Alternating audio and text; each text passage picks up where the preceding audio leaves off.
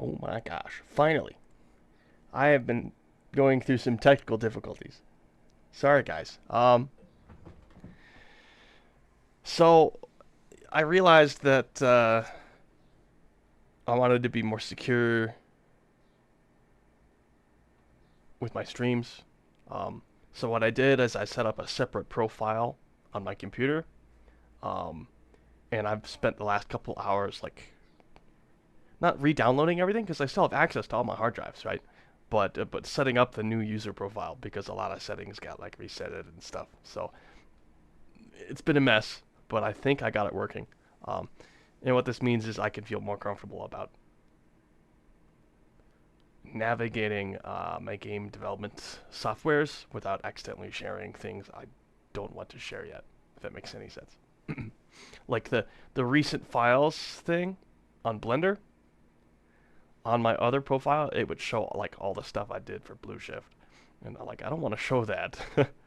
I'm not allowed to show that. But on a new user profile, it's a lot more secure. So hopefully everything will go a little bit smoother this time. Now, remind me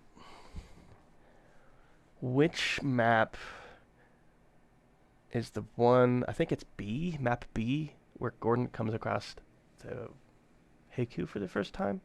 Map B of We've Got Hostiles, I think.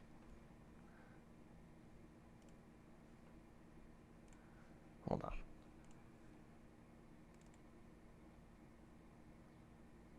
Well, this isn't. That's not supposed to go there. There we go. Now it should.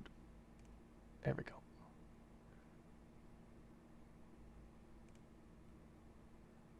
This one.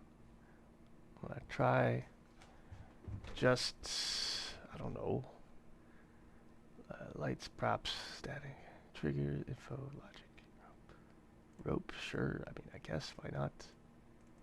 Q maps, why not?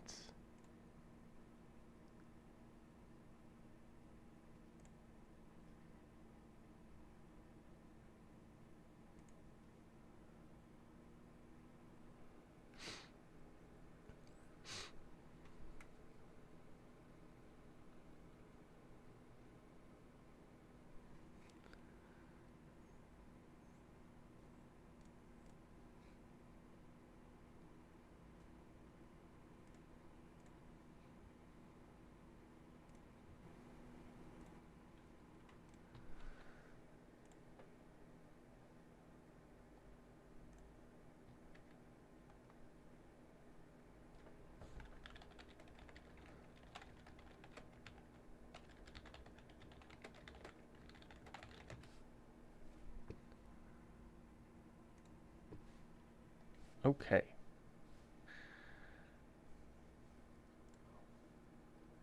Yes, I am not wearing it today because I am a lazy turd. Oh, great, I have to change my... I changed so many things. Industry compatible, please, thank you. Okay. Now... is it walk navigation? Not quite that. Where does Gordon start from? Is it in here?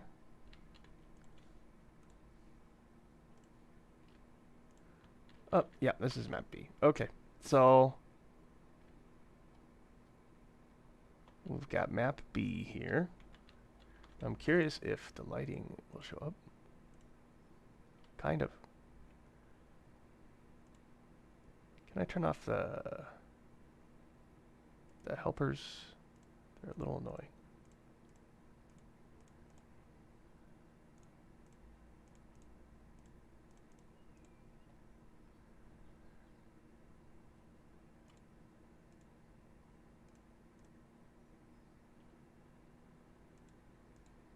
Hold on. I'm trying to figure out how to turn off. My familiarity with Blender is not perfect. If I go like this, will it work? Yeah, that'll work. Okay. That'll do. So we've got a couple things here.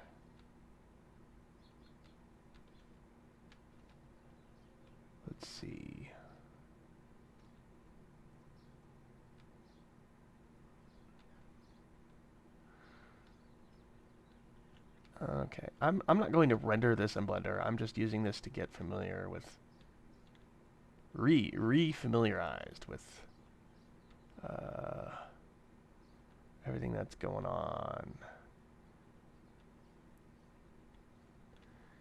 Some of these props are missing, which is a little annoying. A lot of these props are missing. We're gonna have to fill them in. Nope. No, So I am. Oh, what's the word I'm looking for? So I'm trying to put this into my mocap software so I can actually see what I'm doing. But when I render this, it'll probably be in Source Filmmaker. Um, Probably. I'm not good enough with Blender to get it up to the standards that I want. The other thing I might do is render this in Engine. So basically, I'd turn it into a mod, I'd push a button, and then animation would play with the camera, and then I could just hit record, like record a demo of it, basically. I wouldn't release the mod to the public, but I'm thinking about, like, as far as, like, implementation-wise, I think that's what I'd do to,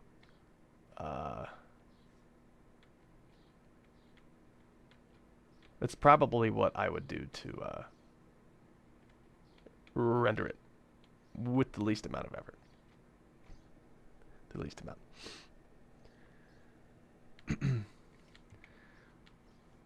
The problem I'm having here is that there are no props, and I kind of need the props just to see what I'm doing, where I'm going. So let me try getting rid of that. Let me re-import the map.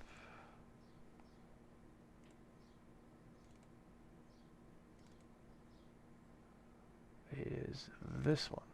Load prop entities. Please.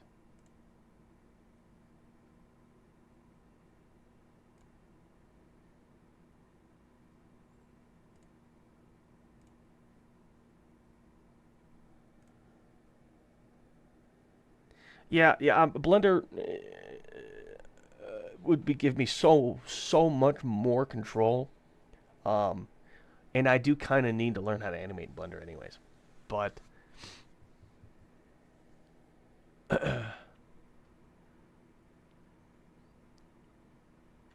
Source Filmmaker is nice too. It does a lot of it does a lot of things pretty nicely.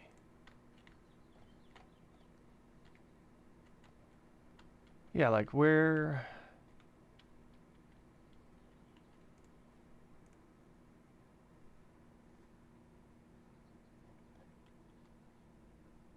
prop physics, right? So it's not going to import it, huh? It's just marking it where it's supposed to go, which is not quite what I want.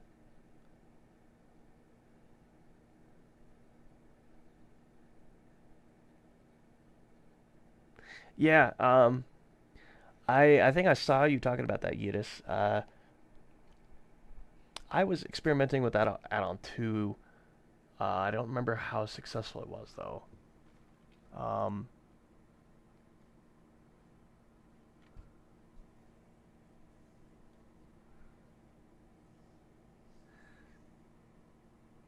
what I really wish is that this would automatically import all the props in the map. Um, Hey Kawa, I want to make a fight scene, and I've just been daydreaming about what Gordon would do in this situation. I'm like, man, it would be so much fun to figure this out. You know what I mean?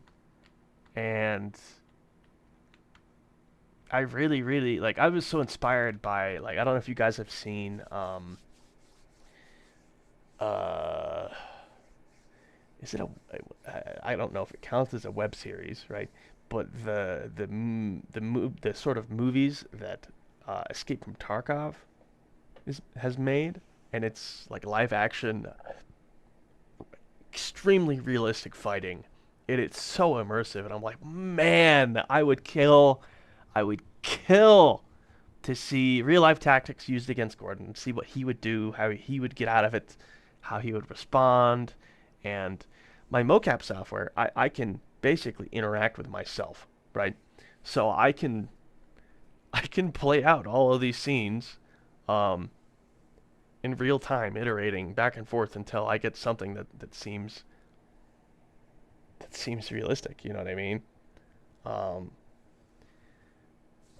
yeah, Blender would be optimal. I am just not.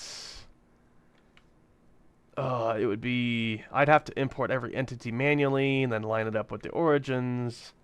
Like, I wish there was a faster way to do this. I'm also not entirely sure how well the lighting would match. Like, this looks okay, but I'm not a lighting expert, so I don't know. Uh, there's some weird artifacts here and there. Like, it's not gonna work exactly as intended. This, uh, ideally, it would be better if it was rendered in Engine, um, and then we put all of the animations in Engine. And I'm not saying in Source Filmmaker, I'm saying in Black Mesa. Like, we render this in Black Mesa. We make a map that has all these animations play out when you push E on a box or something, right? Um, and that would, hands down, that would be the best way to do it, because then we wouldn't have to worry about anything except sound and animation and maybe particles, right?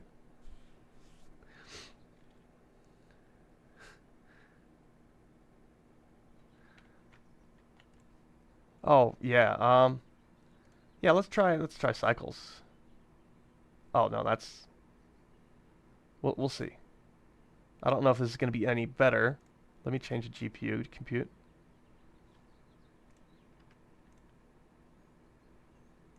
Yeah, I doubt it. Workbench isn't going to help. I think that just, yeah. EV is what we're looking for.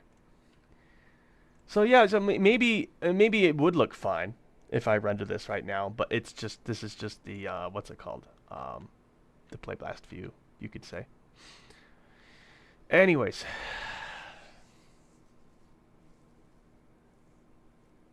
the samples are for cycle. Okay, let me try it just for the sake of it. Let's change the samples. Let's go to 64 so it doesn't have a stroke.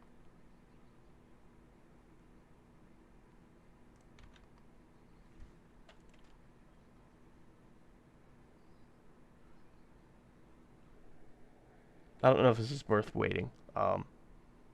Again, because we have multiple options of rendering, and yeah, I'm just gonna go to this. Anyways, what I really need though, the reason I'm doing all this right now is because I want to put this in my mocap software. I want to be able to walk around. I want to be able to see what I'm doing, where I'm going. I need the props in here first and foremost. So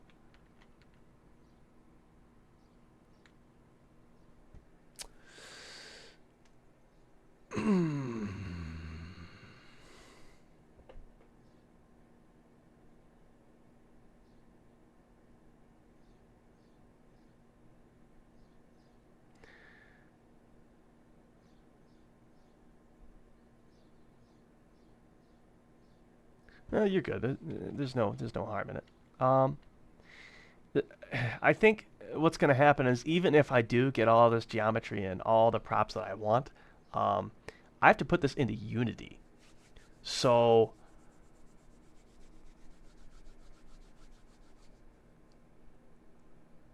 um, what I really need to do is focus on the interactable props and then just ignore everything else. That way I'm not wasting my time. So, alright. First things first. Just for fun, let's put this in. Let's put this in.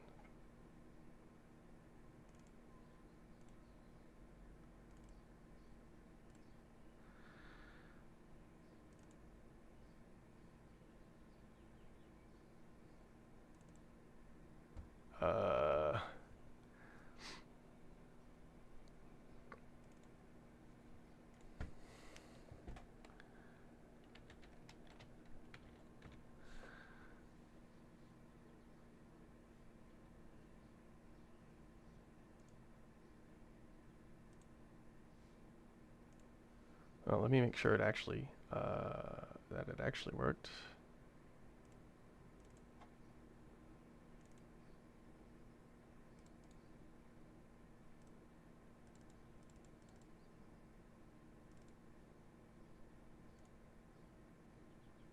I think. I don't know if it did. Anyways.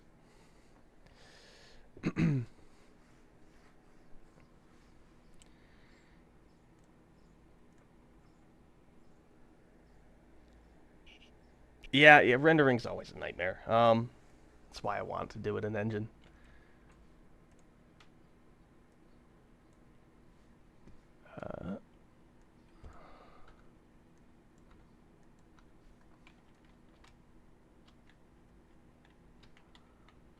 Let's see.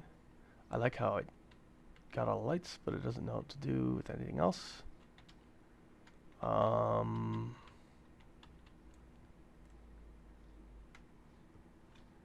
Interesting. So, yeah, I expect this. I'd have to. I don't need that. I just need for this to have a normal material. So maybe that's my problem. I need to export this without materials. Or I need to change all of these out so they aren't. So they don't have materials anymore. Static props, what do you mean?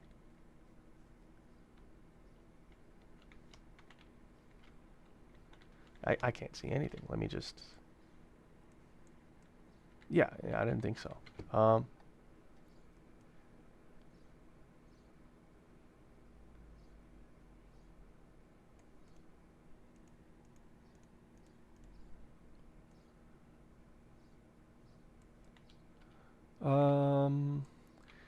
I am not familiar with Unity. Let me think. I need to change all of this to... There we go. That's what I needed. Alright.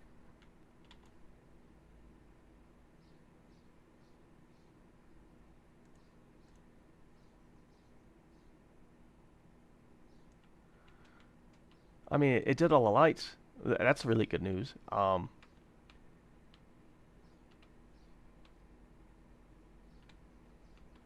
However, it seems that if I were to put this in the engine, it would look like this, and that's not going to be acceptable. So I still need to figure out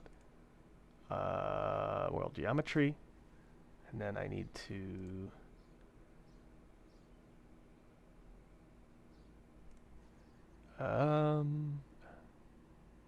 materials. Can I remove component and then re-add component? No. I'm going to remove the component and then add another mesh renderer. That kind of worked.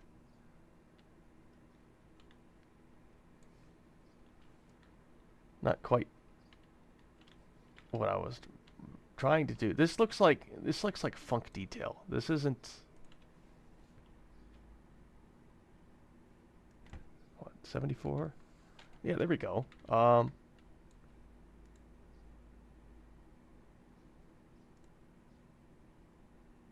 do I combine all of them into one?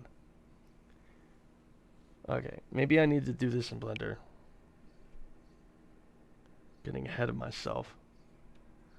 Okay, let me try.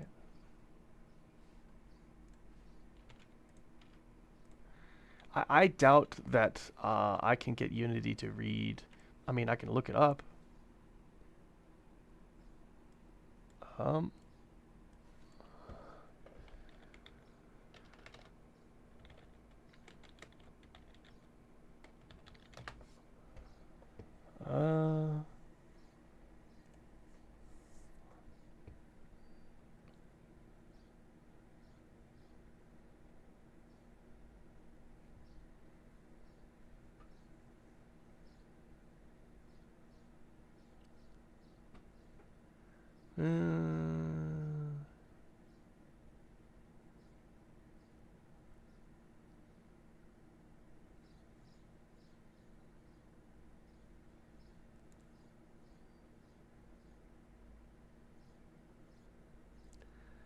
I mean, I guess I could use a porting tool. I don't know how much effort I want to put into this. I just need to be able to...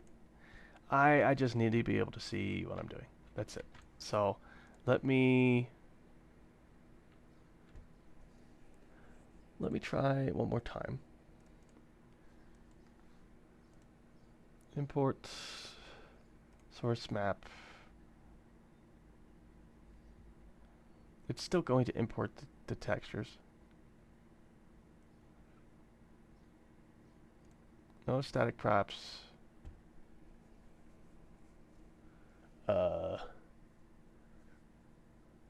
No decals. We don't really need lights. We might need lights. No props. Oh, there we go. If I deselect materials, it might work.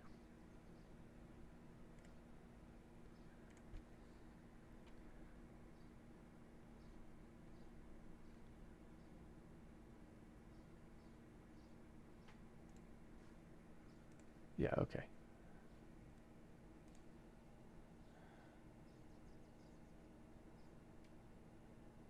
During the pandemic, yeah. Yeah, weren't we all?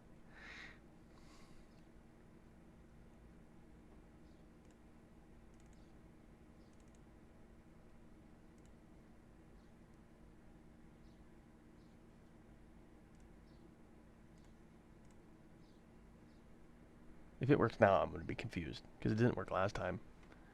If I go like this, it'll be white, but I think that's kind of what we want anyways. Yeah, we can see what we're doing now. We should be able to. And then...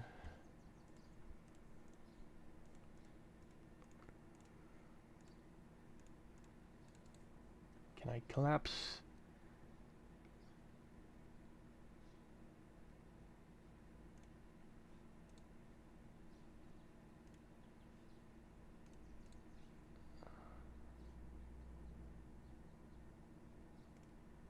No. Just let me collapse everything, please.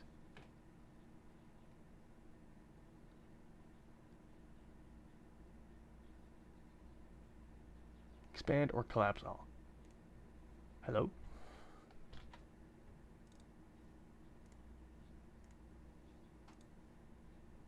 I'm stupid. Okay, I don't know what's happening. I'm just gonna go like this.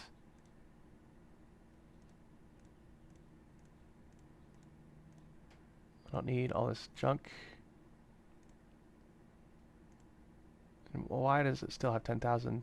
I don't need that many. Fine, fine.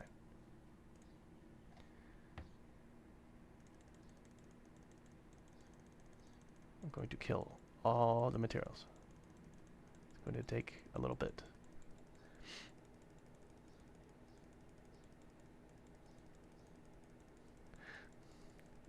Yeah, you're going to see a bit of that, I think, here in a second. I won't be in my mocap suit, but... I mean, unless you guys want me to be in my mocap suit. Flailing around for old time's sake. How many of these are there?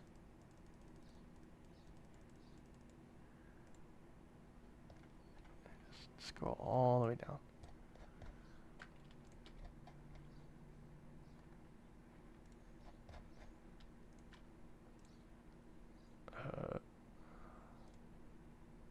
Oh. No, that's not what I wanted. I just wanted to unlink these, I think. I think unlinks... Is that correct? Okay, and now if I go like this, and I go... This is stupid. I just gave myself more work. Whatever.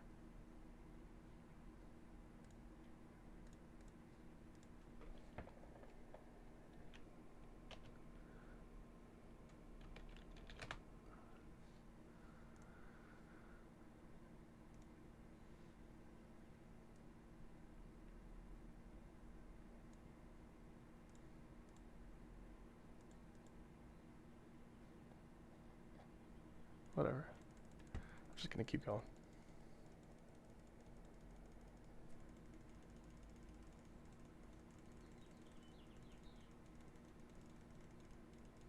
The end is in sight, gamers. You can see the bar getting bigger. There we go. I'm going to save this.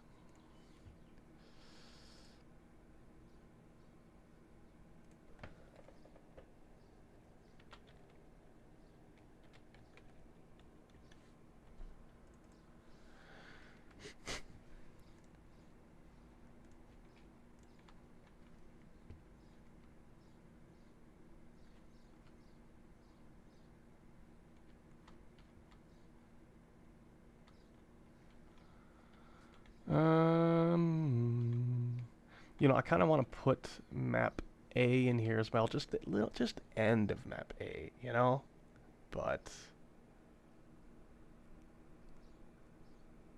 mostly because the first time Gordon comes across a HECUC, it's down here. Then it gets into the real fighting, right? And I kind of want to include this first part right here, you know, but I'm thinking.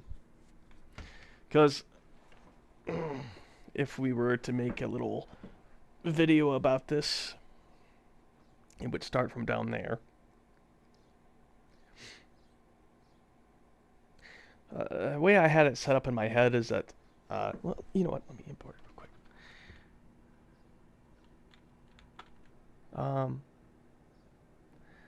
Part-time job for cosplay prop workshop. I'm not surprised you is. You've been a busy dude. Let's import map A as well. Just the end of it.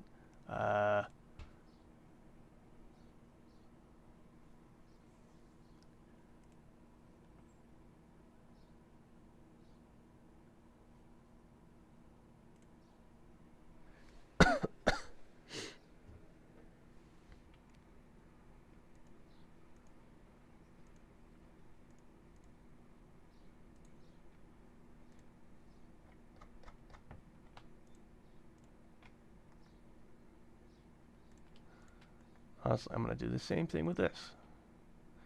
Select objects, deselect world geometry, delete a mundo. I mean, I might need the lighting, but I don't care.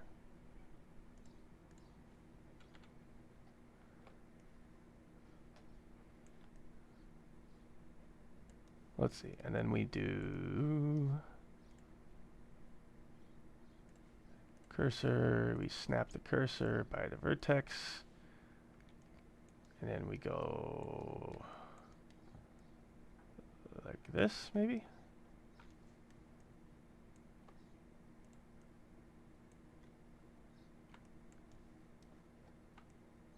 Let's do, this one's easier. Yeah, we'll go like this. Why is it disappearing? Oh, I got it. I'm just stupid. Then we go like this. 3D cursor, and then we snap to... That's not going to work, actually. I changed my mind again. Here. And then we go like this. And then we go like... nope, not quite. Center. Bada bing, bada boom. I think, possibly. Yeah. And then we put the cursor back in the same spot again because I'm still clumsy with this program. It goes here. And now we're cooking. Now we're cooking. I'm going to delete a whole bunch of random stuff just real quick. Let's go like that. No, that doesn't help me. This will help me. Boom. Now we go. Let's see. What part of... where do we want this video to start? Let's see. So well, you've got the scientists in here, right? I'm tempted to start here because Well, let me see what you guys have said first. Oh, that's good. You made a little bit of money voice acting, Kawa. I'm not surprised. Yeah, I feel you, Brunner. The pandemic also gave me pretty serious depression, and the only way I managed to fix that is by moving to Florida and being homeless for 2 weeks. And it fixed my brain. Maybe it was the weather. Maybe it was like the high stakes. I was home for two weeks until I found a job. Then I got an apartment. Then everything started going better, right? But like that's what I had to do to fix it, which is kind of crazy. Um,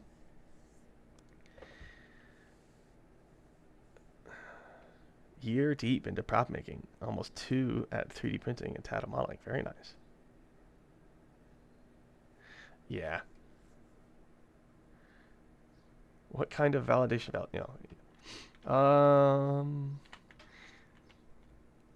So what I'm thinking, guys, is what I'm thinking is we've got this part right here with all the lasers and the turrets, right? And there's two scientists here. They're stuck here between Sentry lasers and C4 mines, which is crazy. What that implies to me is that these guys were told not to move, but they didn't kill him. You know what I mean? And that's very important. That's very important to think about. I think that brings some interesting context here. It's not like this scientist set up those mines, right? So, pacing time. Let's see. What I'm thinking happened is that the HECUC, from a operational standpoint, the first people to arrive went as deep as they could into the facility and set up laser mines and sentry guns as they went back to the surface. Does that make sense? So they penetrated as deep as they could, pun not intended, and then they set up defenses on the way out to make like a cordon. You know what I mean? I think that's what happened here. And that's why we see a whole bunch of mines and sentry guns, but we don't really see any HECUC until after basically the end of map A, if I'm not mistaken. But the fact that there are scientists standing here means they were left here on purpose. I think what happened, from a perspective of a member of the military being sent into a place like this and being told, I don't know, it's a common I want to say common theory that people have that the HECUC were just told to kill everybody, right? And they're enemy, right? And when you're telling a story, you don't want your enemy to be too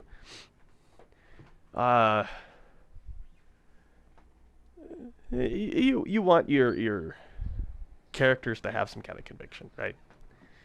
But well-designed enemies have a bit of a gray area. You know what I mean? From a narrative standpoint. And I believe, right, not necessarily making the HECUC good guys, right? But people are already softened up to the idea of that because of opposing force anyways. And what I'm thinking is the HECUC would be a lot more interesting in games and in I guess you could say TV shows like this, if they didn't have their humanity taken from them by the game. You know what I mean? Because in the game, we don't really get to see, we get to hear them yell and scream and maybe talk to their buddies sometimes, but it's never really that, I want to say intimate. It's not really very personal, right? And I think that's because if you my research about combat psychology tells me that um, it's really hard to kill people, man. Even if they're your enemy, like unaliving, people like that is not uh, what's the word? It's not easy for anybody, even in a self-defense scenario. You know what I mean? So, in order to justify that, right, the brain has to, I don't want to say come up with stuff, but it can omit things, right? And if this is how, this is how like atrocities happen, right? Like World War II. You know what I mean? The only way all those bad things in World War II could have happened, right? If you guys, I'm trying to be careful not to set off YouTube, even though I already said the magic word. Those things happened because the German military dehumanized their enemy, right?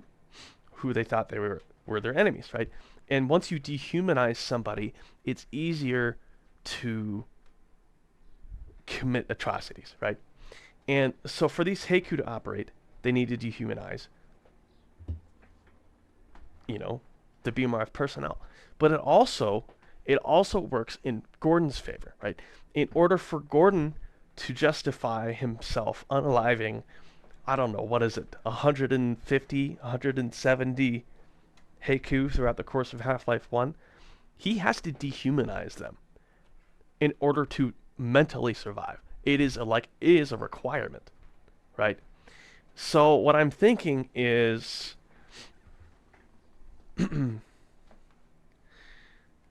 if there are, and this is just my justification for how they're portrayed in game, right? This is just a really long-winded justification, right?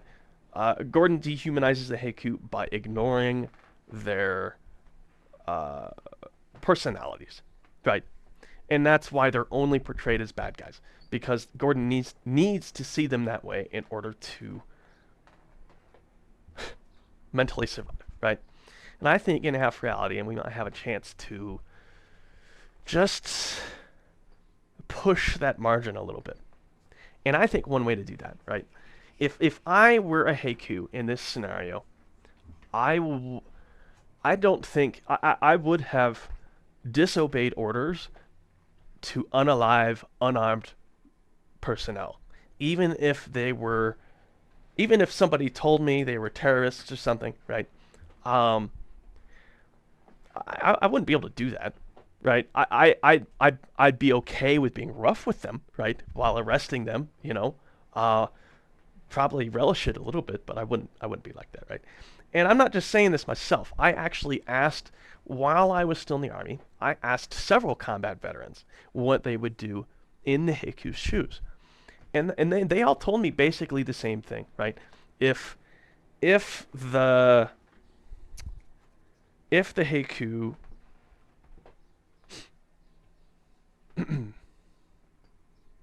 if they were told to do these things, they wouldn't do it. They need more justification, right?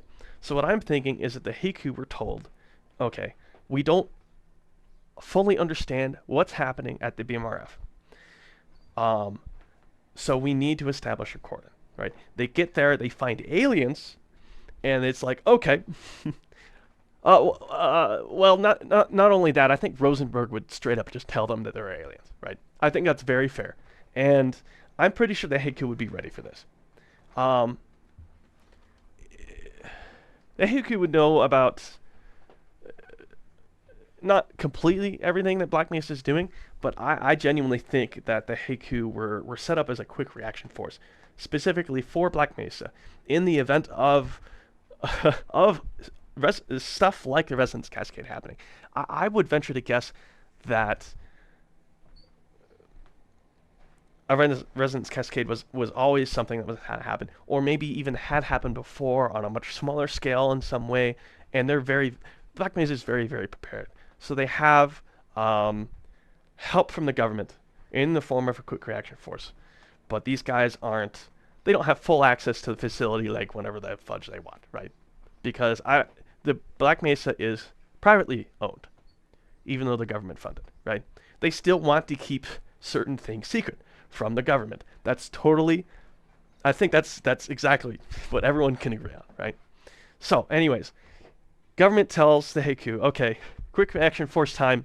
The guys who are closest to the Black Mesa, right? The way quick reaction forces you have a small detachment that are somewhat near where they need to work, and then the rest of it, if I remember correctly, everyone else is much farther away, right? So Adrian and the rest of the HECUC are at the Santiago military base, I think it's called, right?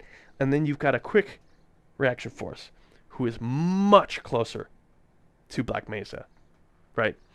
That quick reaction force, that small detachment, goes to Black Mesa, and they set up sentries and mines, and then they back up and they form a cordon and they wait for the rest of their guys to arrive, right? What this tells me is that the detachment that goes to Black Mesa is too small. They would not be able to take prisoners. Straight up, they would not be able to take prisoners, and that doesn't mean they just kill people, right? Dang it, I said the word again. It doesn't mean they'd unalive people, but it also means they couldn't help them, right? They can't leave the facility. They can't allow anybody to leave, but they also can't protect everybody because they don't have enough guys, right? So, I mean, what are you supposed to do, right? And this is a problem the real life military has. This happened a lot during the larger like world wars. You know what I mean? You capture a whole bunch of guys, and now you have to spend so much time and energy, like keeping them alive, caring for them. You know what I mean? Let me read what you guys. Sorry, I've been yapping for so long. Let's see. Bit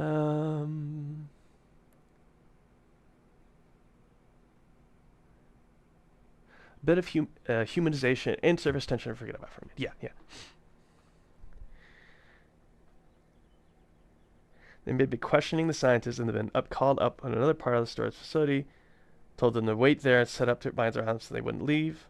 Yeah, I would say, yeah, it's like maybe not a form of protection necessarily, but like, yeah.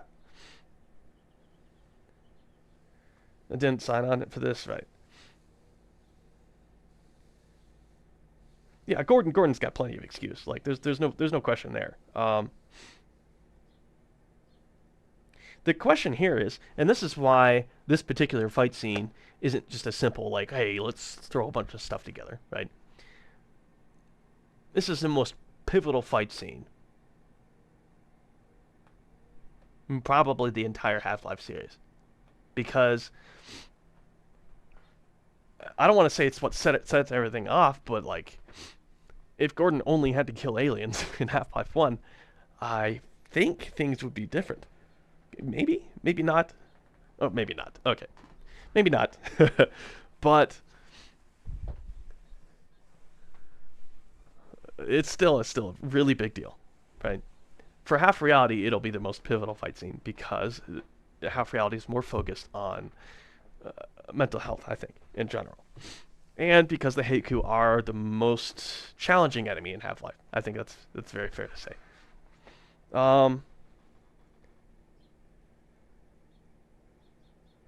Yeah, Vietnam's a great example. Vietnam's an excellent example, right? There's so much stuff going around the Vietnam era. I mean, the way the military worked back then was different too. So I am. This is something I've also very interested in.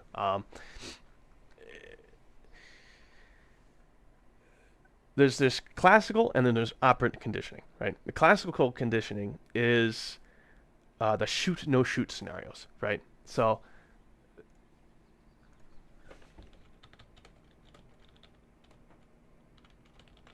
oh, not videos. I need images. Shoot, no shoot. Okay. Okay, this is a shoot, no shoot. You've got hostages, you got bad guys, right? And this is called classical conditioning, right? You do this enough, your brain will act before your moral brain can. Literally. That's how classical conditioning works. There's still, okay, I don't want to say it completely overrides like the moral brain or something, right? But it teaches you to identify threats and take care of those before, you know, you're not unaliving the unarmed guy, you're unaliving the armed guy. You know what I mean? If you guys have ever played Ready or Not, is it, if you've ever played the game, you are undergoing classical conditioning, right? You are training yourself to not shoot hostages and to shoot bad guys, right? And Adrian, I don't remember if he goes through this in boot camp. And even if I did boot camp, I'd do it differently, a little bit differently, right? But like the target range shooting he does, it is a form of classical conditioning. Being able to shoot human silhouettes is a form of classical conditioning, right? Because in real life, the first thing your brain sees when it sees anything is silhouette. One of the first things the human brain sees is movement. I think it's closely followed by silhouette or something, right? You see a moving human silhouette. And this is why shooting ranges are made this way, because you're training your brain to react to something before your conscious brain can fully realize it. That's what classical conditioning is, right? Operant conditioning, that's very different, right? In the Vietnam era, operant conditioning was really bad. An example would be like their cadences. Vietnam era marching cadences were basically yelling and singing about some really horrendous stuff. like today's military would never ever consider that. And they learned this lesson from Vietnam, right? They said, okay, I think there's a song called like Napalm Sticks to Kids or something. Like there's even worse than that. There's crazy stuff, operant conditioning wise, for the Vietnam era. And when the military realized it could lose wars by losing public perception, they had to win hearts and minds, right? And that is a very, very, very, very big deal. When I went through basic training, I didn't do any shoot no shoot scenarios, and I think that's mostly because if I were to go into any kind of fighting, I would not be having to distinguish between good guys and bad guys. There would only be bad guys, and that's totally fair, right? But if you're ever in a scenario, if there's a possibility of you being in a scenario where you're going to have to distinguish between the two, they will make sure you're trained for that, right? And the HECUC would be trained for that, right? Classical conditioning wise, operant conditioning wise, right? And the reason they did those cadences, those really crazy stuff in Vietnam, was to desensitize them, right? And that's very, it's important for mental health, right? You have to be desensitized in order to a certain amount of desensitization in order to process combat effectively, right? And you're still going to get what are called psychological casualties. I believe modern day, right, psychological casualties are almost 30%, like on average. It's pretty high, right? You got to remember, when units hit 50% casualty rates, they're combat ineffective. They stop fighting, they retreat. They don't fight anymore. Psychological casualties can be as high as 30%, I'm told. The difference is that psychological casualties, the only treatment they need is to be pulled slightly behind the front line and given an hour or two to rest. That's all you need to do to treat it, apparently, right? But it's still a problem. And a certain amount of desensitization is required, right? Dehumanization is required in order to operate in combat effectively, for people to, for other your guys to your left and right of you to rely on you in combat, right? That's why modern armies do this. They have to do this. They have to dehumanize the enemy on some level, and they have to desensitize you. The Army's a lot, the U.S. military is a lot better about it nowadays, right? But back then it was crazier. It was a lot crazier. Let's see. Let me read some of you guys' stuff.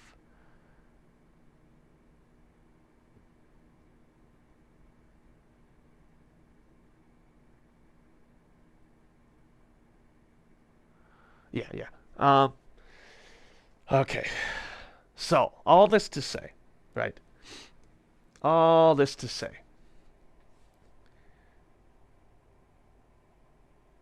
they would not just start unaliving scientists willy-nilly.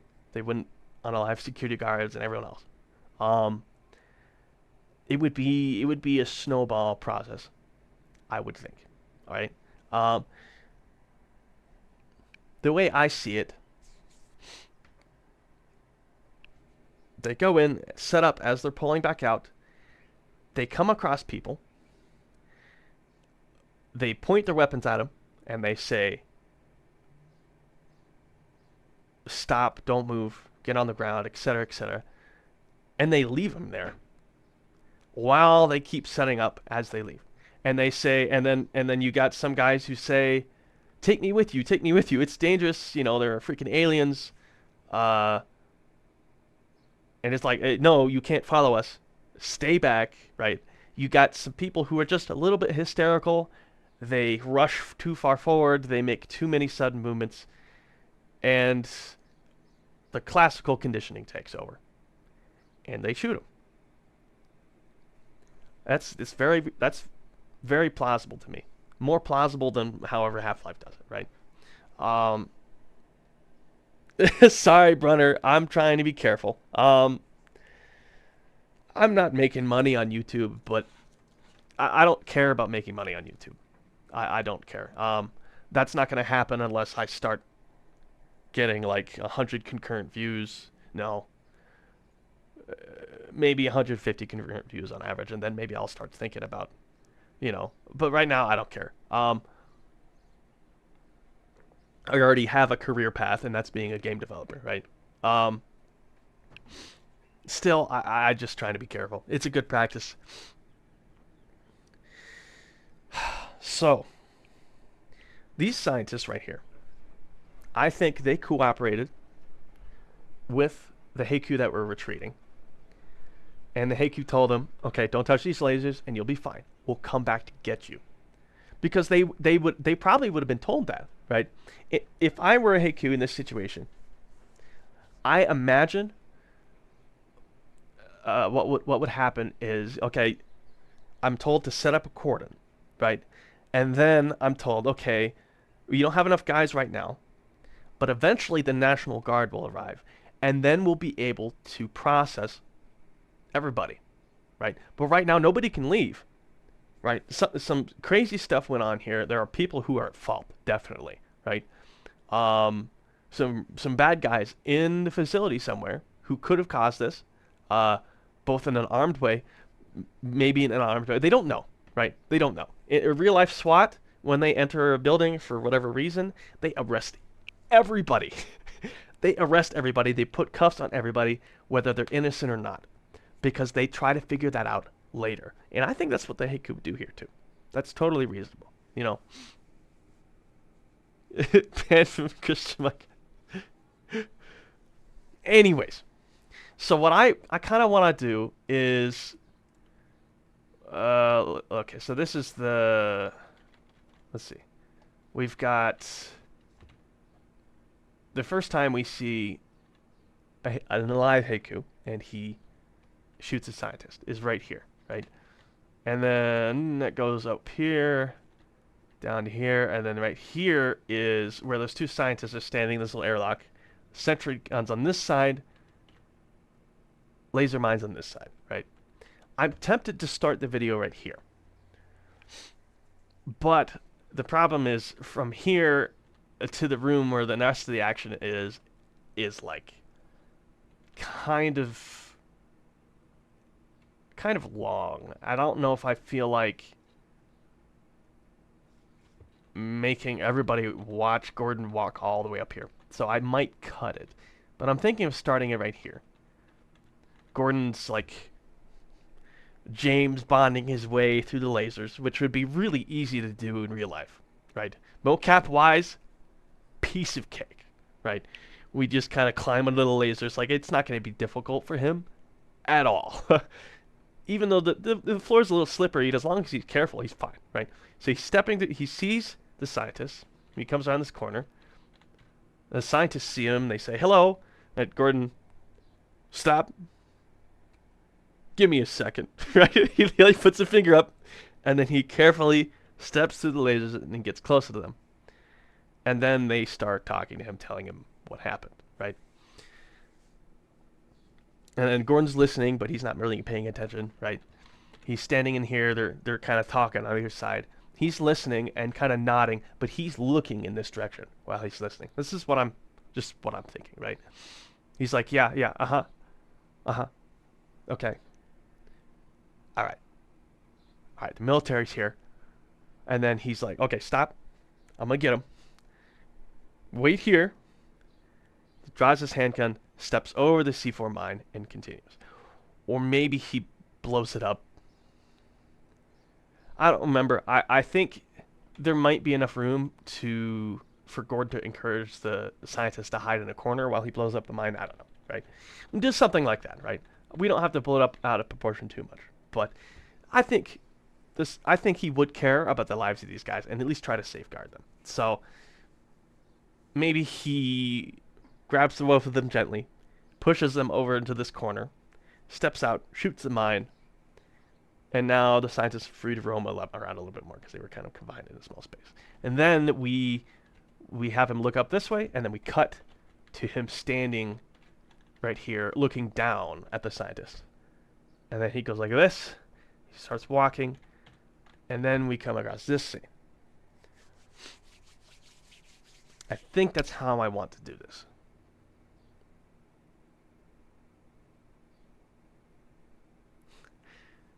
Guy who was late for work had seen us security footage at Ground Zeroes. That's a very good game.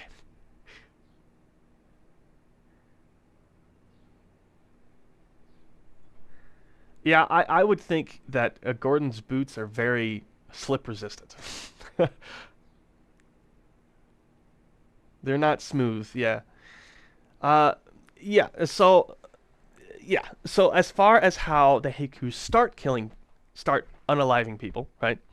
That is a very, very good point, right? So now that we've gotten why those scientists are left alive, now we have to address how this starts, right? Because I think the best way to handle this is a snowball scenario, to be perfectly honest, right? So Gordon comes into this room. There is another scientist down here, and there is a HECUC, of course. However, what I'm thinking about doing to change this scene is that this Marine is dragging his buddy into the elevator, but he's also got his gun, right? So let's say, right, he's dragging his buddy, but he's got his gun, right?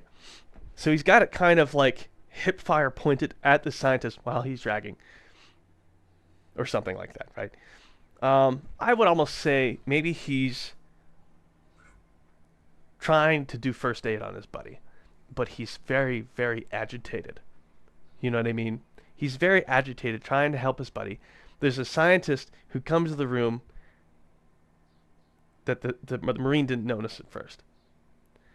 And before Gordon can say anything, not that he could, right?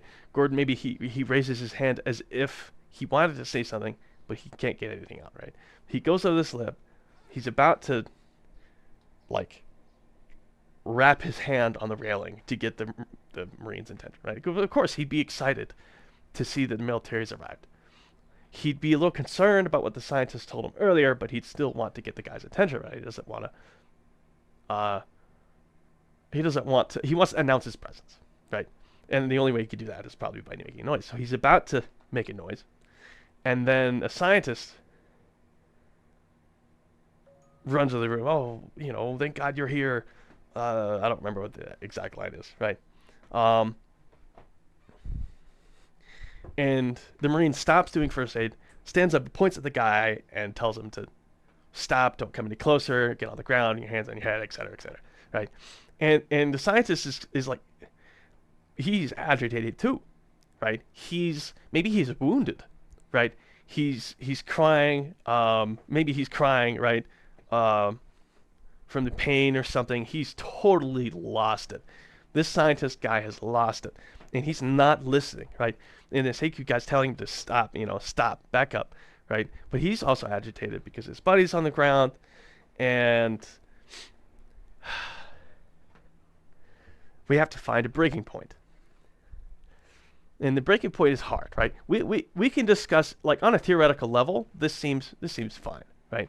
But when we implement this, it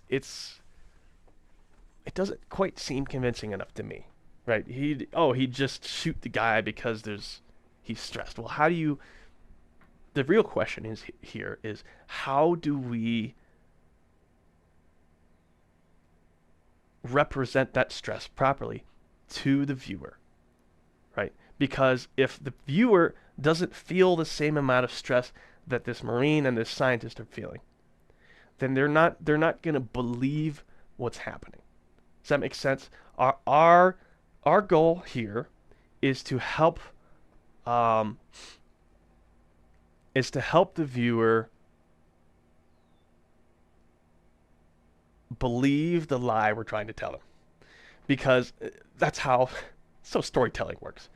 Sometimes you have to do slightly unrealistic things in order to progress the story in an efficient manner, right? I'm trying to minimize that. I'm trying to make this as realistic as possible, but it's really, really hard because sometimes even realistic scenarios are unbelievable. Does that make sense? So even if you tell people like, oh, this is what would probably happen, it doesn't mean it justifies it in the player's mind. It's always more important to make sure it's justifiable to the player's mind, and that means you have to foreshadow it, right? You have to prepare the viewer, right? Prepare the player. So to prepare, the scientists in this previous airlock, the scientists right here, they should probably tell Gordon,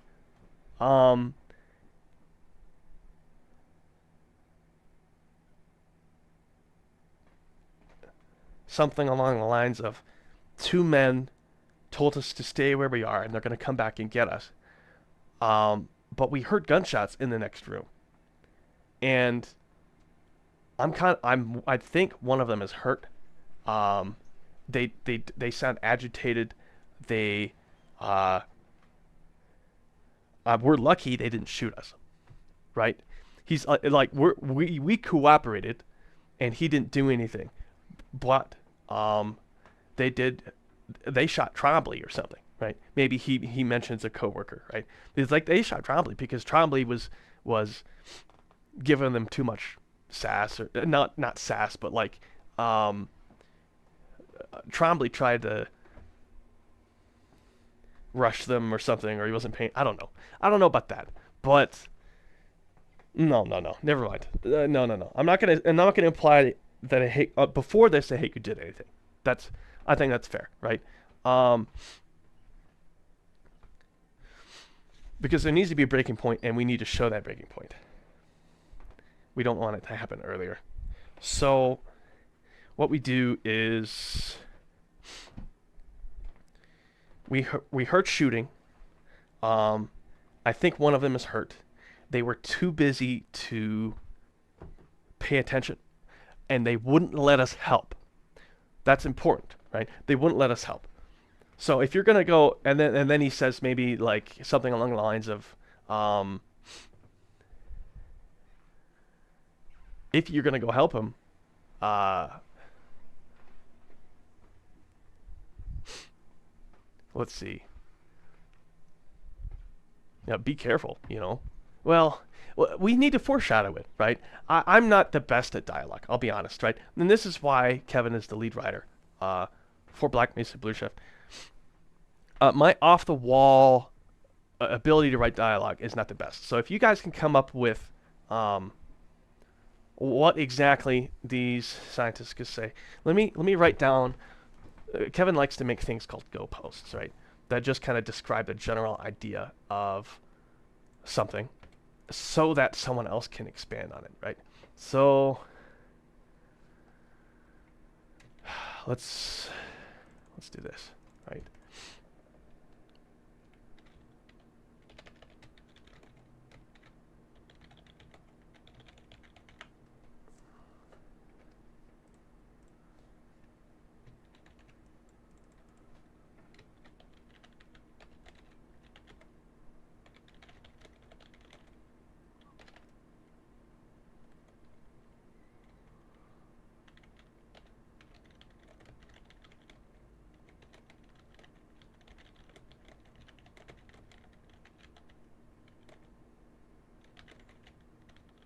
If you guys want to help make the dialogue, please. The exact dialogue is not something that's not my strongest suit, and this is what we need, right? Yeah, I'm still working on trying to make the Miro board accessible. I have my own workspace for it, but right now it still has blue shift content. I need to remove that blue shift content before I can release it to you guys. But I am planning on releasing this Miro board, so I can actually get help from you guys, because writing this down and keeping track of it is kind of difficult. It'll be, or I should say, it'll be easier if you guys can help directly, right?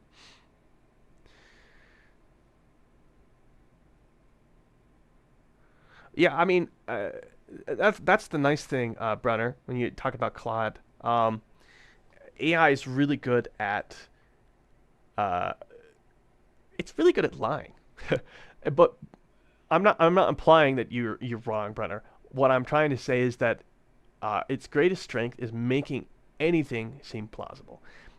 And given that's what we're trying to do here, that's exactly what we need.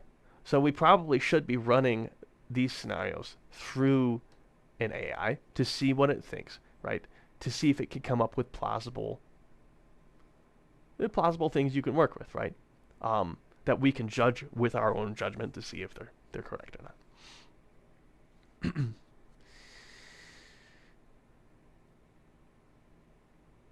Yeah, that's the other thing, is Gordon's armed. I think Gordon would drop his weapon or something along those lines. I think under normal circumstances, but the way the pacing we have here, I don't know how exactly that's going to work out.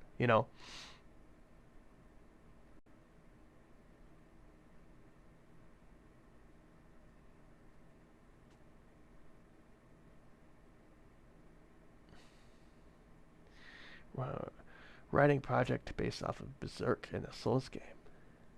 I haven't played any Souls games. Oh, Claude from GTA. I'm stupid. I'm sorry. Okay, let me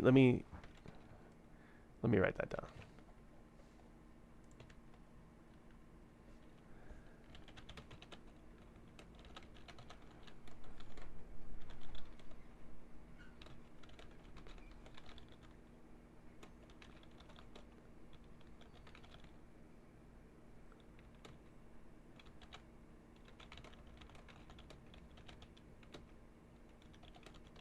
Okay, thank you, brother.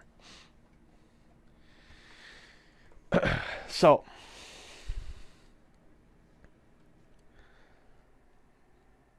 we use the scientists to foreshadow, to prepare the viewer for what will happen next.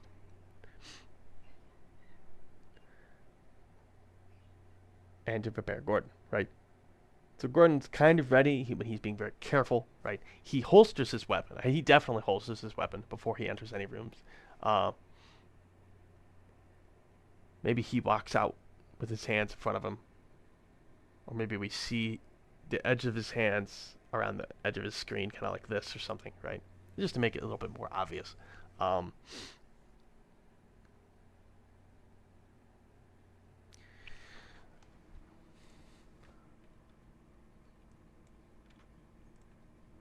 Then walks up to here, and I can't remember if there are props in the way.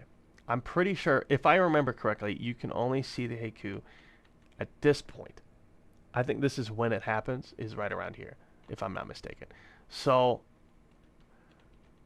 we might have to change things around a little bit, but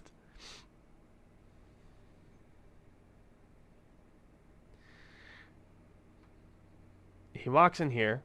And honestly, honestly, I think I might just hold on. Let me pull out Black Mesa. We gotta figure this out, right? We gotta see what's actually here so we can plan correctly. As soon as you enter the door. Okay, thank you.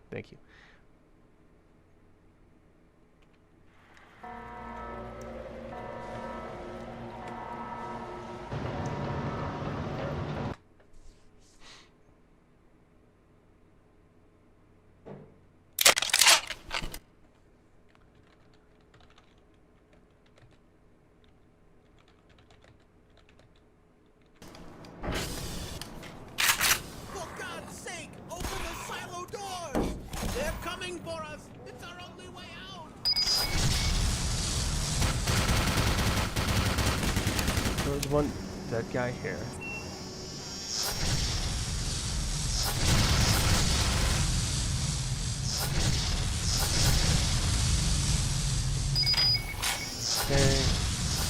Okay.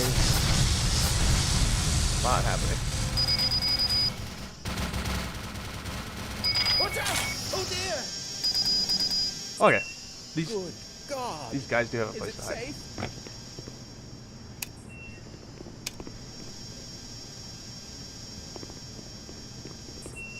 Okay.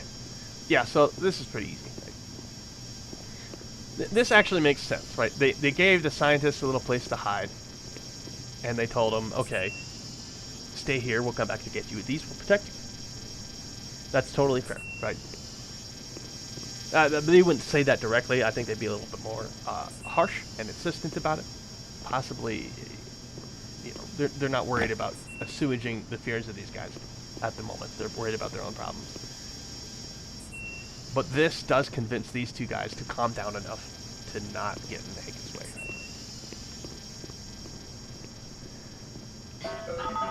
Attention, this announcement.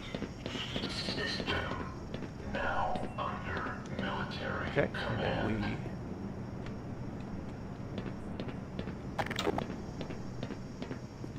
Oh, rescued at last! Oh, it comes down the elevator. Thank God you're here! No! No!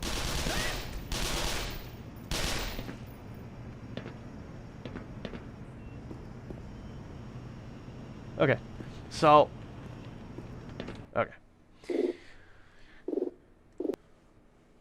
Sorry, the game's probably a little too loud.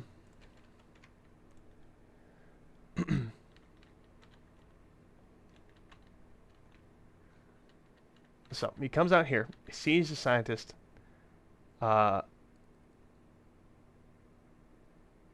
maybe they say...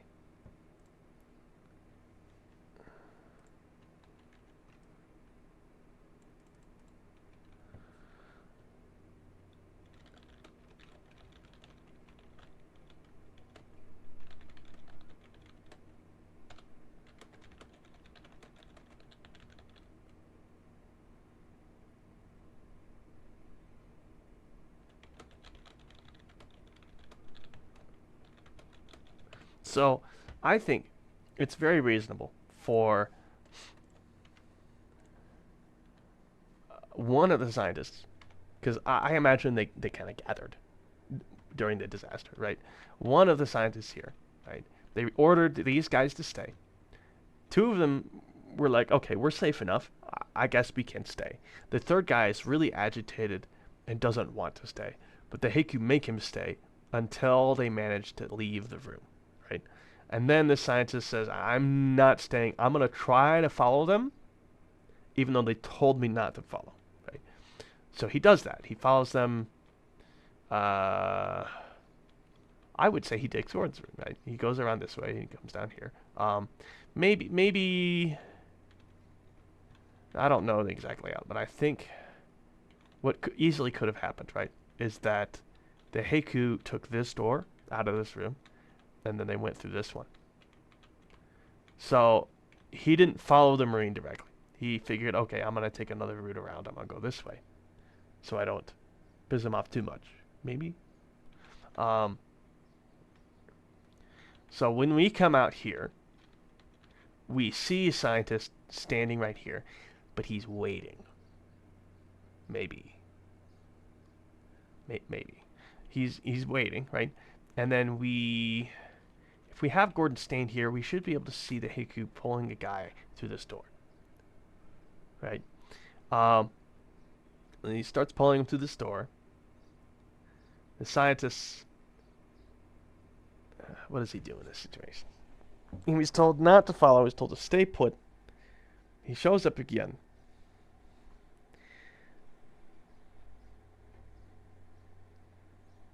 Except this time, right? Okay, that's a better way to put it, right? So when the HECUC were ordering these guys to stay here, both of them were alive. Both of them were alive, right? And you go through this room, then these guys heard gunshots as the door closed. Or something, right?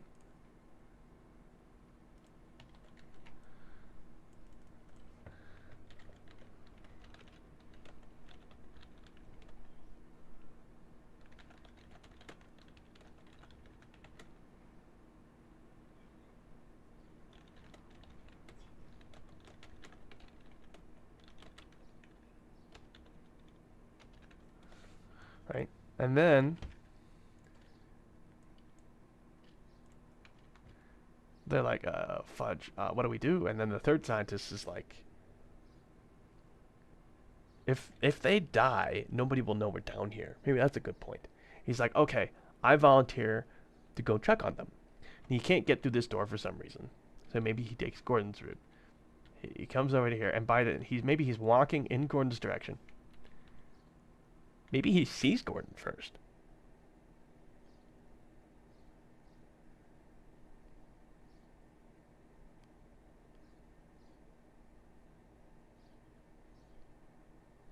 Maybe he sees... Well, I don't want to blow this out of scope. So maybe he doesn't see Gordon, because the door opens just as Gordon arrives. He looks in this direction, he sees him. He sees that only one of them's wounded, and he's like... but one of them's still alive, and he's like, let me help. That doesn't sound convincing.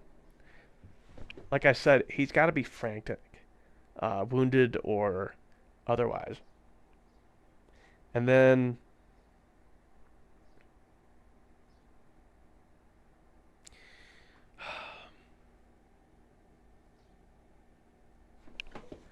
how do we make this work?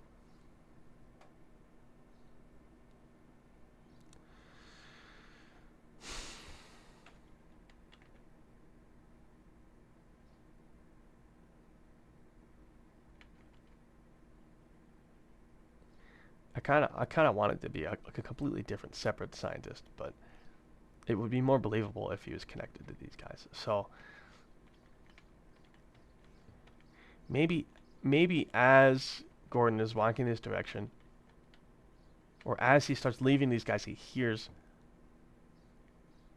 a teleportation sound, and then the scientist crying out. So then Gordon starts running faster. He rushes up here and he finds the scientist, right? Oh, that could work. Oh, that's perfect. There is an enemy. There is head crab.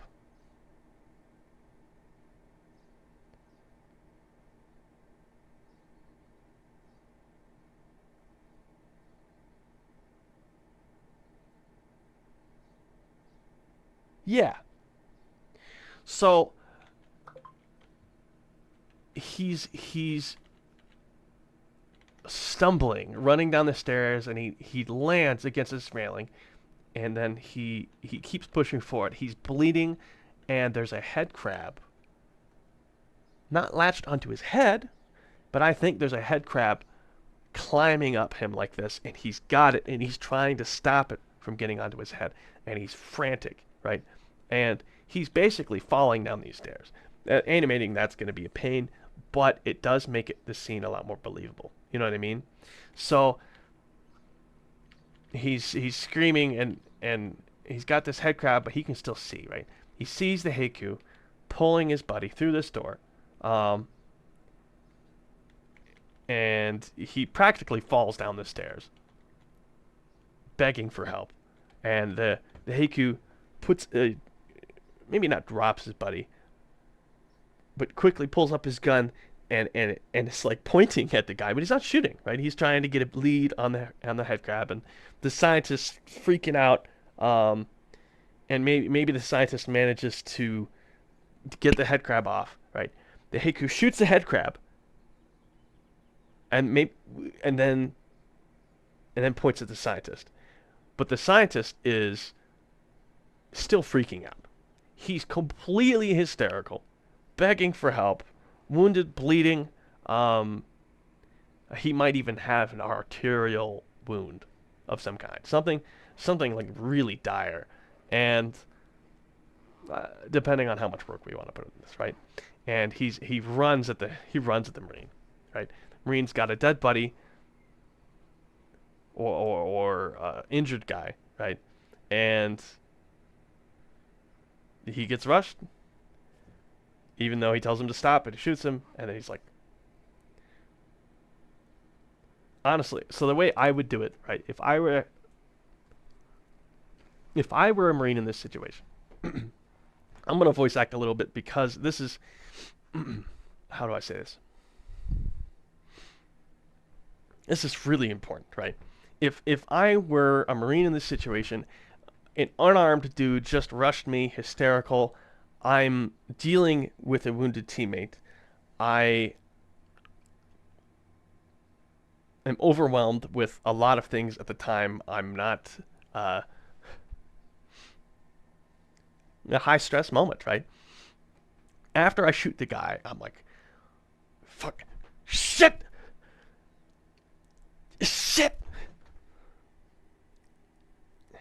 you know, like upset, right? I would be really upset, but also I would be initially upset at the guy who just died, right? Maybe something along the lines of, why'd you make me do it, kind of thing, right?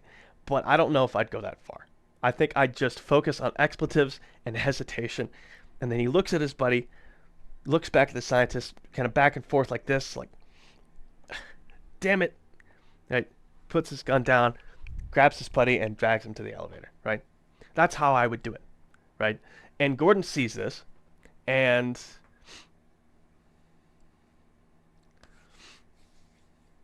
oh, here's a great idea, right? Gordon sees this. He sees the scientist stumbling down the stairs. I don't know if there's blood spraying everywhere or not, right? Clearly a dire situation.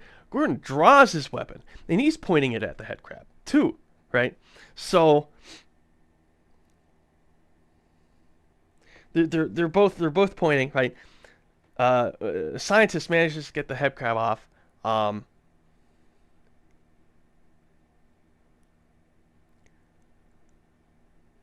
And then maybe both Gordon and the Marine shoot the head crab. Both of them. And when that happens, when both of them shoot the head crab, the Marine hears that, and looks up and sees Gordon, and there's an armed dude standing in the high ground. So of course he's going to start pointing at Gordon and start telling him to drop his weapon. But the scientist is freaking out, running at the Marine, and he starts pointing at the scientist. He starts pointing at Gordon, like, what the fudge do I do? The scientist runs at the Marine. The Marine shoots him, and he's like, shit! He's looking up at Gordon, but maybe not pointing at him anymore, and looks back at his buddy, and Gordon's freaking out. He's pointing his weapon at the Marine now, right? He's just kind of like, or maybe Gordon's like low ready, but he's not pointing at the Marine, and he's like surprised, and the Marine's like, doesn't know what to do, and then they both point their weapons at each other at the same time, and then they shoot at the same time.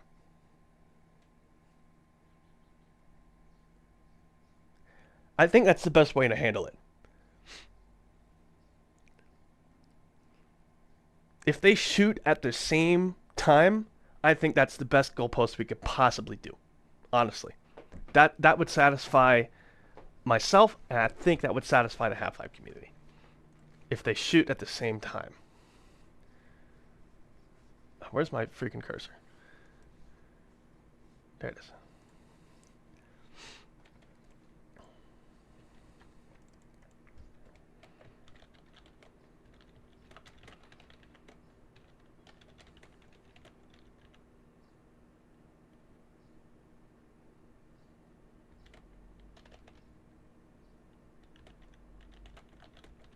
Yeah.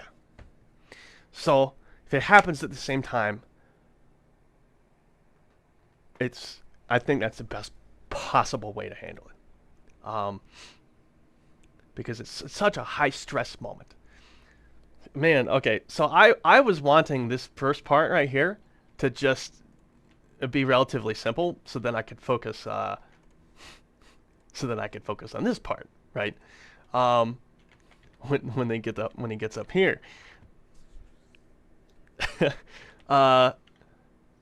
But this is gonna be, I don't want to say this is gonna be 10 minutes, but like this is gonna be, production wise, this would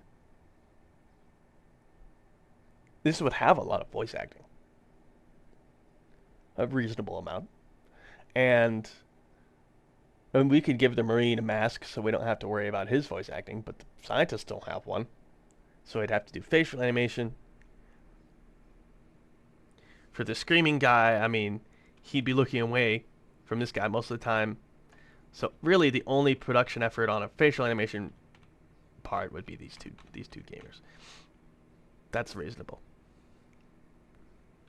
That's okay. I think I'm terrible at lip sync, but someone else can probably handle it. Just those two guys, and they foreshadow things a little bit, and then you get up here. Okay.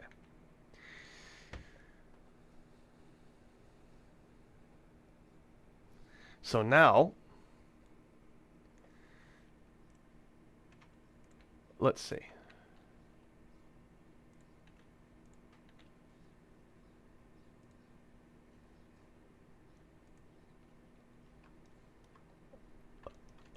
Let me delete this. Actually, let me delete most of this.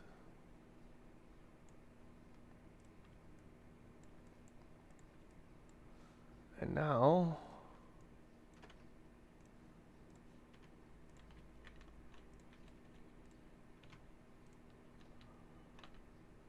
it should just connect like so. Boom. Boom, baby. All right. We've got a few flickering things, but I don't care that much. Yeah, I'm absolutely, Sebastian. I could definitely use your help, especially because you're better at it than I am. So, I think other than lip sync,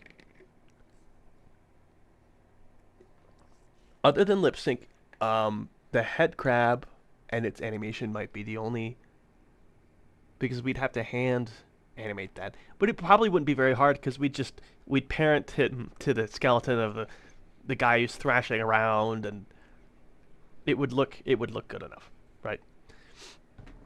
So yeah, yeah, the first part of this should actually be pretty easy.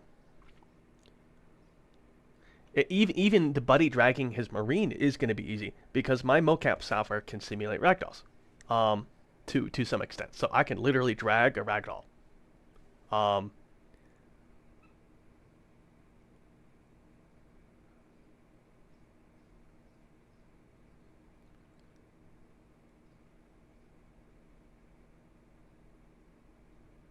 the question is, what do we do after this? After they shoot each other, Gordon's got an HEV suit. He can take a couple rounds. This other guy can also take a couple rounds, but not as much as Gordon can, right? So they shoot at each other. I want to say maybe 3 or 4 rounds. The Marine drops. Gordon stops shooting, and he's still pointing, right? He's standing up here, still pointing the Marine. And then the guy is, just for realism's sake, the guy's not dead yet. You don't generally die from a situation like that unless you get hit in a vital area immediately. And by vital, I mean not the heart. I'm talking like the spine or the brain, right? That's the only things that'll hit your off switch immediately, like a game would, right? In this situation, that guy's got a helmet, he's got body armor. It's unlikely that Gordon would flip his off switch, right? Especially, I don't know if distance really matters, right? Thing is, from a storytelling perspective, somehow we have to get Gordon down here while keeping the tension high, and that's a problem. That's a problem, right? We could cut, we could cut where he's pointing at the now dying Marine, right? He's pointing at him as he shuffles, and then we fade out, or maybe we cut to him right here. He's still pointing, and he's coming down the stairs. I don't know. You know what I mean? This is where it gets tough, right? We've got ourselves into this situation, story-wise, and now we have to dig ourselves back out. And this is my favorite part. This is my favorite part of narrative design, is digging ourselves out of situations we got ourselves in, that we had to get ourselves in, right? And it's how to get Gordon down here while, I don't want to say while keeping the tension high, but while not boring the viewer.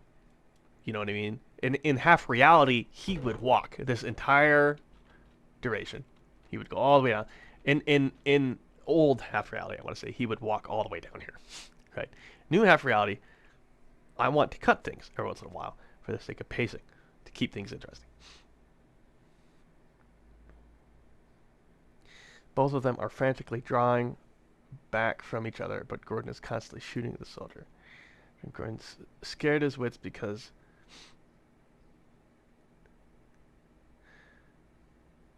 oh, nice, you taught Walter too. Thank you, Sebastian.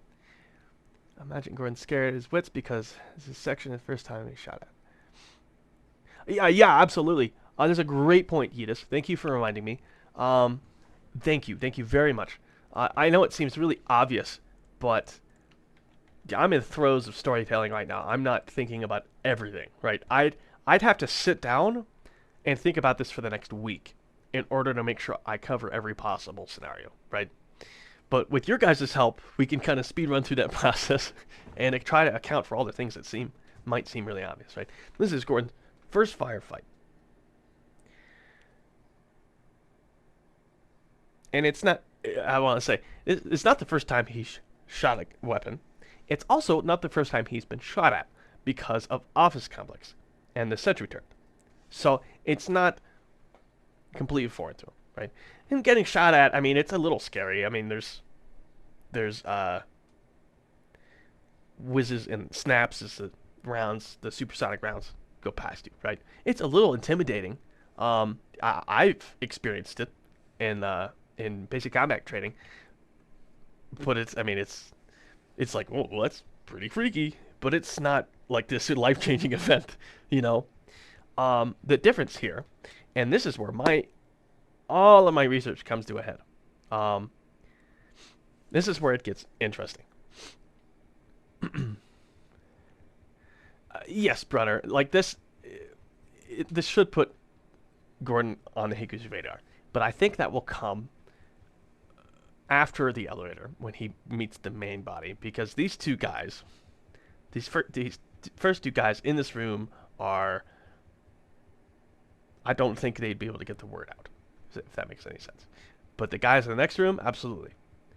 One or two of them could survive long enough to report what's going on, and you'll see what I have planned here pretty soon.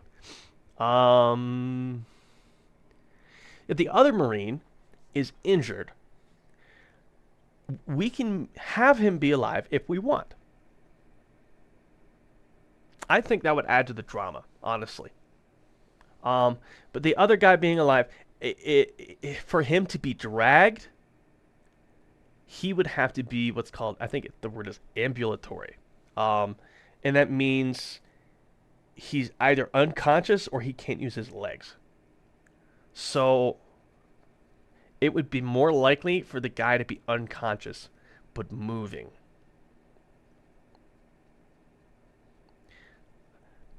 I don't know. I don't know. I don't know if you guys want overwhelmingly to decide to fade or whether or not this interaction happens with the injured guy. I don't know. I'm kind of I don't want to say I don't care either way, but the scientist could still be dying. That's a good point. I think there would be a lot of moaning and or screaming injured people in this room at this time. Very, very high tension, even after the firefight is over. And that could help to keep the tension high. Yeah. Gordon shot out turrets office complex. Imagine there's a big disconnect. Yeah. And the sentry stays in one place, right? And there's beeping noises. It's really obvious. It doesn't reposition, right?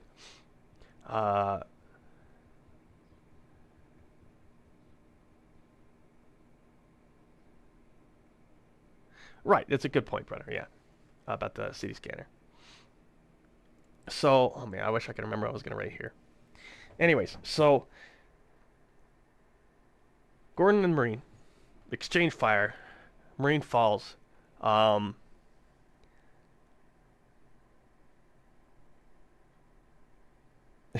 Maybe he drops his weapon on purpose, or maybe just drops it in general. We can make it ambiguous. I'm in favor of. This is one of those situations where, when it comes to writing, nuance is very, very important. And you've got pivotal fight scene like this that decides so much, right? Like, nuance is everything, right? Saying less is sometimes saying more. You know what I mean? So the Marine drops his weapon.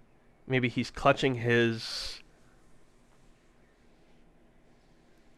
I want to say, like, his clavicle or his neck area, right? Something like that. Maybe his collarbone's been shattered, and that I'm pretty sure that's really painful, right?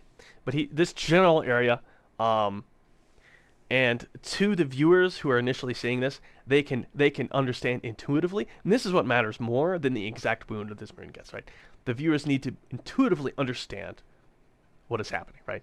The viewer, if the Marine is holding near his head, anywhere near his head, the viewers will understand that this is a fatal wound, or it will be fatal soon, right? So that Marine, he falls to the ground.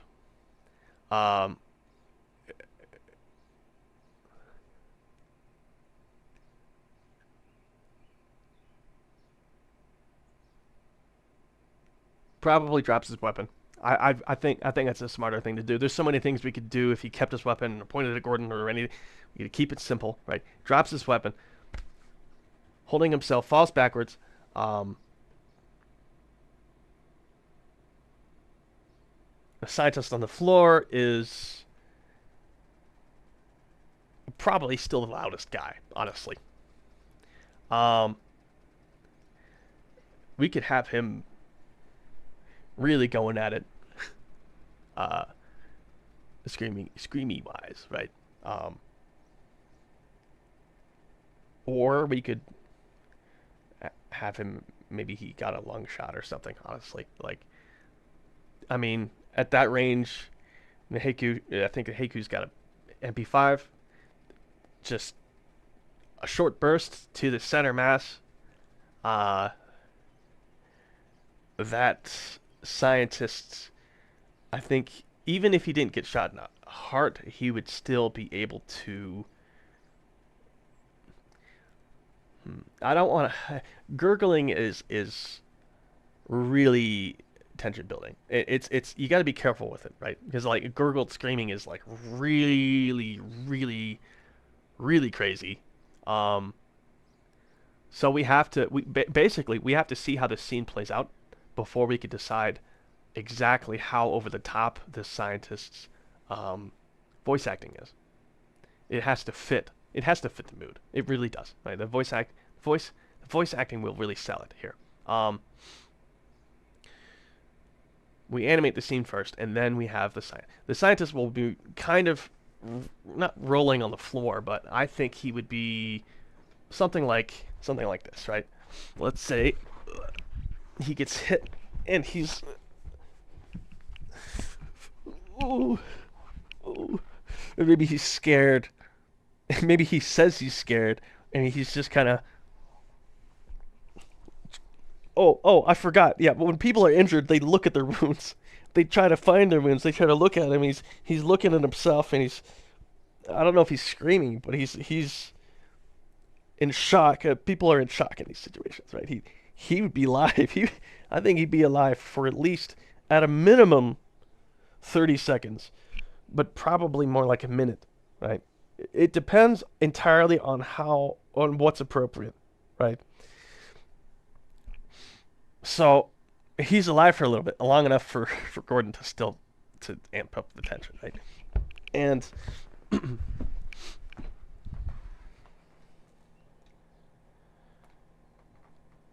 oh, I don't know.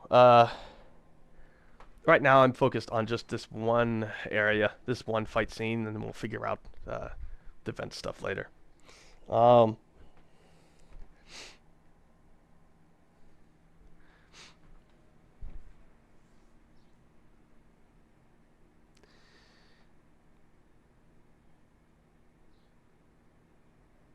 there's got to be a way for the HECU on the HECU from the upper floor knows Gordon's hostile.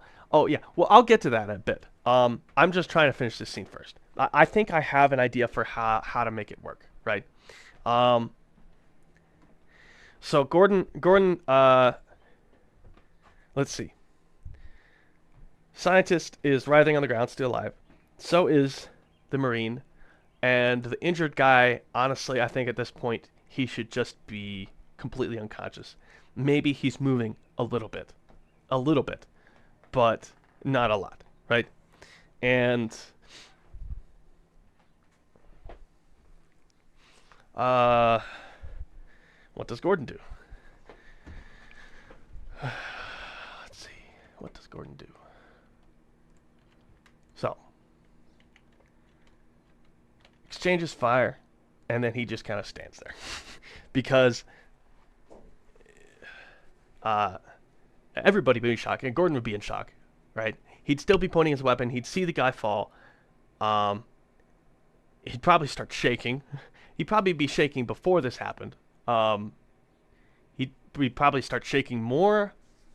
I might try to do some research to figure out how plausible that is. But really what matters is Gordon can't speak. We need to use his body language to tell the viewers how he is feeling, how they should feel, right? So he's pointing down there, and he starts shaking.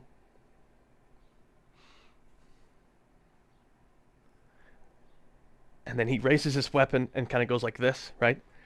And he maybe there's a clattering noise, like he drops it. And then he turns left and he starts running, and it cuts, right? Now that's a good way to put it, right? So he pointing, right? Drops it, freaks out, and then turns left and starts running. I think he runs. Maybe he sees this, stops, hesitates, turns left, and then comes through here, right? And then it cuts. Just a cut, right? And we cut back to Gordon basically like going down these stairs as fast as he can, like 3 at a time, going down, going downstairs this fast, this quickly is dangerous. And people don't do it often, right? You could go upstairs really fast. That feels more secure for people. Going downstairs, that's going to be a mocap, interesting mocap challenge. Trying to have Gordon go down these stairs as fast as he can. He's got his hands, like he's, the scientist and the Marine. He's stumbling down here like he wants to fix the problem. He goes to the scientist. Maybe he stops in front of the scientist, looks up the Marine, down the scientist. He doesn't know who to help first, right? It goes. The scientist starts I don't know, touching him or something, right? And the scientist is like grabbing him, right? He's grabbing his forearms. Maybe he's grabbing Gordon's face or something. I mean, right? And then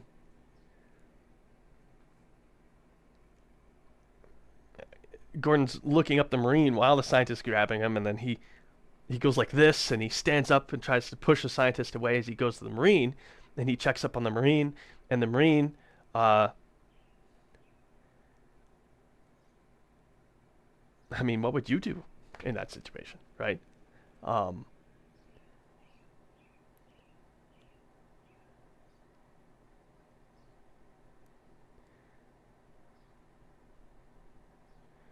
I mean, I think the Marine would be fumbling for his, I think it's called an IFAC. I don't remember what it stands for, but it's basically like a medkit, right? He'd be fumbling for the medkit. Gordon, walks up to him with his hands out, and the Marine doesn't react with violence. I'm tempted to say the Marine shouldn't react in a violent way. He should be neutrally, and this is a nuanced thing, right? I think he should be neutrally accepting help, but way too concerned about what's happening right here to do much, right? So he's holding it, trying to get his IFAC. Gordon walks over and tries to get the IFAC, and he puts it in the Marine's hands, and the Marine starts trying to fumble with it, and then he fumbles slower, and then he passes out. His hand drops or something, right? Gordon's stands there, and then he turns around back to the scientist. The scientist's not moving anymore, and then he's just standing there, and now he's got blood all over his hands. I'm getting a little emotional thinking about it. Very, very symbolic, I think, right? Yeah, movie trope of a character looking at their hands. From a third-person perspective, that's one thing, but this is first person, right? And he's got blood on his hands, right? Obvious symbolism there. And he looks down at the Marine and the scientist, and then he just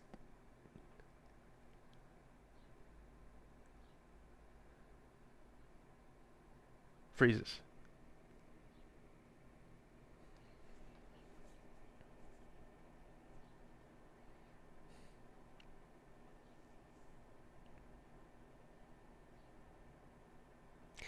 And I think we'd cut after he's frozen for 5 seconds.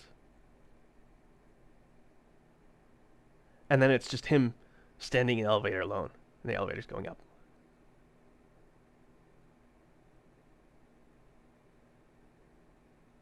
Yeah, honestly, Michael, I think having Gordon fall down those stairs is very realistic. I'm totally in favor of that.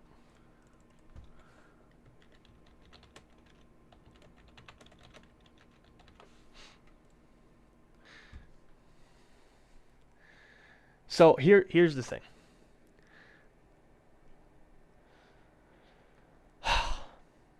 So in my research on combat psychology, uh, a lot of modern fighting, uh, especially in Vietnam, and like you don't get to see the guy you shot at very often. Um, they're behind cover, or they're, I think, in the Middle East at least. I was told that the average engagement distance is 300 meters or something. Right? People are very far away. In modern combat, people are very far away. You never you almost never get to see people up close, right? And this is one of the reasons why, the war in Ukraine is so harrowing on some level, because there's so much trench fighting, you know. And there is a universal thing that everybody does in the situation that Gordon would be in, right? When you get to see you see the person die, and it's not just when they die, you get you the act of you doing it, you see all of it, right? And it's not just, oh, they're 100 meters away, you can barely see them, you get to see their face, right? It's there is a distance involved, and it's not just a physical distance, right? And this is what I meant by humanization, right? When you're dehumanize your enemy, right? That's how atrocities happen. You have to dehumanize your enemy.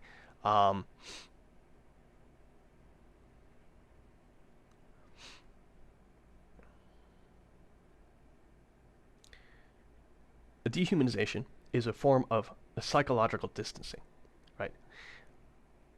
But the closer you physically are, the smaller that psychological distance. And there are different levels. It's not directly correlated with physical distance, right? An example would be the range that Gordon gets into a fight. I believe that's the threshold for what's called a personal kill. And it's called that for a very good reason, right? It's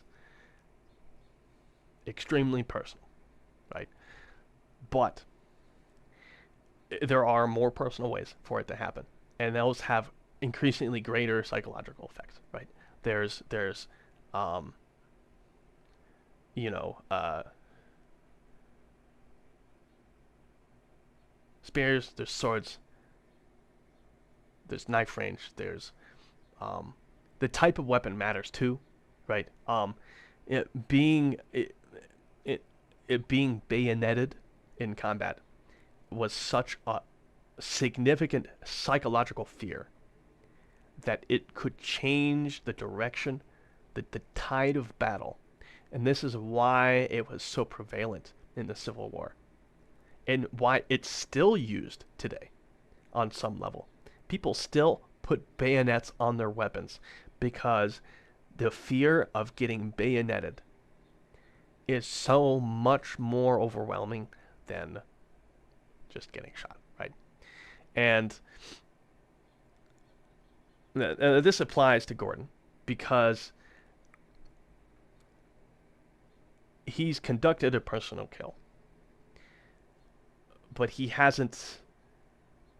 But until he gets down there, he doesn't. There's still a psychological distance to it, right? And now he's not, knifing the poor guy to death or something, right? So there is still a certain amount of psychological distance that he has, right? The problem is, there is a universal urge for everyone who conducts a personal kill,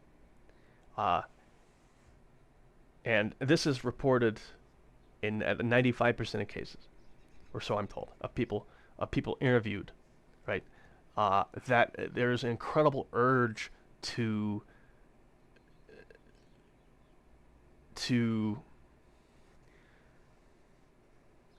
see that person up close, to see your victim up close, basically.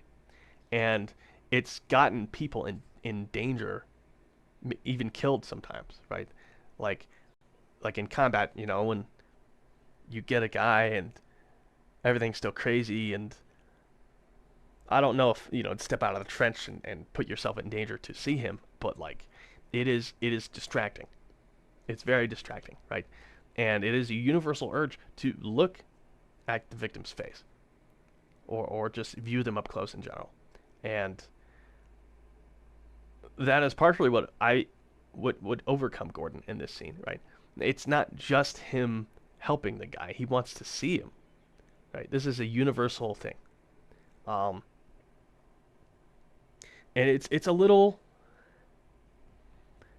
frightening, because it's a little frightening for humanity, because sorry, it's a very dark topic, but it's important. Universally, I think every person ever interviewed, who participated in personal combat, it is always a huge adrenaline high. But apparently it's more than that. What varies from person to person is their reaction after the event is over, right? After the combat is stopped, right? Some people, they go into deep remorse, right? And some people don't. A psychopath, right, might not feel anything, right? But a lot of people, they are overcome with remorse. And it is theorized that this is why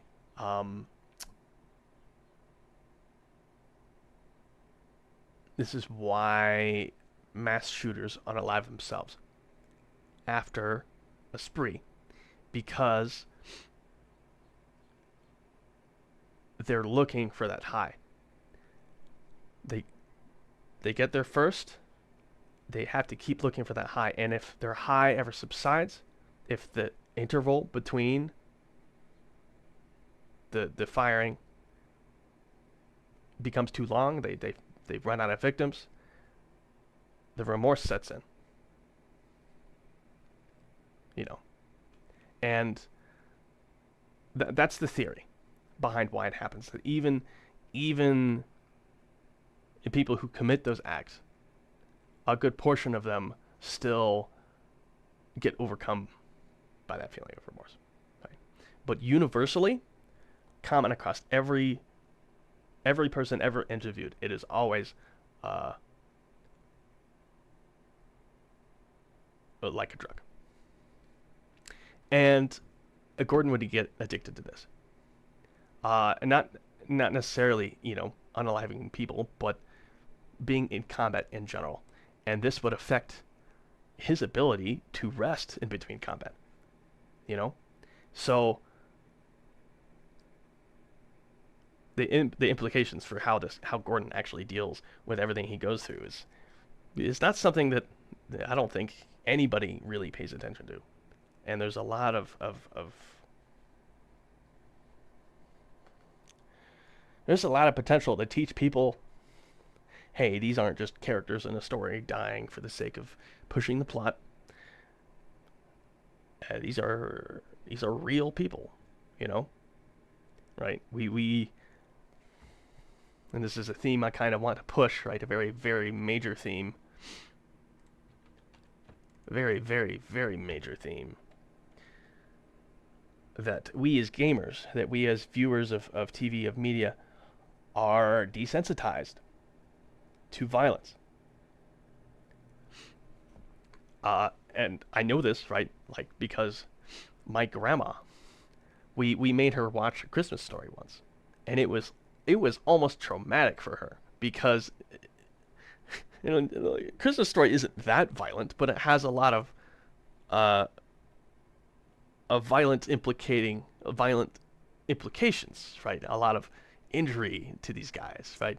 And it was like, oh, Like, my grandma was so innocent because she had not participated in social media. She didn't really watch any movies. She didn't do any of that. Right? Us as a society are very, very desensitized to violence. We've I think it's operant conditioning. The society has conducted operant conditioning on us, so we don't take these things as seriously, right? We see we shoot bad guys in a video game, and it's okay, you know, it's not a big deal, right? It is.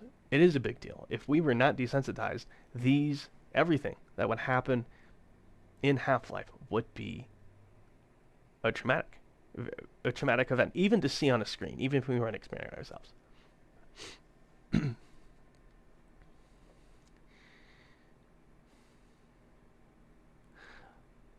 Yes, yes, Lambda Signal. I'm trying to continue it. That's what I'm trying to do today, or at least skip ahead and do something I think is interesting.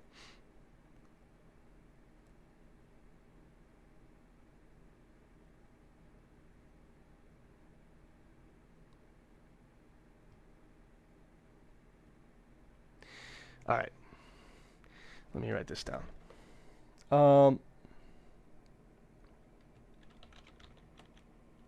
Teaching the importance of life, even the lives of inanimate.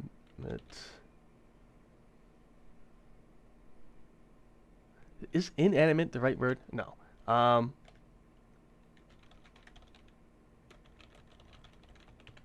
Yeah. There we go. A very, very, very, very important theme.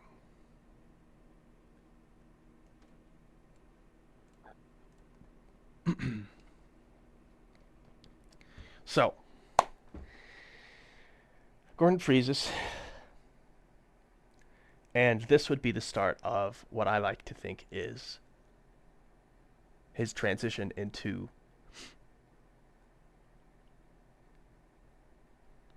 what's the word?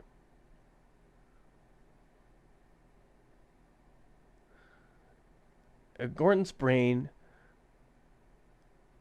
starts protecting itself from the stress. That is the best way to put it, right? So, Gordon freezes after the Marine passes out, and after he's looking at the blood on his hands. He freezes, and his brain, maybe his vision starts to narrow, right? Just a little bit. There's like a vignette around the edge, right? And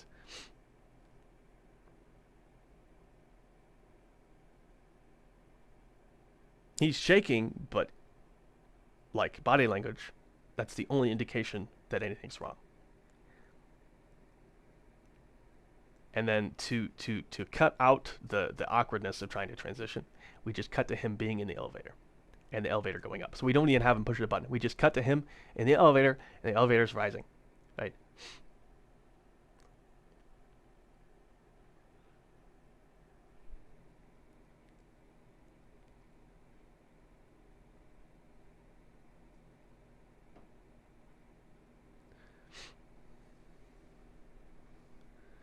Yeah, it's a very important theme, I think. Trying to demonstrate to people that these things aren't a joke. You know, we are desensitized to this. I don't think that necessarily makes us more prone to violence. I don't think there's enough data to support that, because a lot of violent people are just they don't. I mean, they. It's not that they don't start that way, but it's because they don't have empathy, right? Or they lack more of it than the average person does, right? And just because you're desensitized doesn't mean you aren't empathetic. I think that's another good caveat, actually. That's a very, very good theme, actually.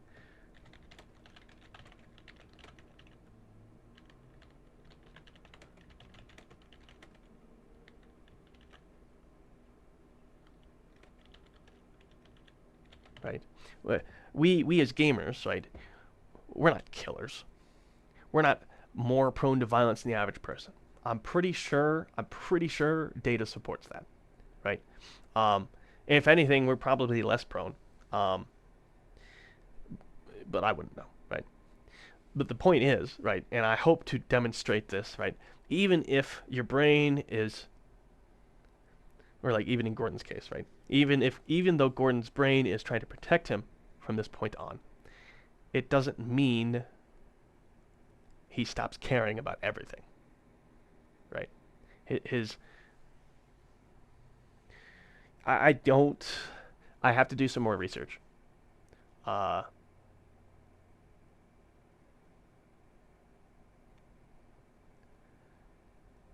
but I think Gordon would still be generally empathetic. I don't think Gordon's not a psychopath, right? I don't even know if he has psychopathic tendencies. Um, but yeah. So he standing in the elevator. Elevator's rising. He's looking slightly downwards, just kind of like, I don't know, like this or something, right? I don't know. What's the word? I don't know if you can see the angle of my head.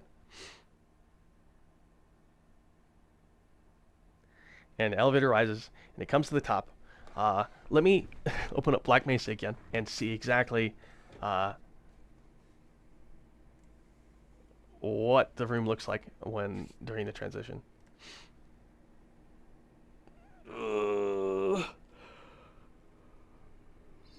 Because I have a pretty specific idea of what I want to do after this, right? Because we have several goals, right? We need to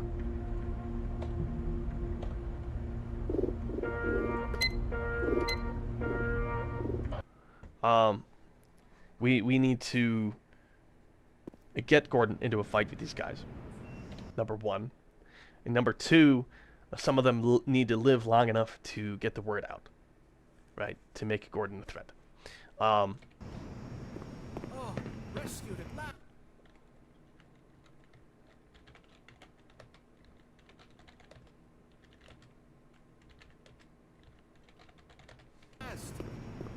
Thank God you're here.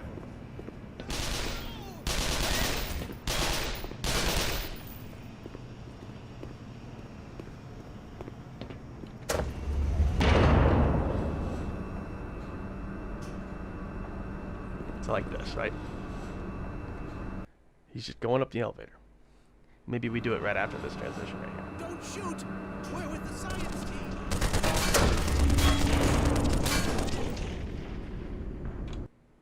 Okay, so just to analyze this, right?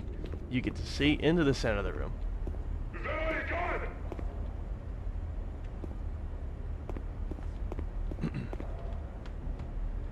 Okay, we're going to change things a lot. Obviously, we're not going to do this directly.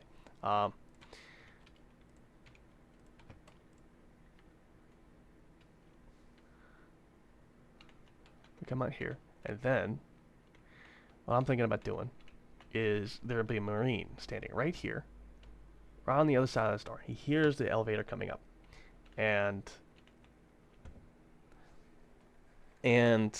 what I'm thinking is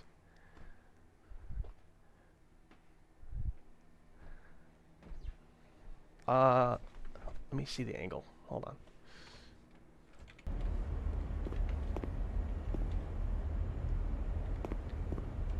Okay, yeah, so the fence is right here. He can't see that far down, right? So if there's a Marine waiting, he can't see. He's up against it. He can't see Gordon until he's almost around here, and then he has some time to react, right?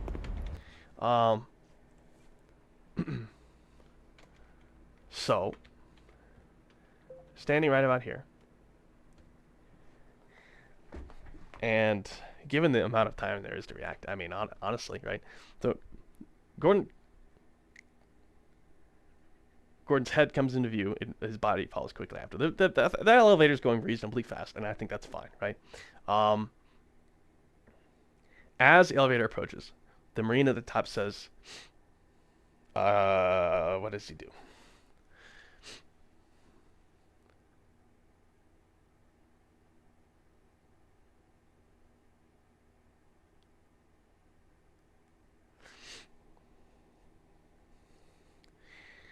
let's see. I'm just gonna say Trombley and Cheney. I'm just gonna use those for now. I don't really care exactly what names are used. Um, he says Trombley, Cheney, uh,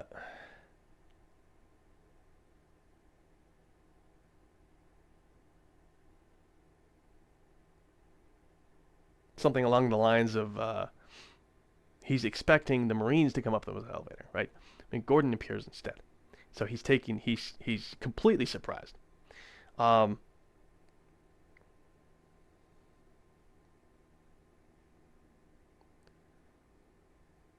so for a second he's just kind of like standing there, uh, blinking rapidly, like surprised, and then he sees the blood on Gordon's suit, and he immediately falls backwards, and he yells. What does he yell? I'm trying to find a way what the military designation would be. Because the HECUC would be prepared for this.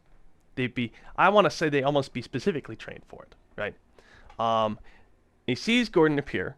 Gordon's covered in blood. He's got some weapons attached to him, but Gordon isn't holding any weapons. I think that's fair to say. Gordon's not holding any weapons, but he's got weapons on his person, right? Attached to him magnetically or through straps or whatever, right?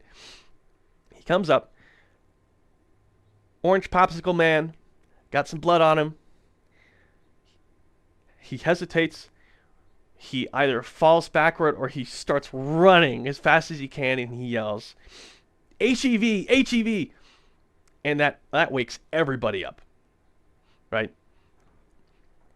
Everybody immediately high alert. And the reason I'm thinking this is because not every I don't want to say every HECUC has a PCV. That's totally unrealistic. I think only a select few do, right? Shepard's team, I think they all have PCVs, in my opinion. Um, and the PCV squad are special forces, but every other member of the HECUC are not technically special forces, but they are or special operations. They are they're highly trained, but they don't undergo the same kind of operating conditioning that some of these really high tier Delta guys get. Right? These are not freaking super crazy operator guys. They are more trained than your average Marine. That's totally fair to say. Right? They're definitely better at jobs than an average Marine. I would say maybe on par with like Army Rangers or something, right? But they're not like CIA assassins, right?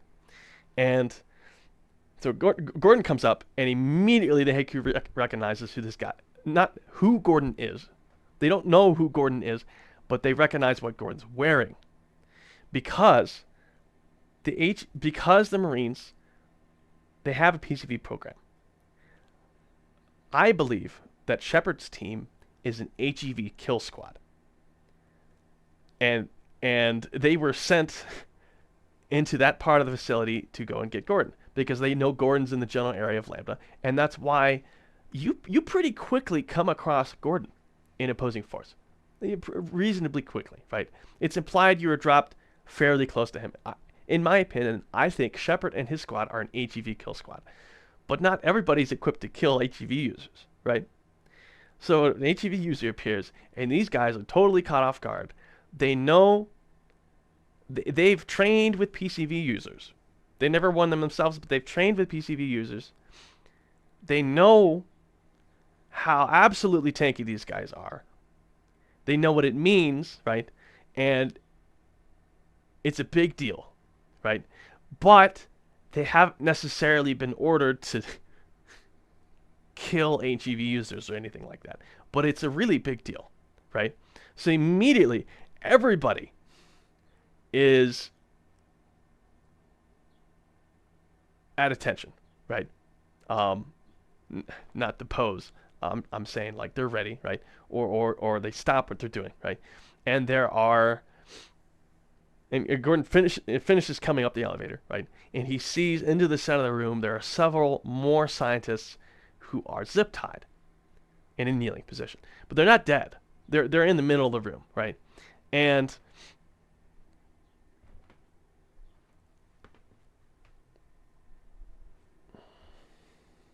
let me see what you guys say.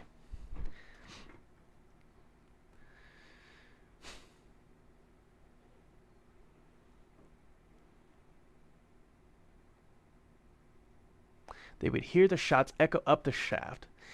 Well, that's the thing, right? So I don't think he'd take the dead soldiers with him onto the elevator. He's still in shock. He still doesn't he just still doesn't completely understand what's happening, right? On not on a conscious level. I think conscious level he kind of does, but he's in shock, right? And here's the thing, right? There are gunshots everywhere. I'm gonna have gunshots. I think throughout the entirety of the video, you're gonna hear gunshots every once in a while, right? Think questionable ethics, right? The questionable ethics soundscapes have shooting in the distance, right? It is a common occurrence. They're shooting teleporting aliens. Yeah, it's gonna be a common occurrence, right? What won't be, what will be, and I'm glad you pointed this out, right? What will draw attention, right, would be if we did anything too loud from like a human voice perspective, right? Any overt screaming or over the top stuff, right? And I think the Marine at the top of this elevator might be a little suspicious. I don't think he'd be on full alert because there's enough going on, right? I'm glad you mentioned that though, because I'm starting to think that that Marine at the top of the elevator, maybe he says,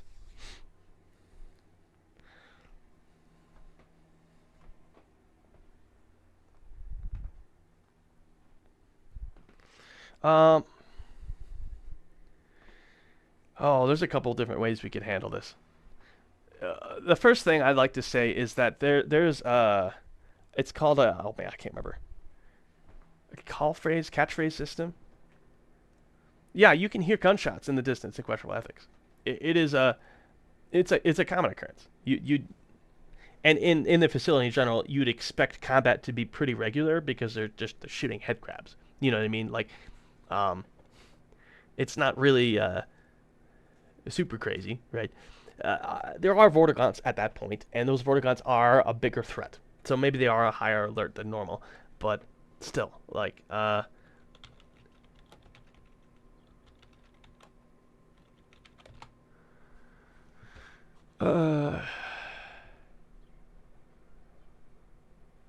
countersign. There it is. Okay, so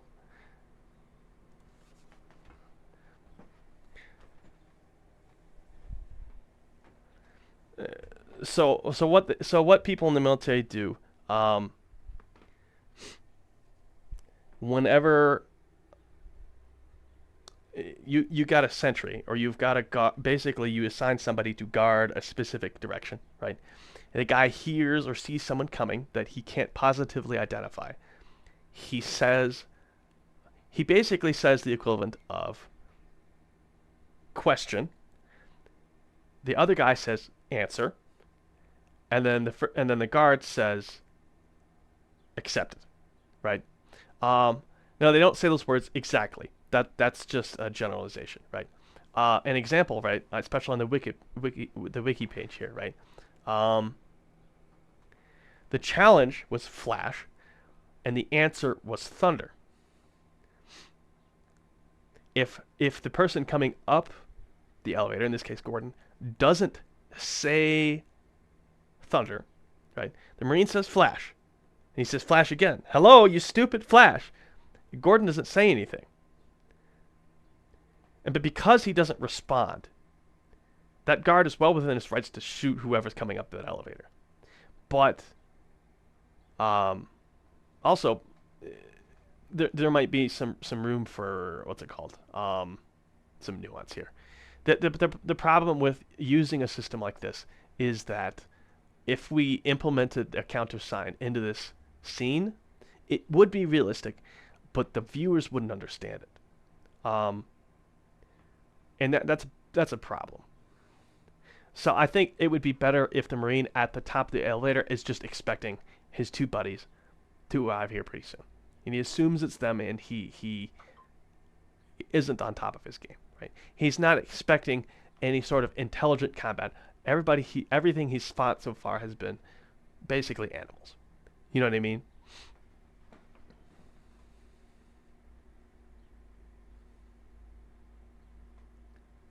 Yeah. So this is honestly, this section right here is harder than the first one with all the emotions in it. The Gordon comes up the elevator. That the Marine is completely caught off guard.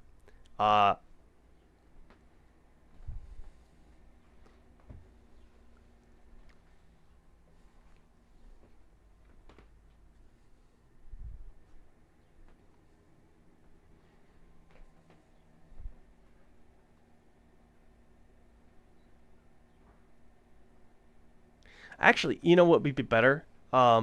Maybe instead of everybody, maybe we do something kind of like Captive Freight.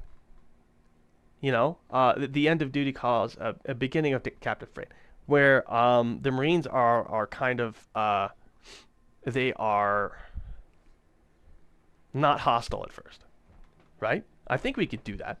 So Gordon shows up in the elevator instead of his buddies, and that Marine is completely caught by surprise.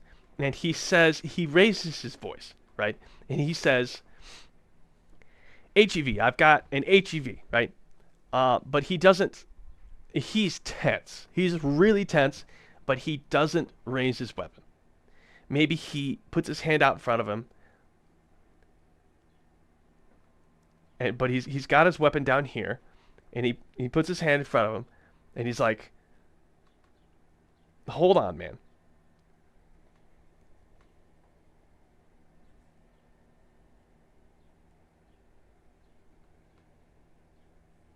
Just I don't know.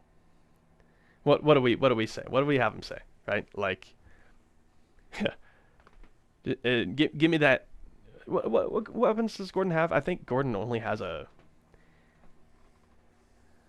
I'm pretty sure that Gordon has a revolver. He doesn't have a shotgun, right? Don't I have a shotgun in this scene? Let me see. Yes. Okay. So he could have a shotgun. Although I expect the fight in the previous section would have been done with a pistol. That's totally reasonable. So I don't know. He's like give me the. What does he say?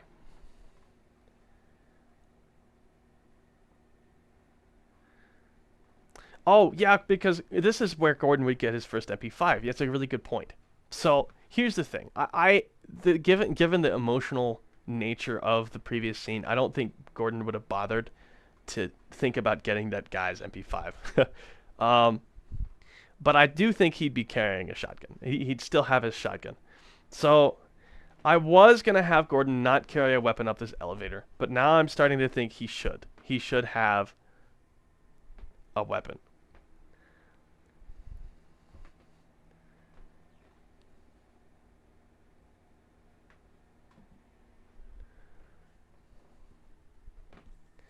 This is harder. This is harder than the last scene, because the last scene we could basically snowball off of all the tension. It felt totally natural. The escalation, right? But we're resetting here. We're resetting the scene. We have to build up the escalation again. And that's really annoying.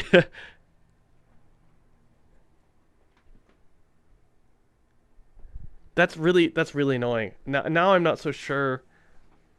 Because what I was initially thinking is that when Gordon goes up this elevator, the HECUC try to coax him into dropping his weapons as gently as they can, because they know if Gordon gets hostile,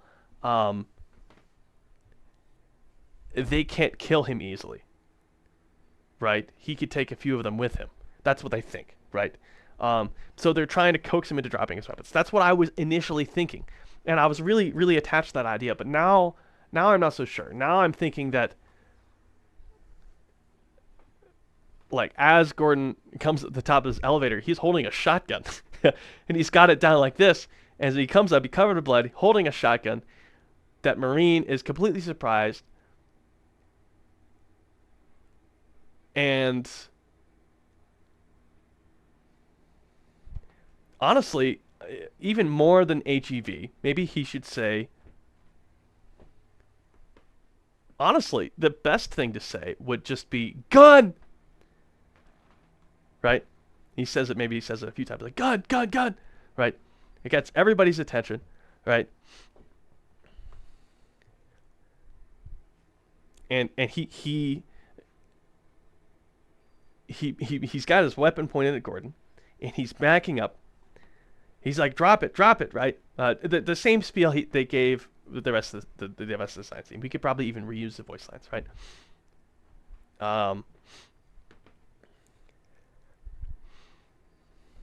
And then the guy says, I really like the idea of him announcing that Gordon's wearing an HEV, because that has a lot of implications to, like I described before, about them knowing what an HEV suit is, them not knowing who Gordon is, and them being very cautious. I really like that idea. I just don't know how to combine it. I want to hear what you guys have to think. So I'm kind of stuck here.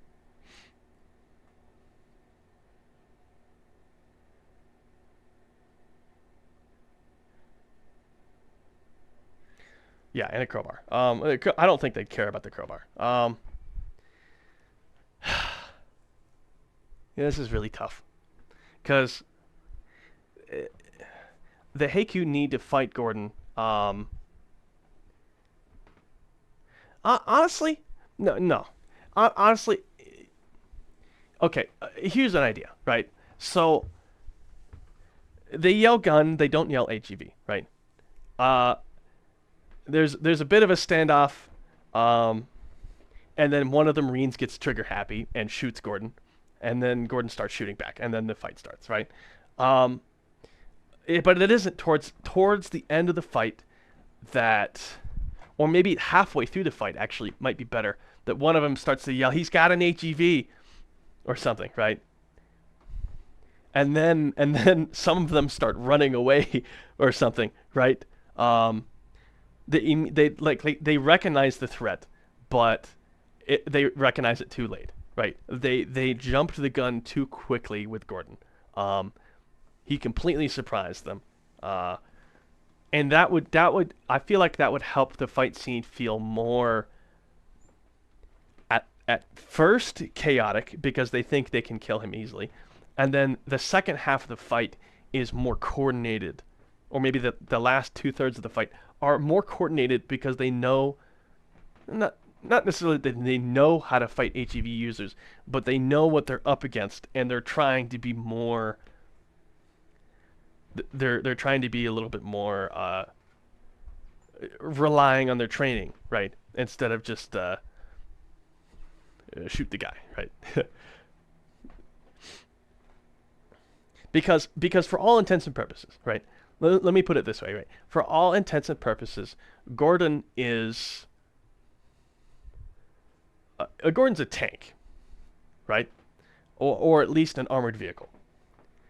And that's what their training would revert to. They'd start hiding from him, right, in order to get behind him, right? They'd hide in a corner, wait for him to pass, try to get behind him. Some of them would retreat, try to find explosives, right? Their tactics would change. 1/3 of the way through the fight, right? And I think that's what I want to do.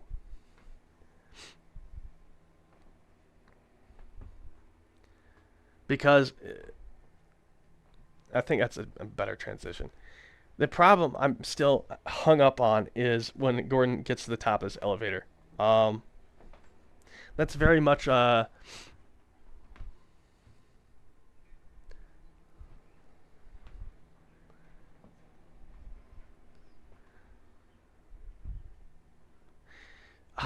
do you guys think Gordon would bring one of the Marine bodies with him on the elevator? I can't decide. Because the amateur psychologist in me says that Gordon is way too in shock after seeing that Marine and the scientist die for him to think about much at all except just moving, right? I don't think he'd probably think they're dead, right? He's not a medical doctor, right? He's seen several people die by now, especially like in office complex and stuff. So maybe he's not completely out of it, but there's a part of me that thinks Gordon should be carrying one of the Marines in the elevator. The problem is that it really complicates everything if he does that, and I'm not sure if that's a good idea. If it would completely change the pacing I've set up so far. On the other hand, it does give... Here's the thing, right? They're not going to know that Gordon killed this Marine if Gordon were to carry that Marine up the elevator, right? They're not going to know that. They're just going to think he's trying to be helpful, and that really makes it hard for them to fight. Harder, right? So, no, it's better to say that Gordon doesn't do anything with the bodies. He just leaves. He doesn't even touch their weapons, right? Yeah. I mean, I guess that might work. I don't know. As far as a Marine being on the elevator, maybe.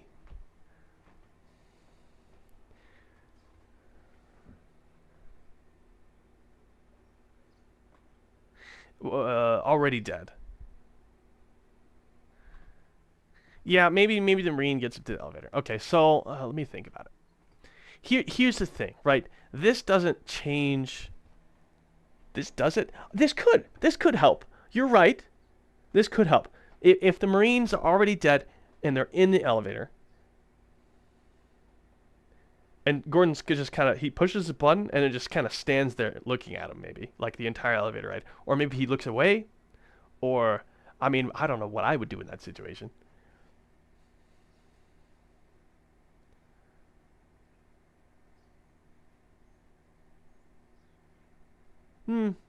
Okay, here's an idea. So, Gordon, oh my gosh, sorry guys. Gordon's coming up the elevator. There are 2 dead Marines on the elevator.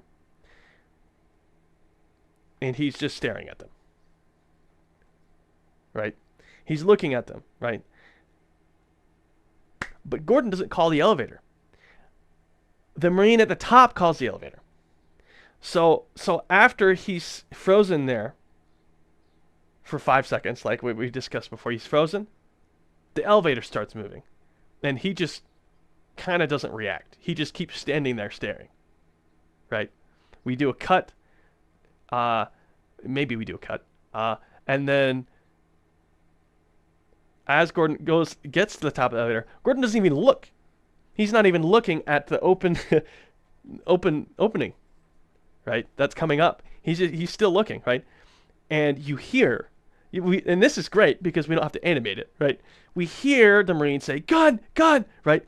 And he's pointing, he's getting ready. You can't see it, right? You hear them shuffling and getting ready, shouting at each other, right? And the Marine's like, he's like, "Put your weapons on the ground," right? Gordon's not holding any weapons, right? I think it's possible Gordon dropped his pistol and didn't even pick it up again, right? Because Gordon can always get another one, right? Pistol's a dime a dozen, right? The crowbars, he needs to keep his crowbar, right? But that's on his back, right? The pistol is a dime a dozen. Who cares, right? Drops his pistol after him. Gordon's not holding any weapons. All he has is a crowbar and a shotgun because he doesn't have an MP5 yet, right? And so they're like, they're telling him to put the shotgun on the ground. And Gordon's not holding anything, right? And he's not listening either. Well, or maybe he's not, it's not that he's not listening, right? He's standing there until they say gun, gun, and they're trying to tell him what to do, right? And he's like, what? What? He kind of standing there looking, and then he looks back down and back up, and the Marine's like, you know, very insistent, right?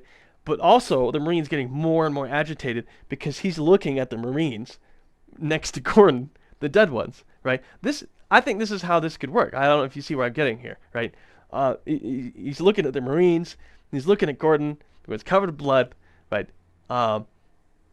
He's not holding a weapon, but he's still got one on him, and the Marine is freaking out.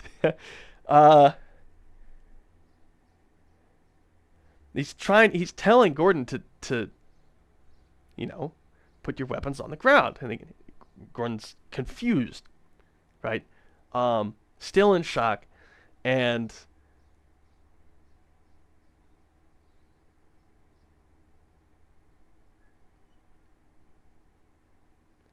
then maybe Gordon starts to like kind of wake up, right? He's like right, he's got his hands up like this. He's like and then he bends over and he tries to like maybe not gesture at the Marines, but he looks at the, I don't know, like he points at the Marines, and then he's like not saying anything, and the guy's like confused because Gordon can't say anything, right? And this goes back into the theme, right, of one of the central themes that we wanted to explore, right? That Gordon cannot speak after the disaster, and because he can't speak, it actually gets him into trouble. I think we should lean on that, right? So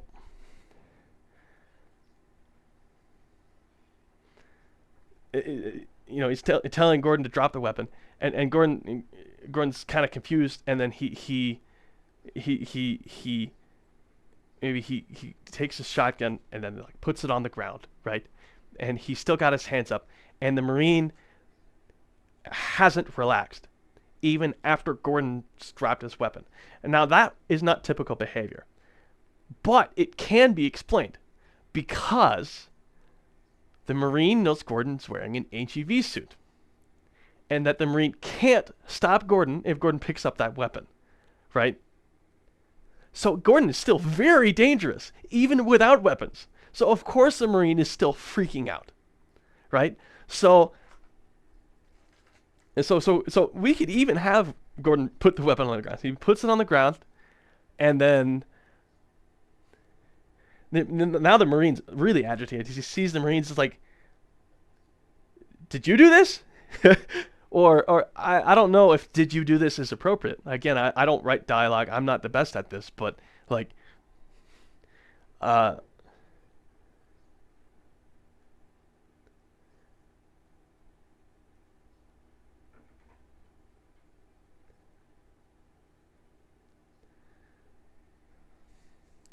I mean, honestly, the easiest way to transition is just to make another breaking point here, where the Marine,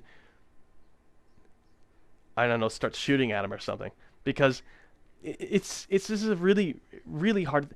In the last scene, it was easy because we had all this tension leading up to it. In this one, the tension is one-sided. Gordon doesn't have a weapon. He's put his weapon on the ground. He's trying to de-escalate the situation, completely de-escalate the situation. Well, we don't have a scientist with a head crab on him running around causing more chaos. We don't have any of that. We've got 2 dead Marines on the ground. We only got one guy right now who's the source of all the problem. And it's not enough. We need something else. Part of me is thinking, okay, the Marine accuses Gordon of killing his buddies, but I mean,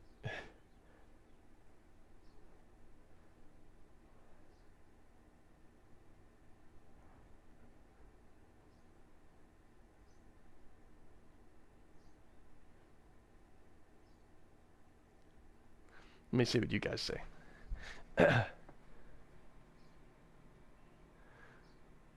Yeah, the implication, right? The implication is that Gordon killed those guys, and he did, or at least one of them, right? Um,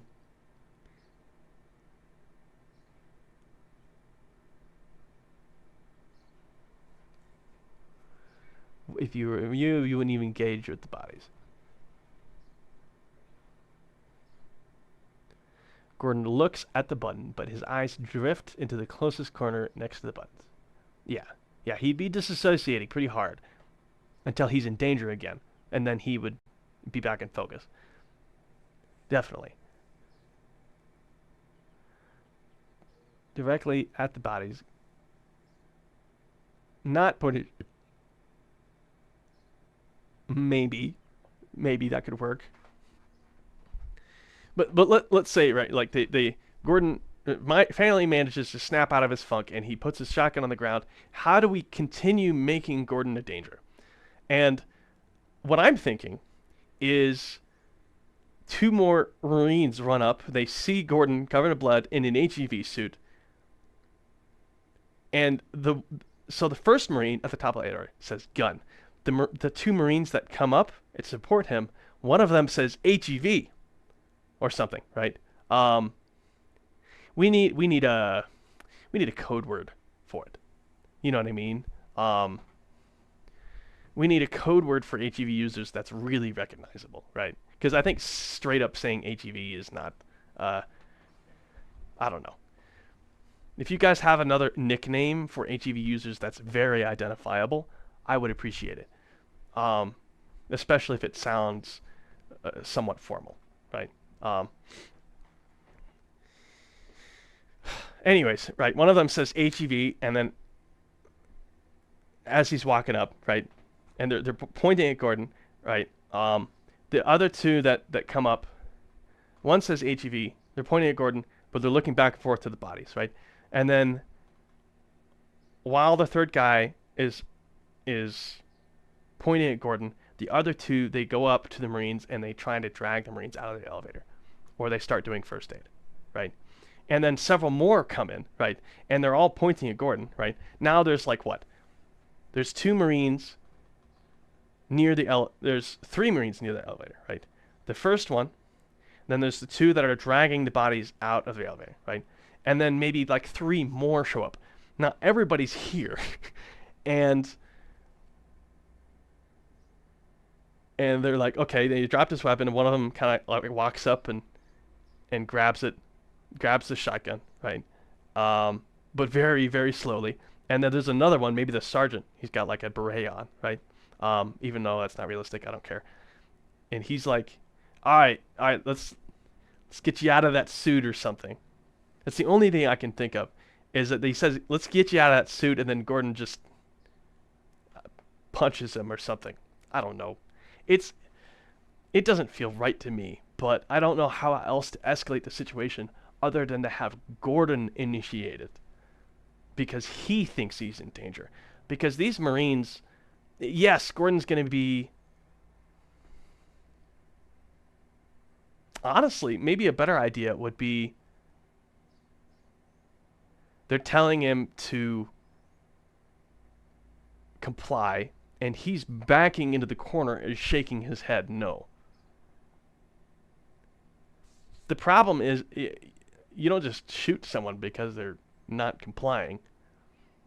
You shoot them if they're a threat to you, which means that Gordon has to be a threat. And if Gordon doesn't have a weapon in his hands, he can't be a threat. So it's like this, oh man, this is such a problem.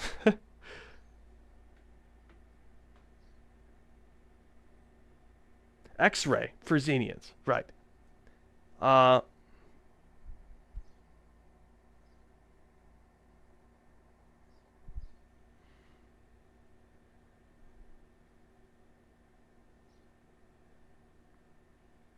Yeah, like having one of the Marines start shooting would snap Gordon into defending himself.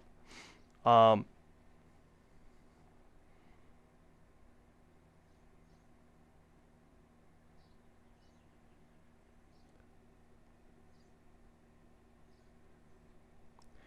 well, that's the thing, Brunner. We've got the best plot armor. We've got the best plot. Have you guys seen The Mandalorian? Okay, let me. Hold on. You guys seen The Mandalorian? Gordon could do a lot, right?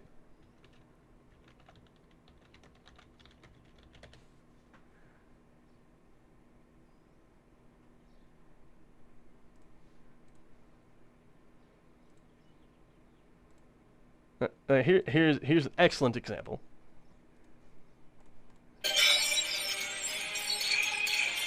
We have the best plot armor ever. Okay, I don't think he'd last this long, but I can trust me. Okay, as a mocap guy who's helped choreograph scenes on some level, I think I know how to get Gordon out of a crazy situation like this. He's gonna take a lot of hits, and that will reduce his suit power to something like 15%, and then that'll make the tension really, really high, right? Because Gordon maybe could be almost invulnerable before this point, and then he gets most of his suit power taken out, and now it's dangerous, right? He doesn't have much left. Ooh, you know what I mean? Trust me. How much Gordon gets shot is the least of our worries.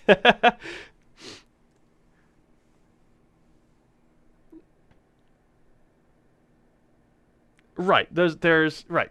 There's a thing over here, and this is what I was thinking about too. Was that maybe he comes out of this elevator, he's kind of edging his way towards this doorway, and he's maybe kind of looking at it, right? And they're telling him to stop moving, stop, and he's not listening. And maybe one of them tries to get in between him and the door, and that's what. Oh, that's a great idea. And maybe that's what sets him off, right? So he's yeah, it's much better to visualize this instead of talking about it, right? So he comes up the elevator. There's a dude, he says, gun! Right, you drop it, right? I don't know if I'm in favor of the bodies in the elevator, to be perfectly honest. We'll see if it helps, but we'll focus mostly on Gordon right now. And then Gordon's confused, not quite out of his disassociative state yet.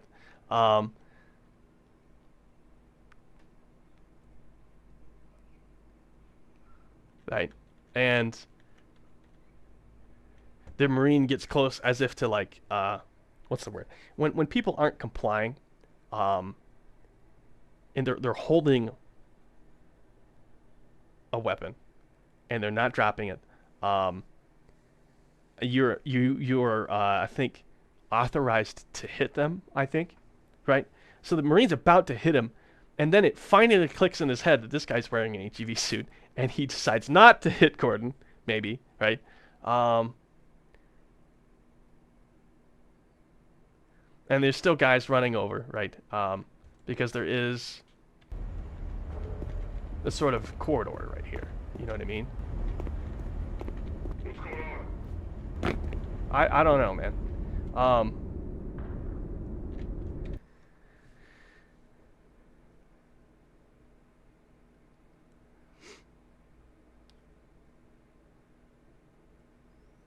Yeah, the bodies seem like the best way to do it. It's just, how do you execute on that, right?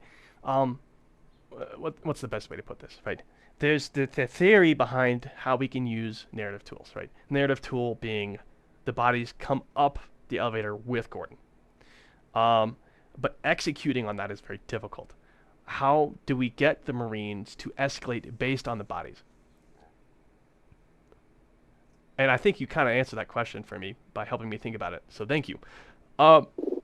Honestly, while I'm just going to do it right here. While the Marine is standing right here pointing at Gordon, another one goes to check on the bodies. It checks the pulses. He's like, he killed Trombley.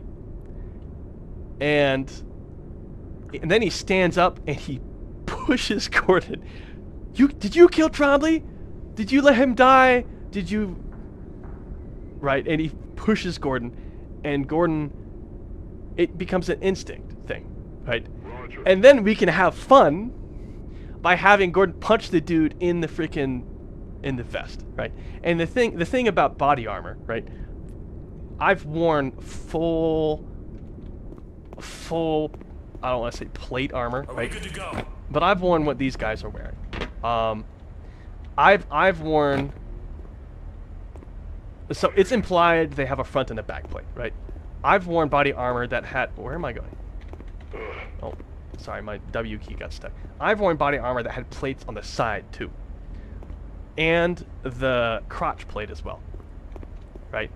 And you can take. I don't know if you've ever seen videos of like soldiers or Marines messing around, but like they will kick each other, right? I've seen a video of a Marine doing a run, and he jumps with both feet and hits both feet into the chest of a dude in full body armor. And I don't even know if it wins the guy. They're just laughing, right? Because it sends him kind of, maybe not flying, but he kind of falls, and he's not winded, right? Because the plate covers the entire chest. It can't really compress like the diaphragm or like the lungs or the rib cage. They can't really do that. I think you'd have to actually get shot in order to get the wind knocked out of you. A kick or a punch wouldn't do it. Here's the thing. Gordon's in a suit, right? So this Marine is really upset and not thinking straight. He either pushes or smacks Gordon or something, right? Or threatening him. I don't know, right? And Gordon is not holding a weapon because he's put it on the ground. He's smart. And Gordon punches the dude in the chest, right? Now, it doesn't give him, but it would send him flying. I think we can all agree on that. And that would totally set everything off. And Gordon wouldn't have a weapon if he punched the dude, right? Say Gordon is right here. Gun guy is right here, and then push guy goes over here, checks on the body, pushes Gordon, and he's standing right here. Gordon's standing right here. Gordon can shove this guy. Maybe he gets sent flying into this crate, falls over here, and his weapon is in this room, right? And so Gordon pushes this guy, and everybody starts shooting. And so Gordon just runs. Maybe he rebounds off of this, and then off the right, and then off the left, and then he's into this room, and then maybe the weapon is conveniently in the light, and he can run back, just kind of lean forward to grab it and pull it back, right? As they're all freaking suppressing the hell out of this angle, right? There's something I really wanted to do though, and I don't know how to incorporate it. I really wanted what I really wanted to happen was that Gordon would be confronted, and he'd start with his hands up. He'd start like making his way towards this door, and then the Marines would try to stop him from doing that. But I think this idea in general is more sound. What do you guys think?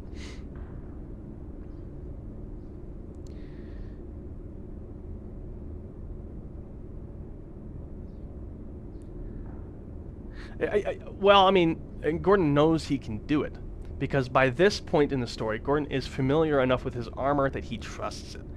But he's also never been shot at with like 200 rounds before or something, right?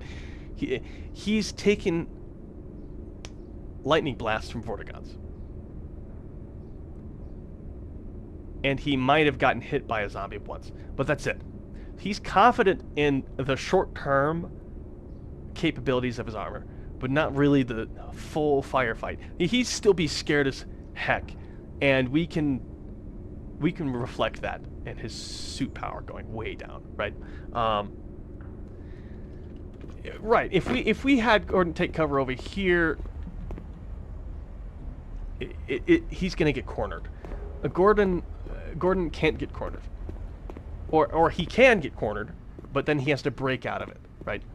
So, and that's where the real fight choreography happens, right? And Gordon would make his way into here, and then he'd, I don't know, back away from the door. I'd see that this one is open. I mean, what would you guys do in this situation? Because adrenaline taking over. I mean, Gordon. I would say Gordon has enough combat experience. Maybe not fighting humans, but he fought Vortigaunts. He's probably played paintball, airsoft. He's not stupid, right? So he runs. He stops for a moment. He kind of points back and forth between both doors. He sees the fire, like the angle of fire, maybe increasing, or maybe he sees a HECUC throw a grenade through this door. Actually, that would be a good point. They throw a grenade, and then he says, "Screw it," and he runs this way. And the Marines, they're not quite ready for it, maybe, because they see him. So if I were a Marine and I saw this, high-value target runs into this side room, I'm not going to remember this door initially. I'm not going to remember this initially. I'm going to try to follow him, or I'm going to suppress while backing up until I can get into a good position. And that's going to happen like right here, right? Maybe even over here, right? And so only the people in the very back would see Gordon from this side. So Gordon, he goes here, and then this is where Gordon can't just survive because of his plot armor. He has to survive because he's smart. Let's write that down.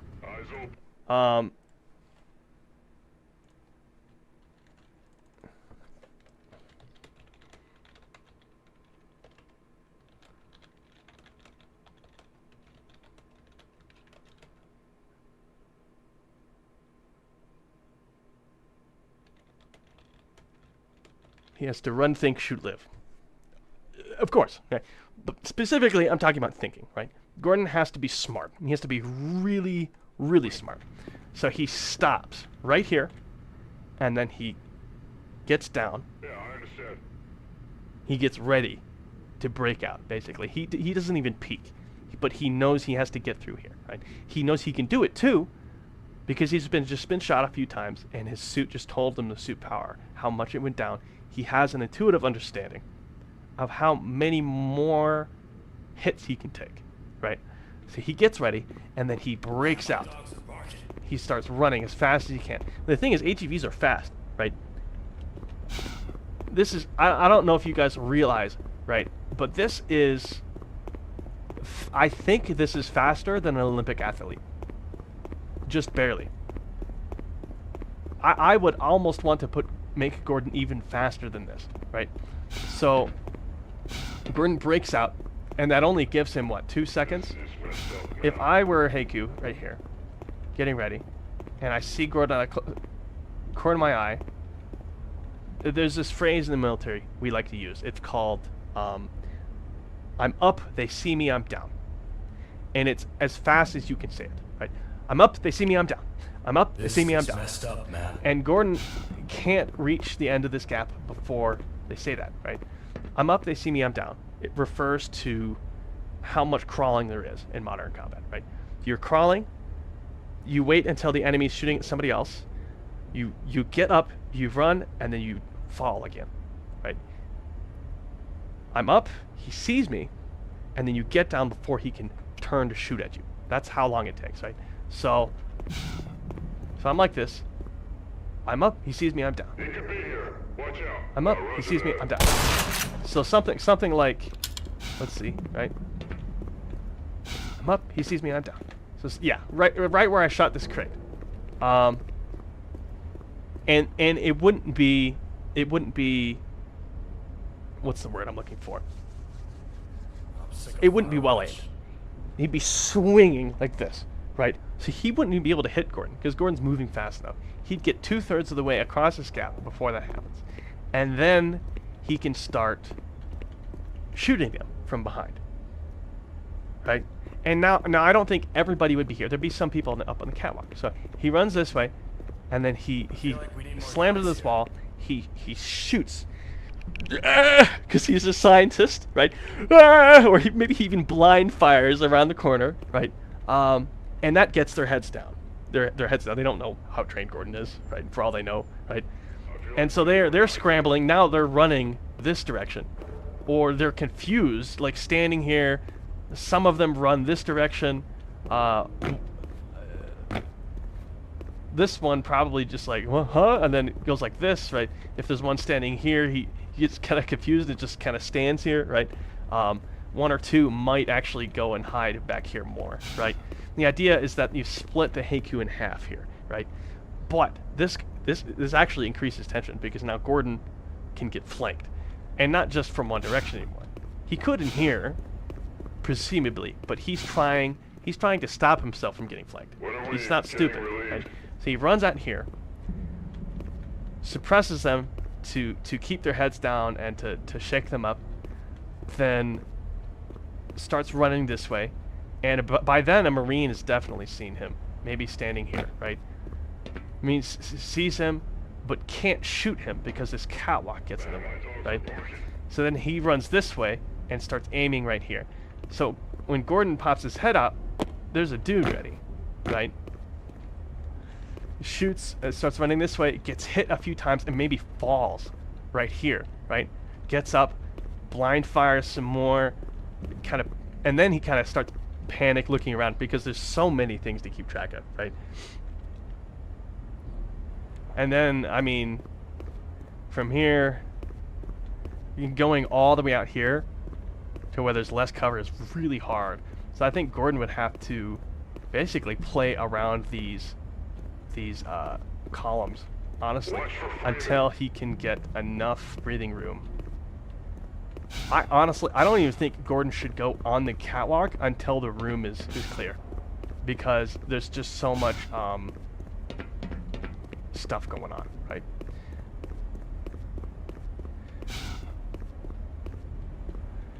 But like another thing we could do is like a Marine shoots him, he falls right here, right, and then he sidesteps like this because he knows the Marine is standing maybe like right here, right?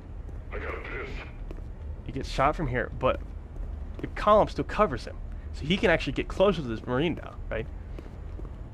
And then he gets down, and maybe he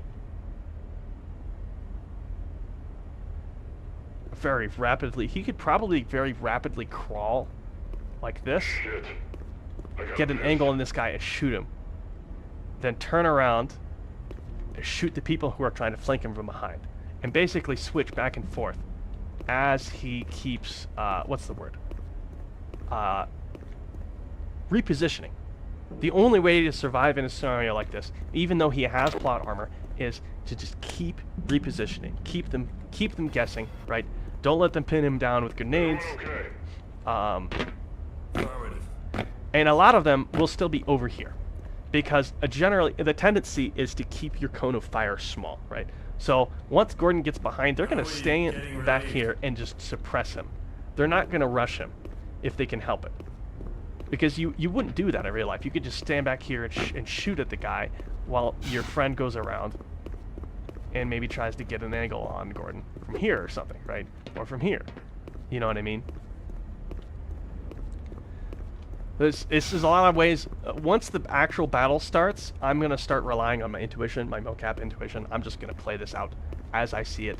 But up until this point, I'm pretty sure having Gordon shove the guy and then just rebound off the right and the left and get in here to pick up the gun before the fight starts. I think that's the plan, unless any of you have objections.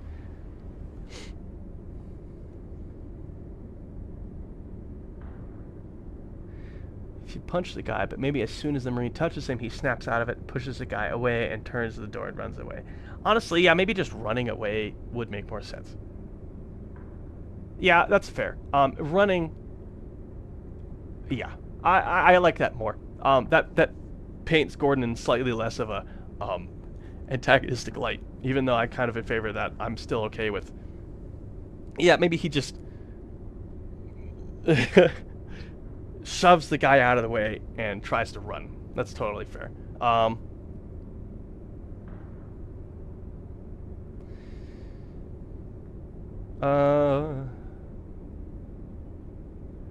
The storage room. Yeah, they'd throw a grenade. I think standing right here, they'd throw a grenade in after Gordon enters his room. But I think Gordon would be prepared for that, right? They're gonna be shooting like crazy at this door, right?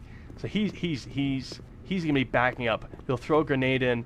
He might not even see the grenade. He'll just hear the explosion go off and say, "Okay, that's enough for me. See ya," right? Because we're trying to balance Gordon's combat virginity, is what I'm gonna call it, right? Combat virginity with his ability to be smart and know to not let them flank him, right? Let their guard down slightly when he falls. Only person thinking. No, I don't think they would. One of the reasons, and one of the things I want them to get super upset at, right, when they're in here, is that some of us, he's got an HEV suit or something, right? Maybe he says it under his breath, or one of them says HEV, HEV. You know, like it's pretty clear that Gordon is dangerous even without a weapon, and that him falling to the ground won't be enough. I think they wouldn't stop. They would not stop shooting him. They just, I think the tactics they would have learned to combat HEVs or HEV-like technology, right, would be to just not let up, even if you guys think the guy's dead. I think that's totally fair, right?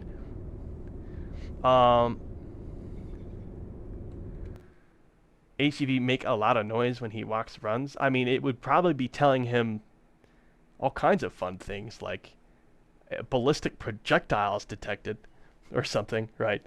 I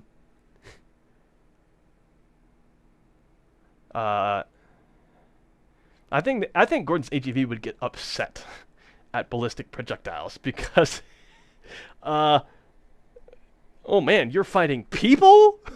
Why? You know, as far as getting recordings for that, I mean, we could ask Kevin maybe. I say if we get the video down really well, then we could probably give it to Kevin, and Kevin would love to help, you know. But we'd have to finish the video before we can really start doing famous voice actor cameos, I guess is the word I'm looking for. Some of them retreat down the elevator. Ooh, that's a good point. That's really smart. That actually is a perfect way, because Gordon doesn't have to go back. He wants to progress, right? So some of these Marines, they get back in the elevator and they go back down. The Marines that go down this elevator live to tell the rest of the HECUC that an HEV suit guy is coming. That's perfect. That's really smart, Kawa. Well done.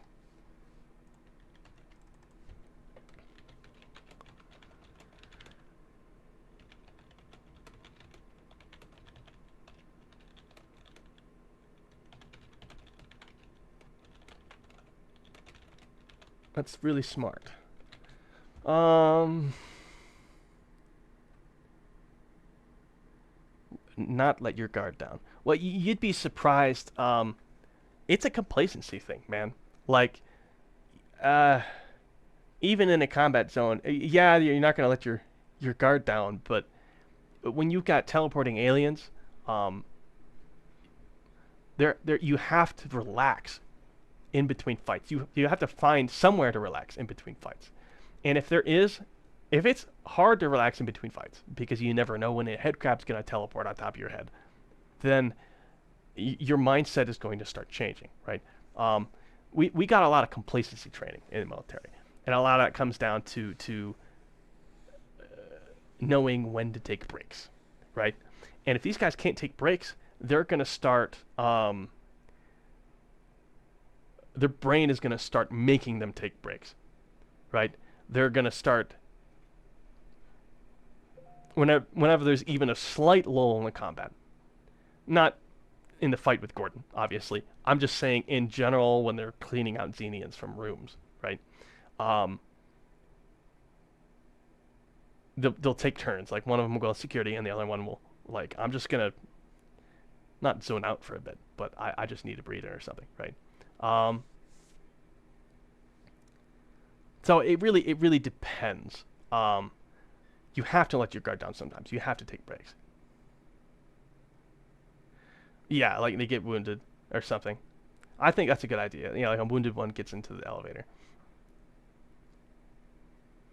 Right. You're right, Michael. Like when it comes to half reality, only maybe 15% of the people of the enemies we see die from bullets in general, right? So not just Gordon, but like scientists and security guards, right? 15% of enemies shot at, only 15% will die instantly. I think that's a fair number to say, right? And we should try to bias those instant uh, deaths where it's appropriate for the story, which means the vast majority, I think, of Gordon's firefights are going to be with people who take probably 30 to 60 seconds to fall unconscious, right? So, but they might be, you know, what's the word?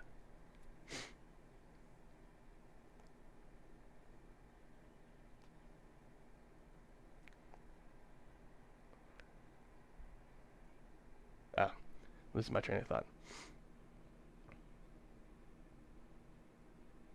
That's pretty funny, Brunner. Accidentally reveals his location. Oh man. I mean that would be best. Oh man, there's a lot of places we could do that. That would probably be best for the next fighting section of We've Got Hostiles. But I think for this video, I'm gonna focus just on this first fight. That's really funny. I'm gonna just put that. Oops.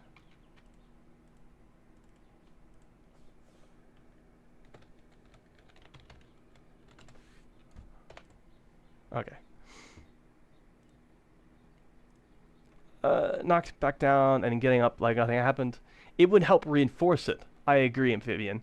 But again, they know that Gordon's an HEV user. They've probably been trained to subdue HEV guys, or at least trained to know how dangerous they are, right? Yeah. So Dirt. I think that specifically refers to Gordon's general location and not his exact location at all times. The best way to explain that is these Marines don't have like a computer that they can literally see a radar of where Gordon exactly is. I'm busy, sorry. But that was my mom. So they can't keep track of exactly where he is, but they know possibly even down to the room where he is. Maybe that's fair, right? But I would say the general area, the several rooms, they can know within several rooms of where Gordon approximately is. That's totally fair. In the heat of combat, you probably don't have time to check a radar thing, anyways. So, that's a good point, though. I'm glad you said something. A stealth mode. I wonder how that. Oh, yeah. That would turn off the voice. You're right, Kawa.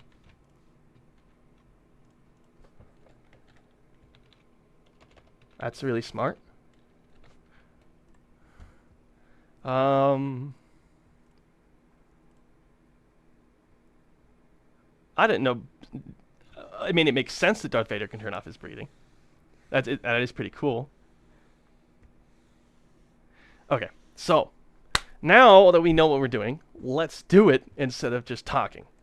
And to be honest, well, hold on.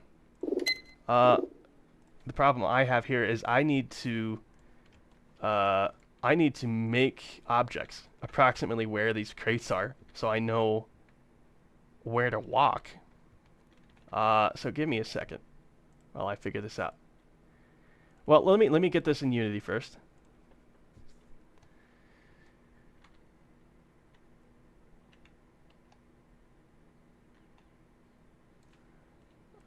So we've got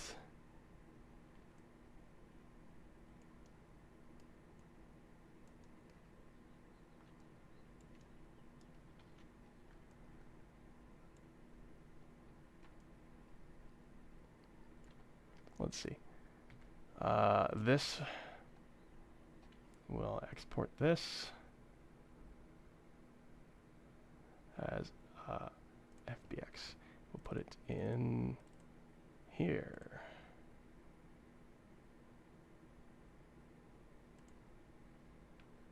We'll go like this, and now it's overridden. We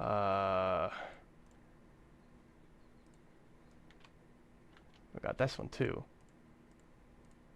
Why is this one having a missing?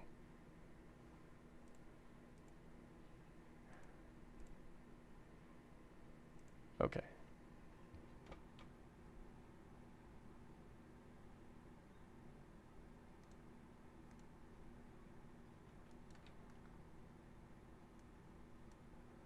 Okay, so what did I do with... So why is this normal? I guess because I freaking messed up the import anyways. Let me just... let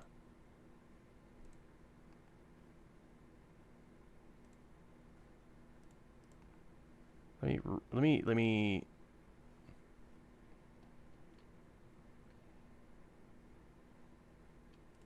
I guess we do both of these.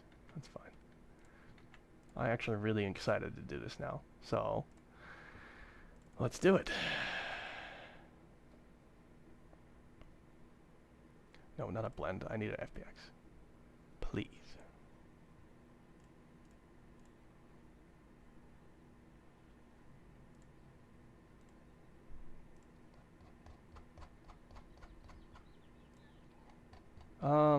Honestly, I'm going to... No, you know what I'm going to do? I'm just going to do... I'm going to re-import that map. Just to make my life easier. What does that map be? Right here. Light entities. I don't care.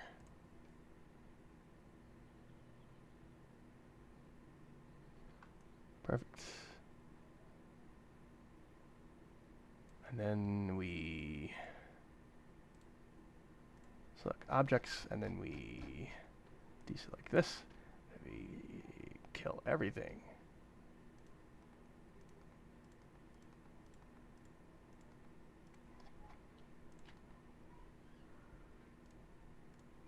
And then this should work.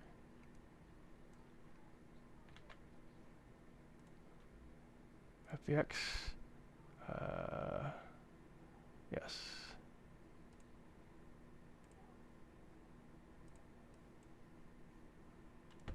Zero, zero, zero. All right. I don't care about this right now. Honestly, I'm really excited to just test out.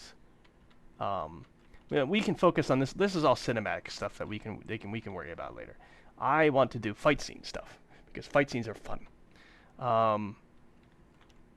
We'll do this first because we feel like it. And now we need to match everything. So we've got, let's see. Shit. Yeah, me too. Yeah, me too, man. All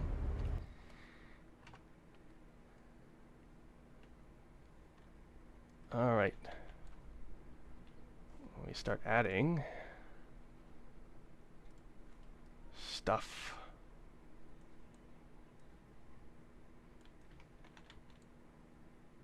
We need to approximate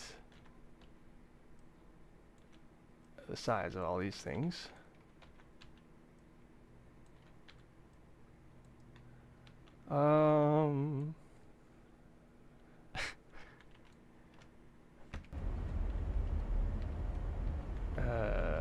That goes to the second column right there, which goes like this.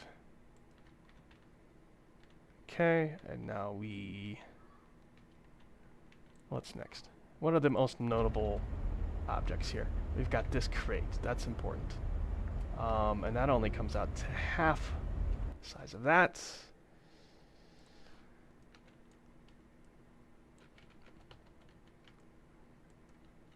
right here, right?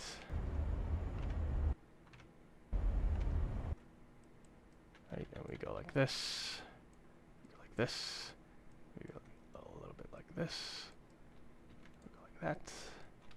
What is that? Is that half the size? Yep, that's about half the size. That's close enough. Go like that. And we go like this, just for to simulate the door.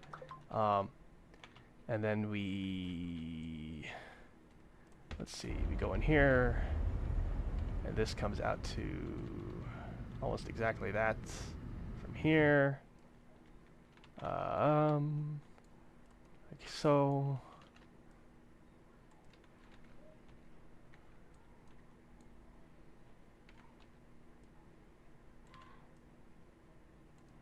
Is that a little bit more like that? Okay. And then we can basically just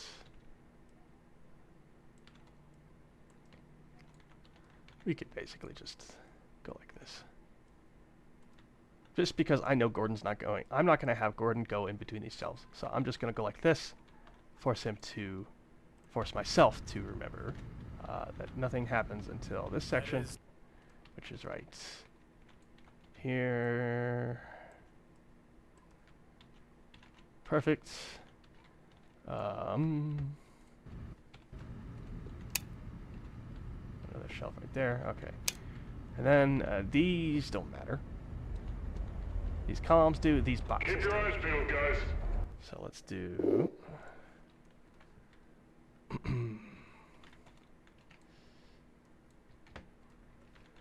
Do some more boxes here. How high up do these go? About half the height.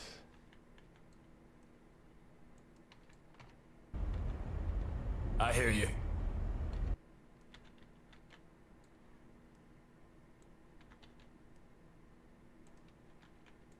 How far out?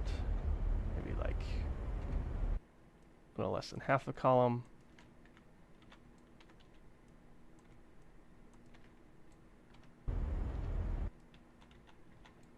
Eyes here.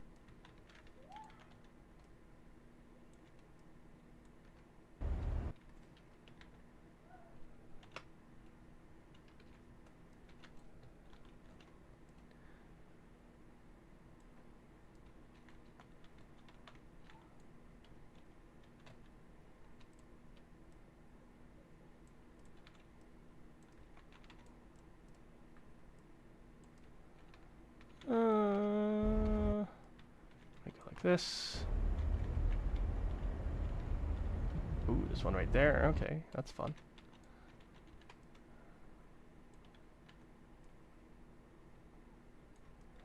That one goes like so. I'm trying to get this exact because it would be more convincing. It will require less effort to fix later. Do we eat?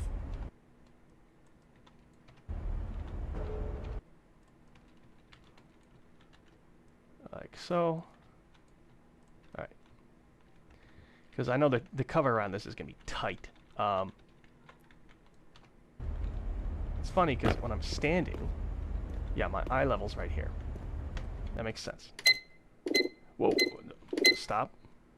Stop. I think my keyboard's having a stroke. Give me a second. Now, let's see. Come over this way. What's over here? Same thing. You got a crate right here. When are we getting relieved? It's about the same size, honestly.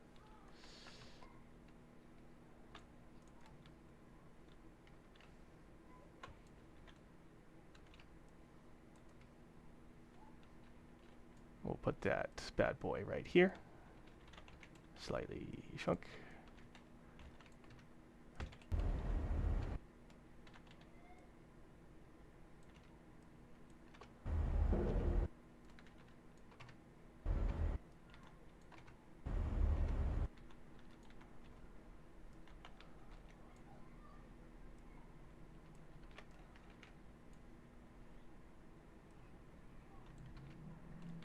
That's fine. Honestly, it's close enough.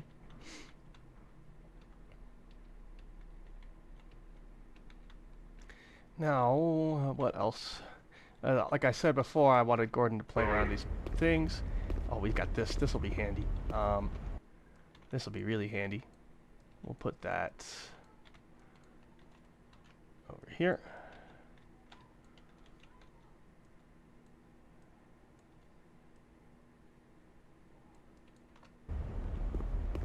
See how that lines up. Oh, I don't even have. Okay.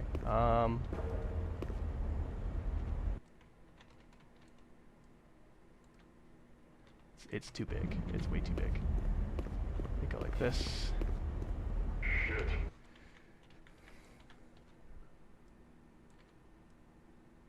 Yeah, that sounds about right.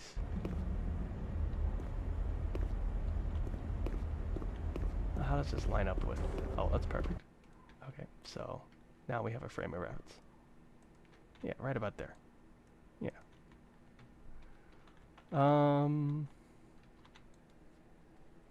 Piss, I got it. I don't think Gordon would stop for these. Not until the end of the fight. So I think I'll have him ignore these.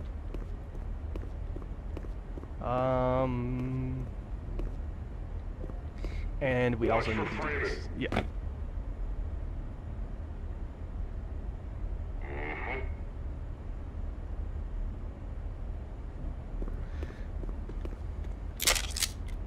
Let's see. Then we've got. Let's see. We've got.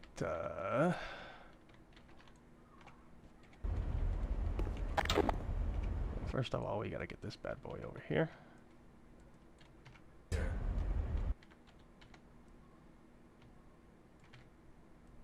up against there. And that goes like this. And then we've got a reasonable amount of space. Sounds about right. And then we've got two of these bad boys.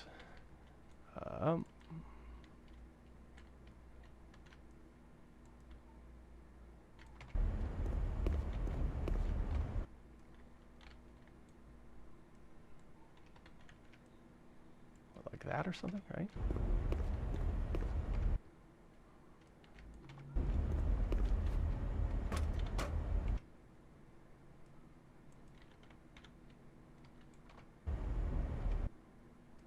Sure, it's close enough, honestly. I don't care. Now how far out does that go?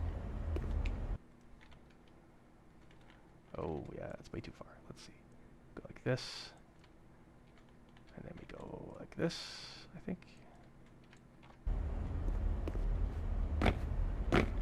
I must have the size of these crates incorrect. What?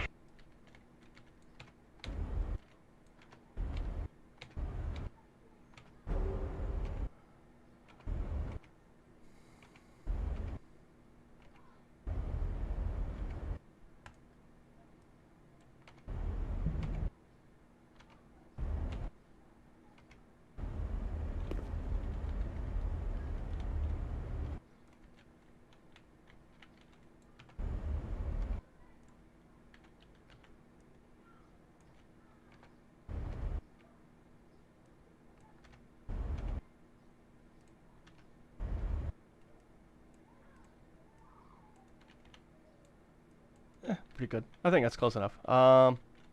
Yeah, that's fine.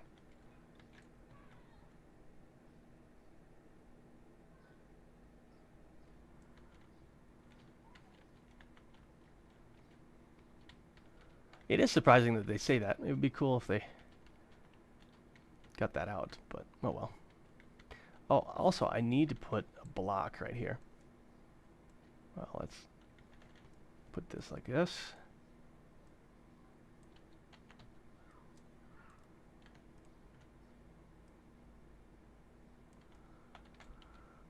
Like so.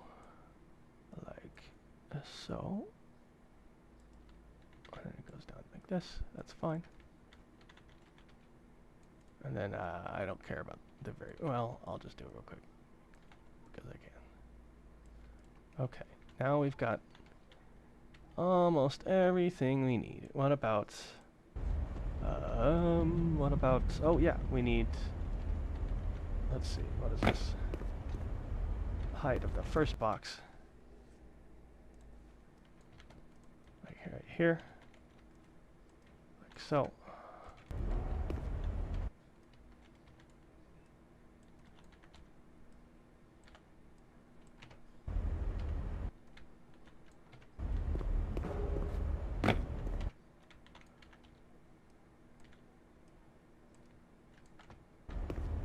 Yeah, looks about right. And we've got a small box over here.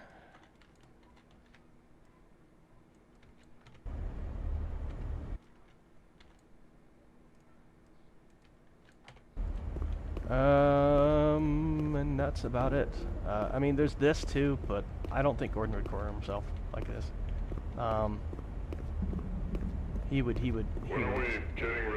work around these pillars. Would he? I mean, it depends on the angle he's trying to shoot in this direction. Maybe he would. Maybe he would use this box. Okay, I'm gonna do this box too.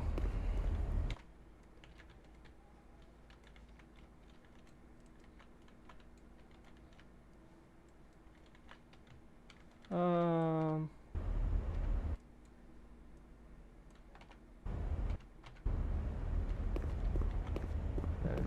it ends like a third of the way through the thing. Oh, I mean, that's exactly stupid. It can't already be that big. It's not. It's a little bit bigger. Okay, well, let me just...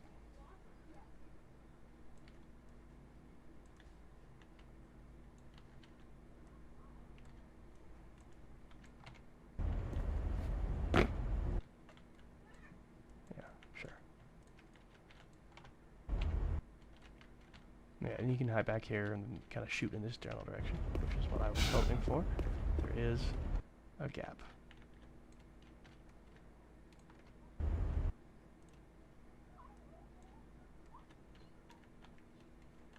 Oh yeah, this gotta go. This has gotta go all the way to here. Yep. Now it's appropriately big enough. Perfect.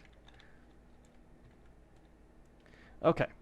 Now we can actually do what we need to do, because I don't think anything else can get in the way. Right?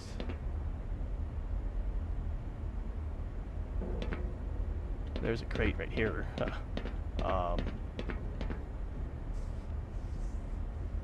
Yeah, I'm gonna put this crate too, just so that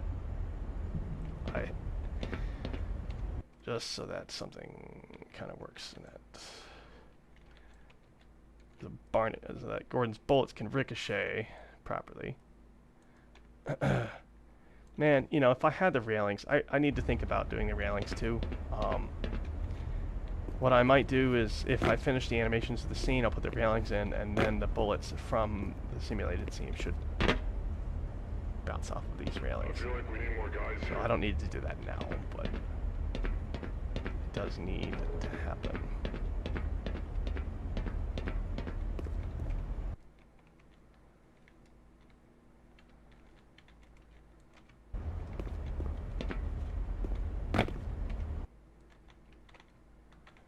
And then what? A little bit inside from that.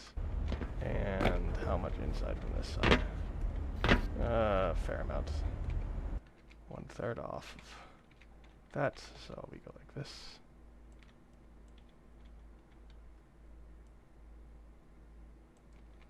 Yeah, yeah, seems about right. And then how much does it come away? It's almost half the catwalk. That's actually huge. But it's on the inside, so a little bit bigger. I gotta piss. Thank you for that knowledge. That's about right.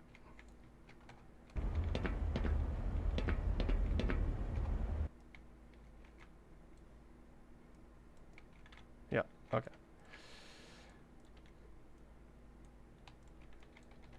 Yes, he's really got a piss. I don't know if anybody would be up here. It's not worth, unless attention requires. Should anybody be up on this?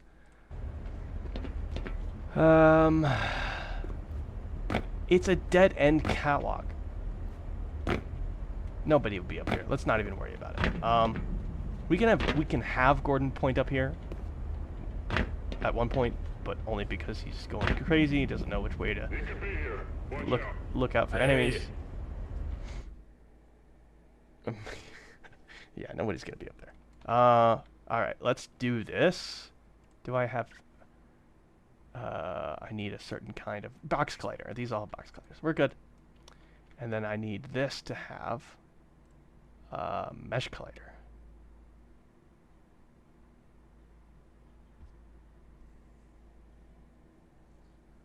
Now, I hope this works.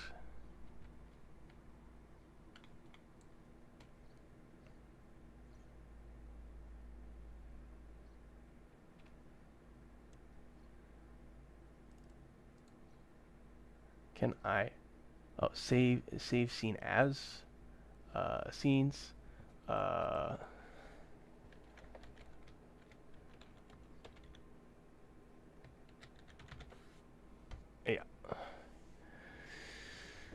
Okay.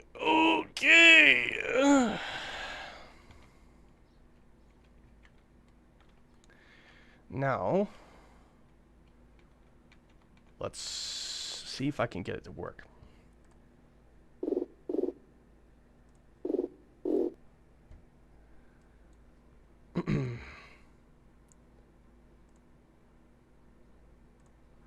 Now for the fun part. Ladies and gentlemen, what you all been waiting for.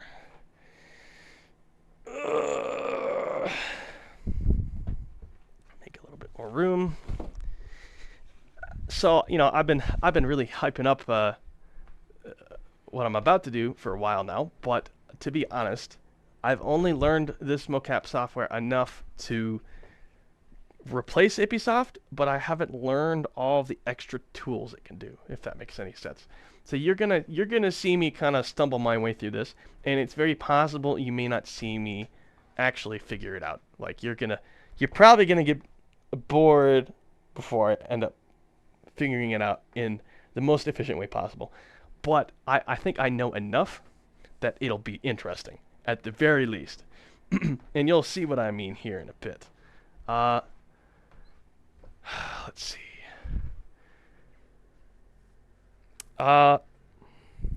You know, honestly, I'm not going to put on trackers or do anything crazy yet. I'm just going to block out the timing of everything, and then I can worry about the accuracy of the mocap later.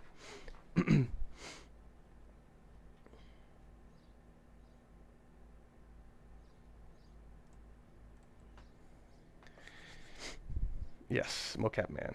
Minus the mocap, because I can't be bothered to wear it today. I probably should have, because this is a momentous occasion, but...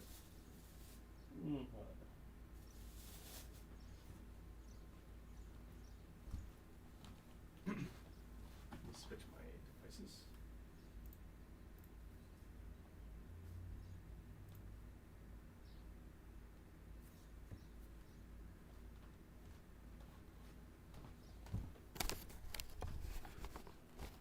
Okay. Alright. Okay, so I switched my index. Now, yeah, no, I wanted that. That was what I wanted. Now let me make sure the audio works. Okay, that's working too. Why is one of the base stations bugged? Please cooperate. Okay. Now we're cooking.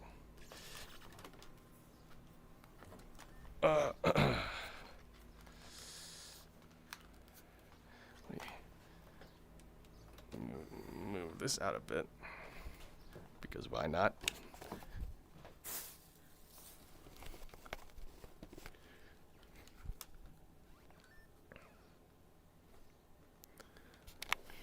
Alright,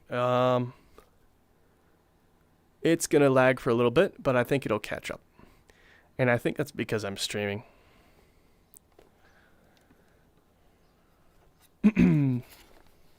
This happened last time I tested this on stream. So we just give it a bit. I think it's starting to lock in. Not really. I think I need to, let me close Blender.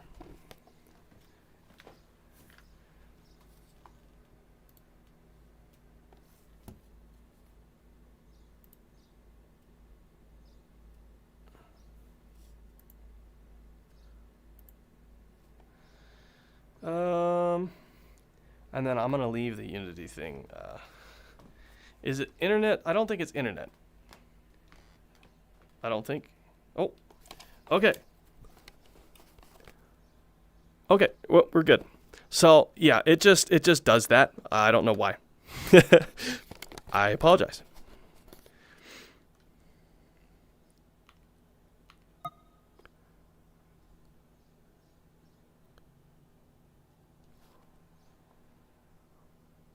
Okay, hold on. I'm just checking you guys' comments and stuff.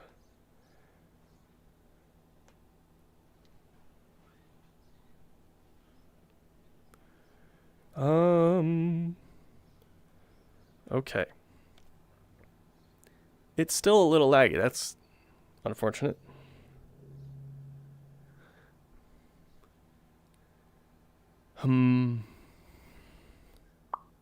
It's lagging on my end too. It shouldn't be doing that. I'm trying to think what could be the problem. I mean, I know what it is. It's OBS. But I'm thinking maybe we can kill a few applications. And maybe that'll help. Oh, and it locked back in again. Yeah, so I don't know what's up with that. I'm sorry, guys. Let me get moving before.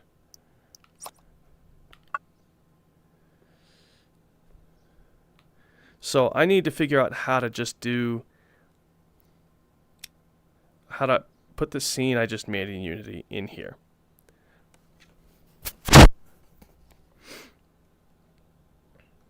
Hold on, guys.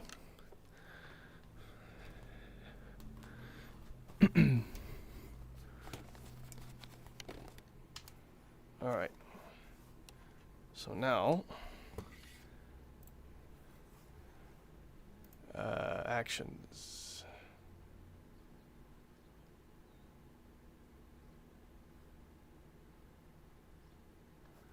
Actually, I think I have to Google this. Give me a sec.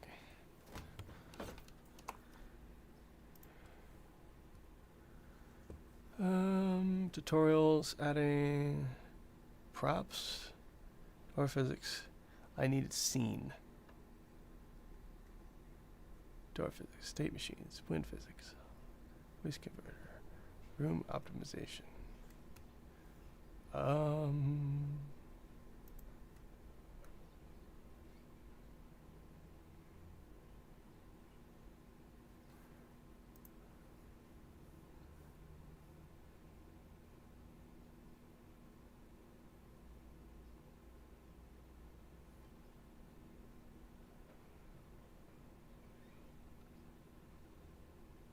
Custom scene. Make sure the scene includes the global volume, lights, reflection probe, and bake the scene lighting. I don't care.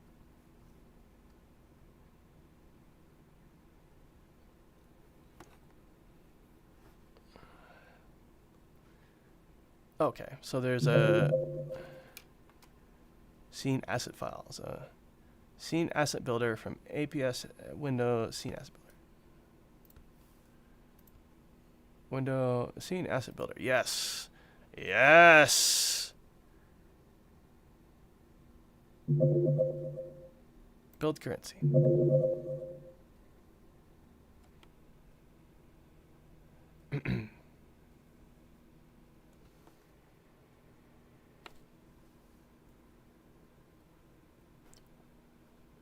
I've never done this before. This is new to me.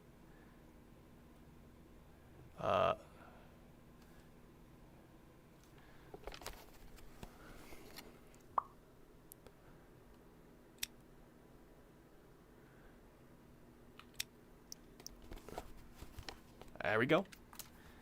VR mocap assets. We need to. There's a scene. Yeah. Okay. We got scenes. We got scenes, baby. We got scenes. We got scenes. Yes, we do. And now.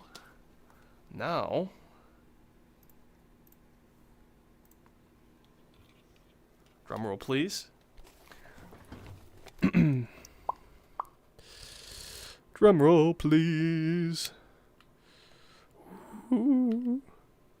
Ooh. It's your boy, idol scientist man.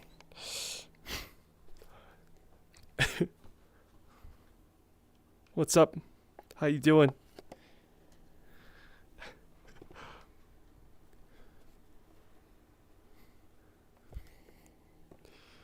Okay, so now I need to fly.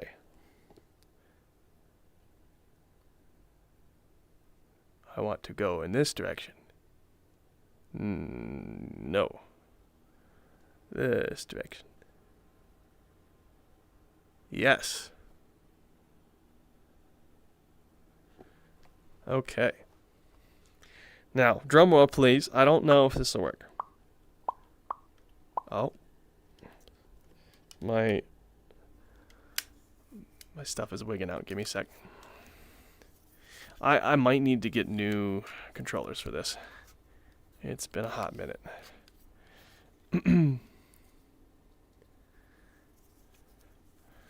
Okay. There we go.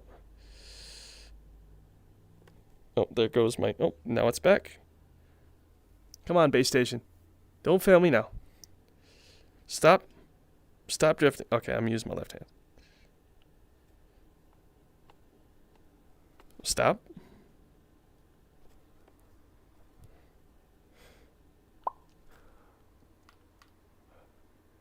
This is hard.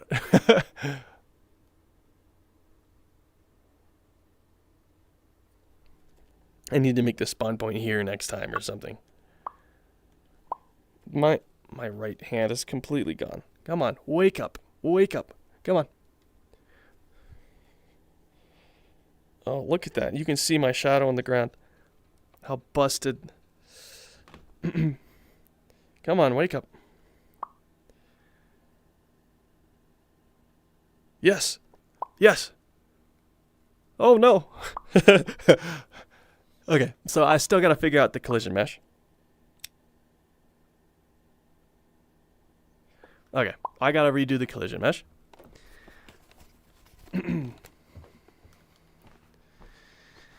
Yes, we are cooking. We are certifiably cooking. I don't know if you noticed, but I fell through the floor there. And that's because I messed up this. The mesh collider. I don't remember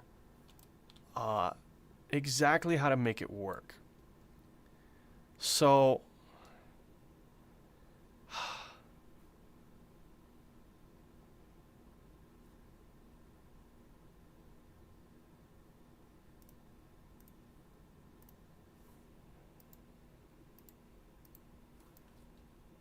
do I have to do it to... Oh, I think I know what I need to do. Yeah, hold on, guys. This one needs a mesh. Good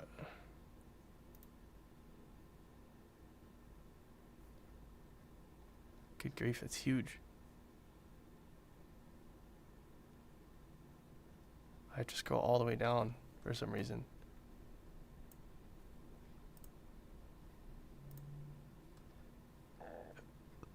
Oh, and then I have to scroll up. Okay. Very cool. Is convex the right word I'm looking for? I'm gonna try this. And I'm gonna build the scene again if I can.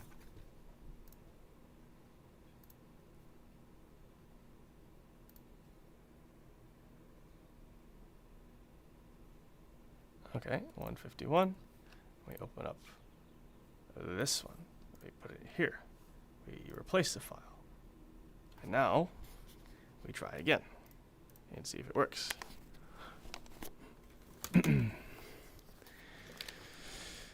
All right.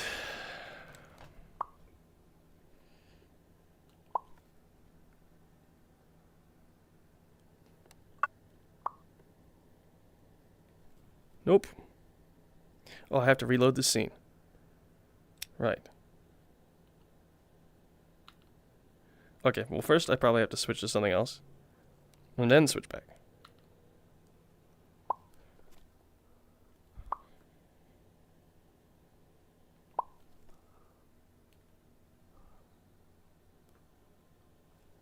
Whoo.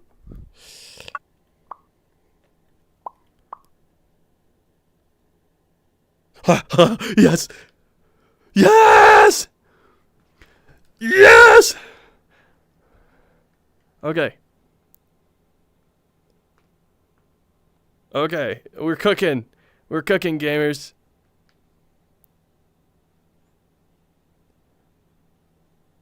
Okay.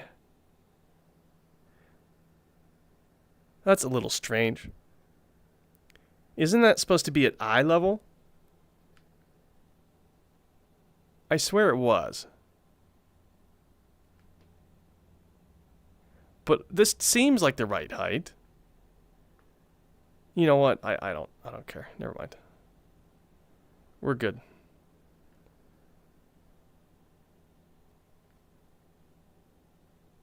This is fine. This is adequate.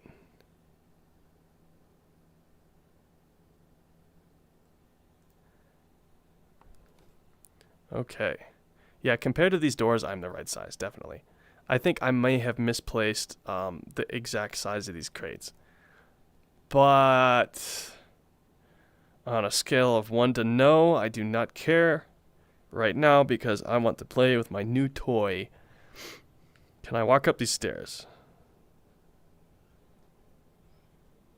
Yes. It's incredible. Also, it does the IK for me, too, which is hilarious.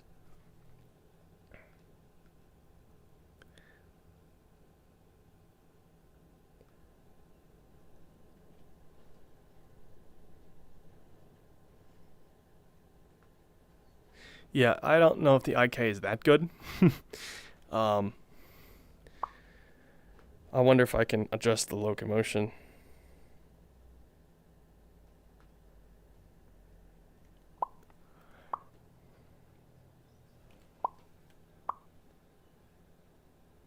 Usually it tells you if you hover over it, it'll tell you what it does. But it's not, so. All right. Okay, so this is not even the craziest part, right?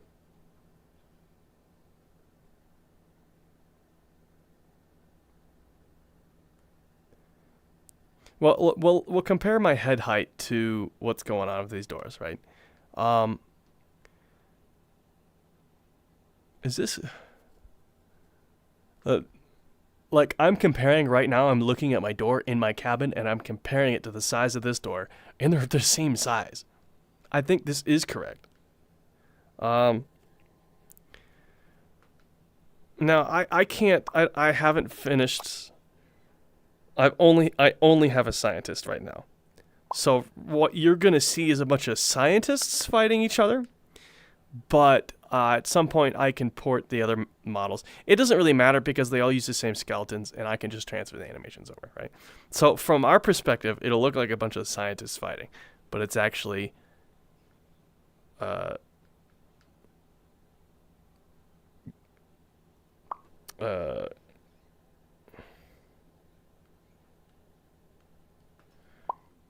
Gordon versus a bunch of dudes. So now the thing is, I have to practice how fast to move.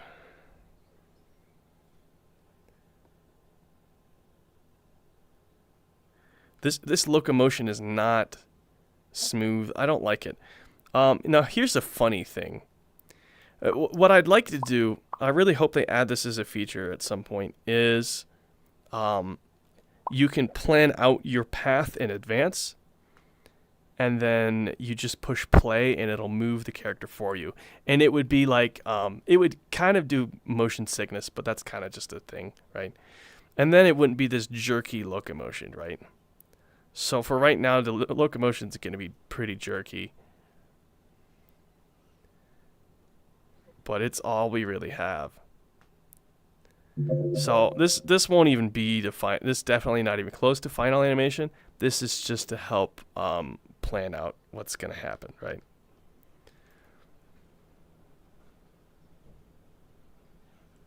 Yeah, I'm just going to do my thing, right?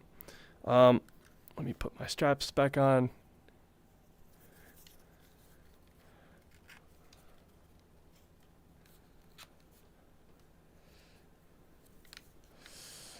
The first thing I'm going to do is have some fun. Show you guys what's going to happen because it's fun. I keep saying that, but because this has an MP5. What luck. Now check this out. I can shoot it. And there are tracers and splash effects. And I think I can change. Yeah. Now it's fully automatic.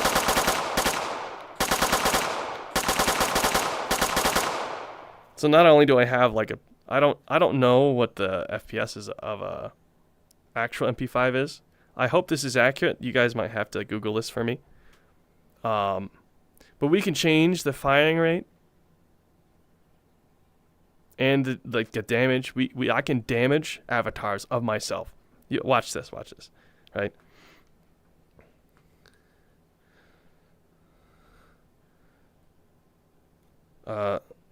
Let me just record real quick.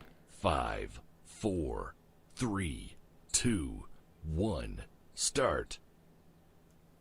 Yeah. Right. Hold on.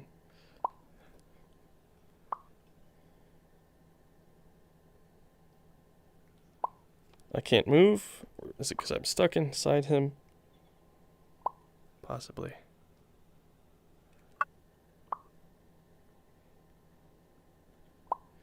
I can't navigate anymore. But that is me, right?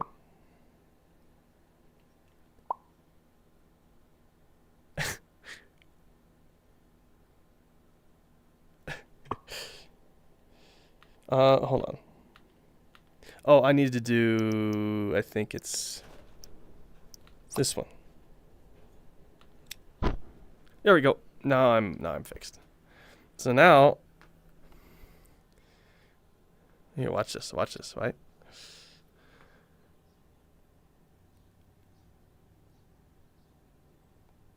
Yeah. We're good, thank you. That's good.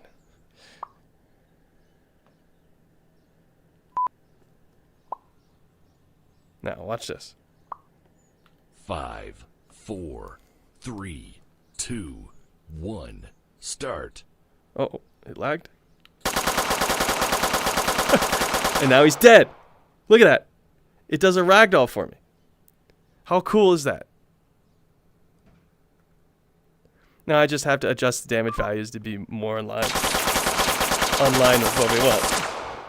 Right?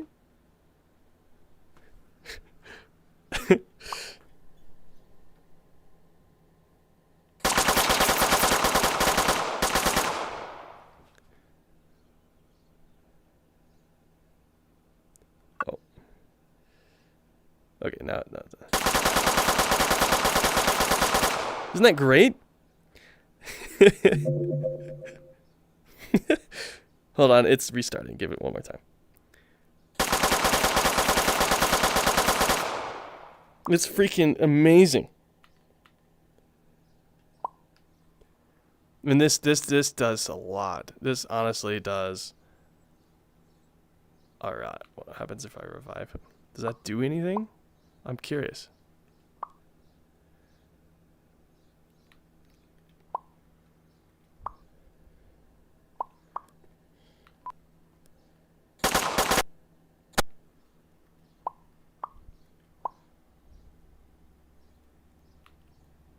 This doesn't do anything. Okay, I'm just curious. Some of these buttons I never tried before. Anyways, I want to see what you guys think. MP5 is 800 rounds per minute, so the fire rate is actually low, really. Feet per second. The firing rate is... It doesn't give a number. Let me just do this and see what happens.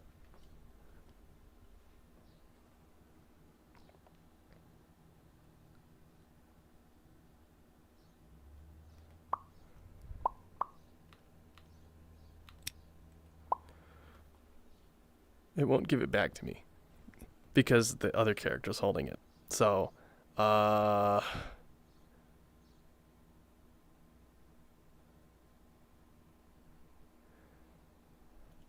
just spawn another one.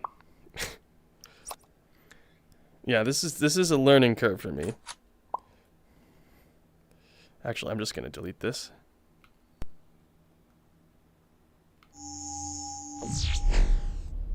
Okay. Yeah, if we do this to... Let's just max it, see what happens. Oh, that's a little too much.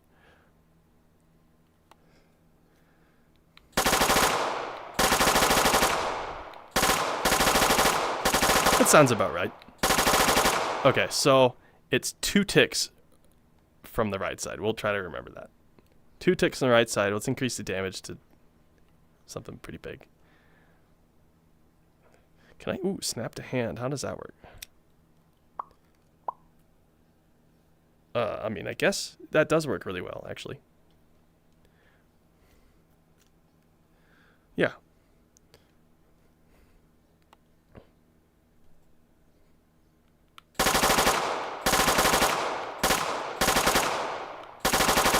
The particle effect's a little over the top, but I can change that in post. It's not a big deal at all.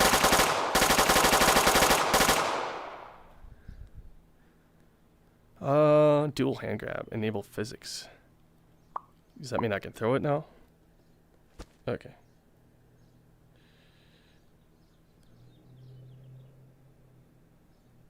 What is that? Usually it gives you a little...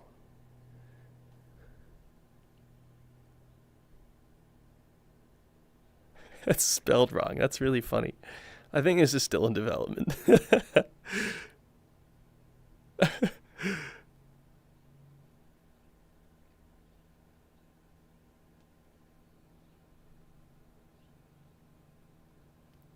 Turn off impacts, maybe that'll help.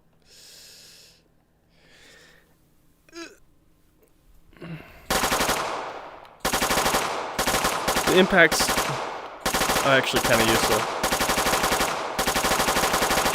So actually I'm going to turn them back on, but...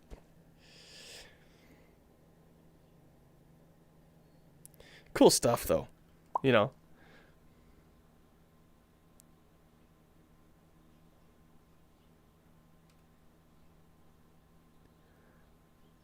Okay, so now that we kind of know what we're doing, let's, I don't know, let's plan it out. Again, if we kind of did it before, we can do it again this time. Right here. Oh, I can save the profile, that's useful.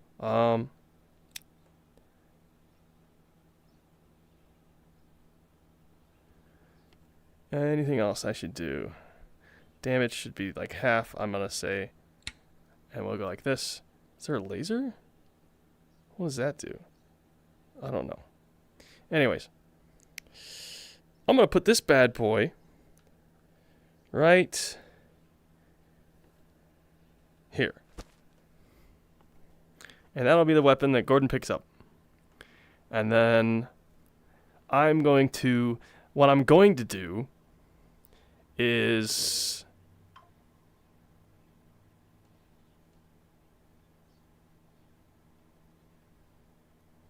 I'm going to play the HECUC first, and I think I'll play Gordon last, and then I'm going to switch back and forth.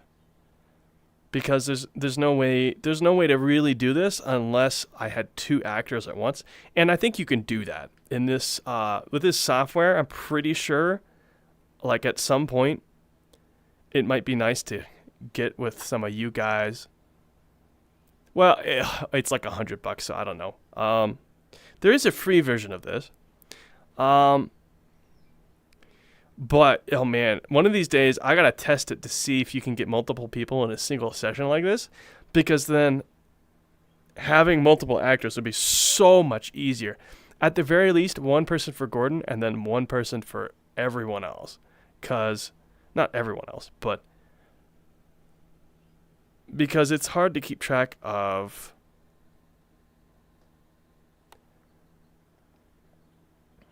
it would be hard to keep track of everybody. I'm going to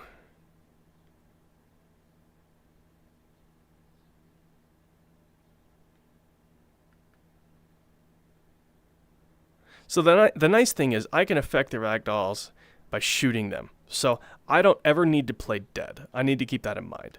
So first what I'm going to do, I'm going to play HECUC, and then let me rehearse in my head what Gordon would do and the rough timings, and then I'm just going to imagine Gordon in my head while I play the HECUC here. Well, that's not going to work either, is it? No, let me play Gordon first, and we'll just switch back and forth, right? Okay.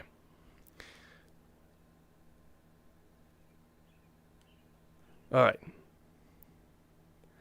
So let me try to remember. Gordon gets pushed.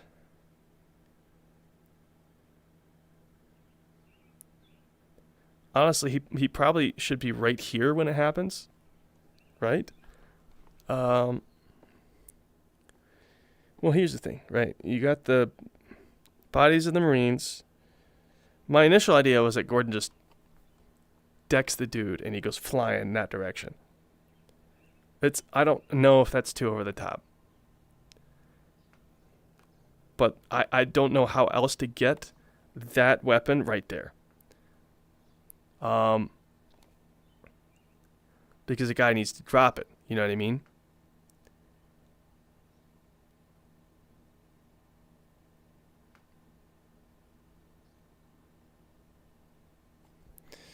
So, let's see.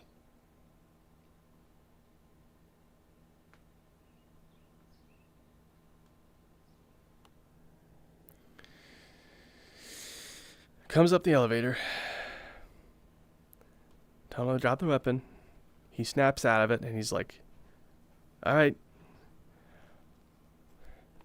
And then the guy pushes him and he's like, I don't know what to do. And then he gets worse, and then he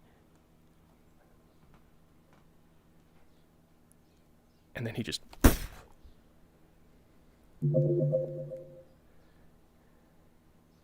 well, honestly, maybe he'd just go like this while running into the guy or something. Well, I don't like that either.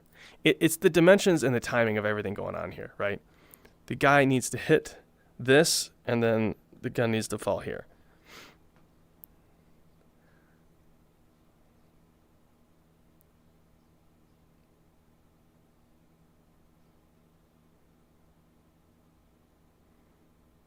Are there any assets that can...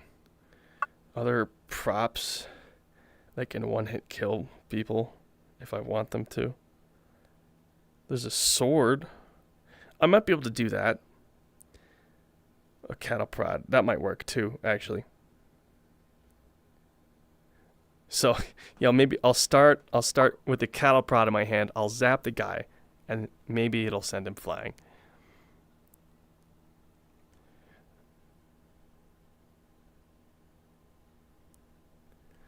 Let me think.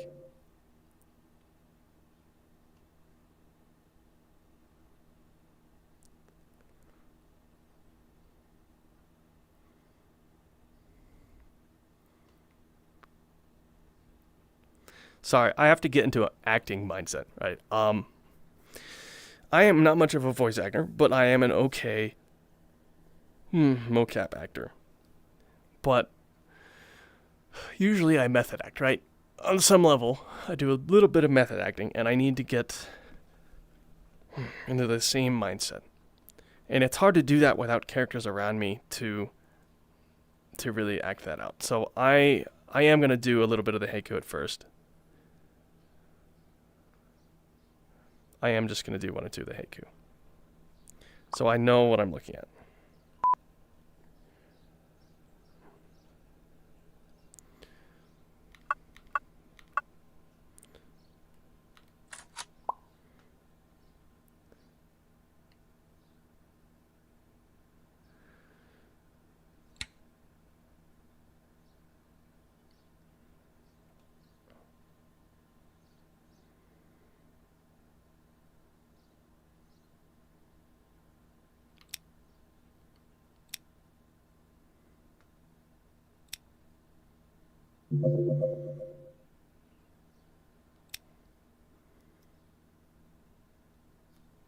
Okay.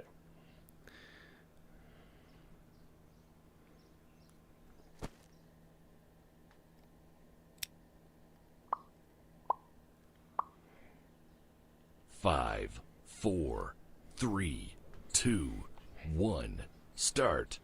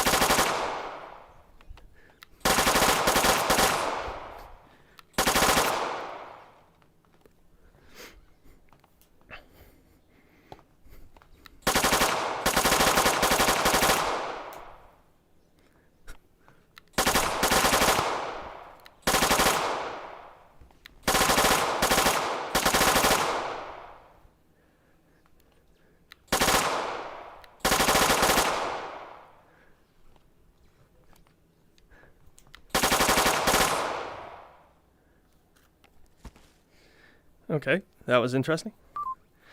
Let me get untangled.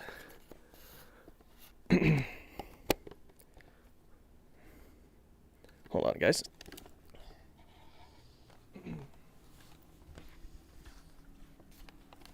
All right.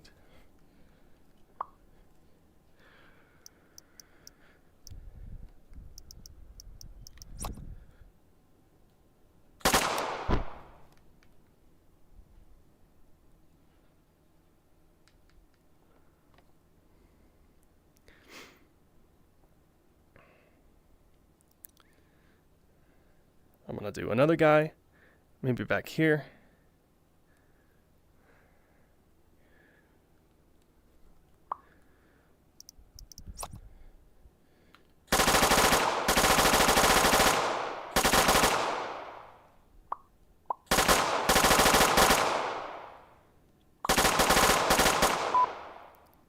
Oops.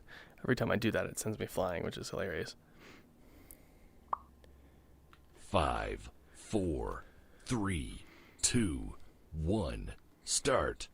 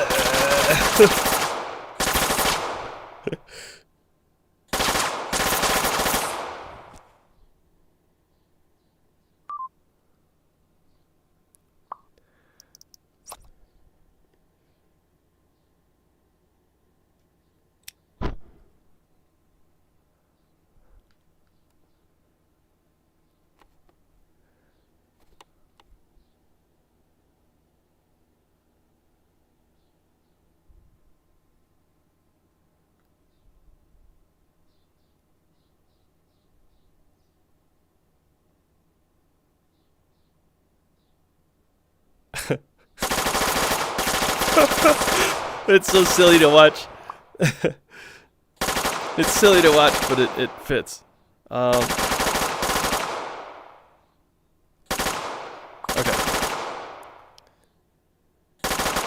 Okay, that's good, that's good.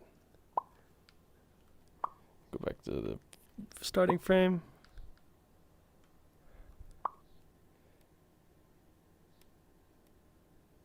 Oh, I didn't add both. I just did. Right? Am I stupid? Oh, no, there he is. Okay, we're good.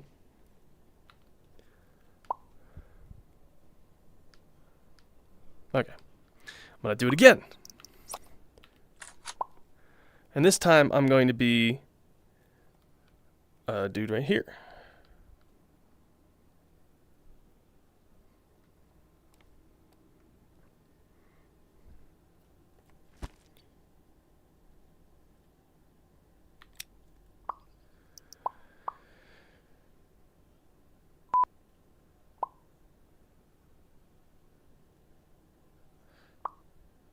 Five, 4, 3, 2, 1, start.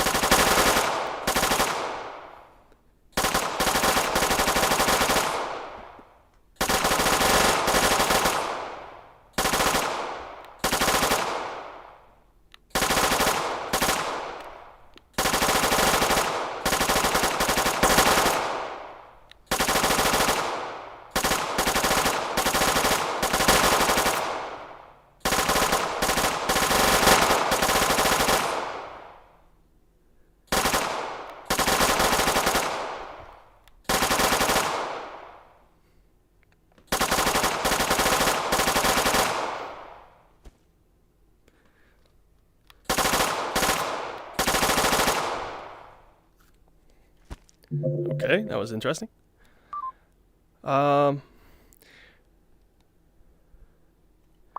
Recordings, save plus add. Now I'm going to go, let me just watch this real quick. The more guys we add, the more interesting it gets, you know?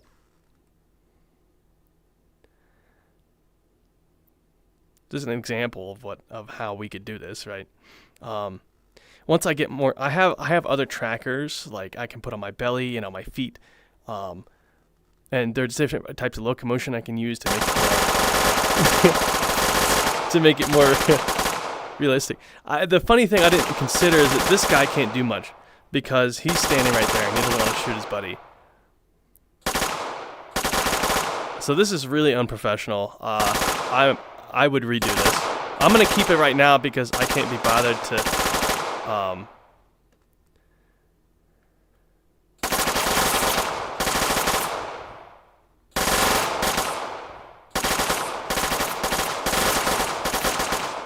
I can't be bothered to replace him yet, but that's like really unprofessional and be standing behind this guy. This guy's spraying in there. He's suppressing, and you can't cross right here to go on the other side of the door and then shoot in this way, because then you're gonna get blasted by this guy. If there's a guy standing here pointing this way, you're not gonna cross this threshold. You know what I mean? And there's no way. I mean, you could walk through here. I might have. This guy, if I ever redo him, I'm going to have him probably cut through here and then go like this, and then going to shoot this way. The problem is you don't want to hit your buddy, and he's doing all the suppressing. So the best you can do is stand behind him and wait for him to reload, and then you take your turn, right? So I think that's what I'm going to do there next time I get a chance to replay this dude. But for right now, I need Gordon, and in order to do Gordon, I need to be shot at. So next I'm going to do this guy up here, who's in a very specific spot. I don't know if you guys remember. I was thinking if we did this guy right here. If he's standing right here and he doesn't move, he should stand right here. I'm going to have him start right here. I'm going to have him move over this way.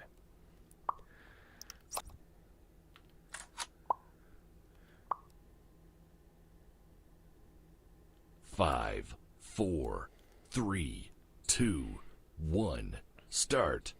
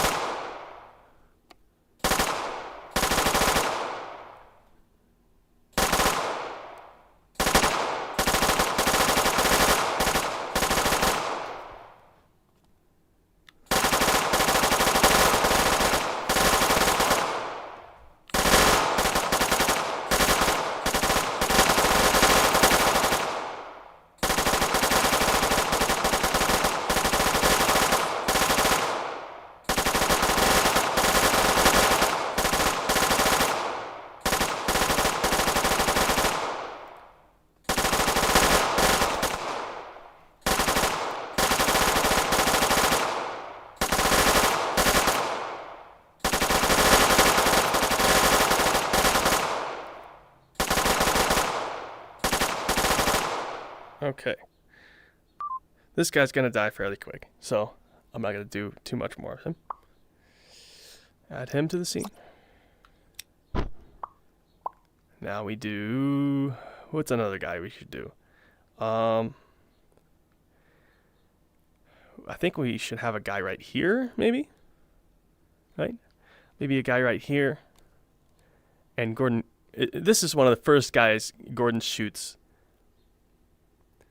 I would say the guy I'm going to be right now, standing here, be one of the first guys Gordon kills. But only because this guy's going to try to flank around and hit Gordon on this side. As long as his buddies don't shoot him in the back, right? Or maybe, actually, no, because his buddies are suppressing. And this is why I love this. Because now that I'm sitting here, that's too much overstimulation. Now that I'm sitting here and I'm reminded that these guys are suppressing this way, I'm not going to cross in this direction. I can go this way and try to flank Gordon this way without getting shot as much. And this is why I love this, because you can it can help plan out who's doing what. You know what I mean?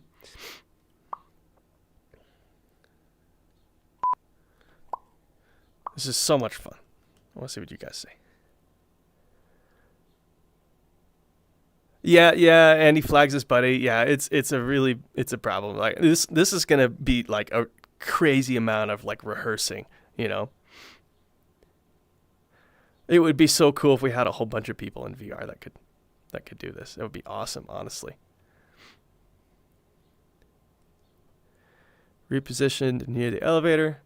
Door is super suppressed. I think it would be too crazy to push across like that. Or he'd get the guy in front to get down and you could shoot over him. Oh, yeah. Good point. Good point.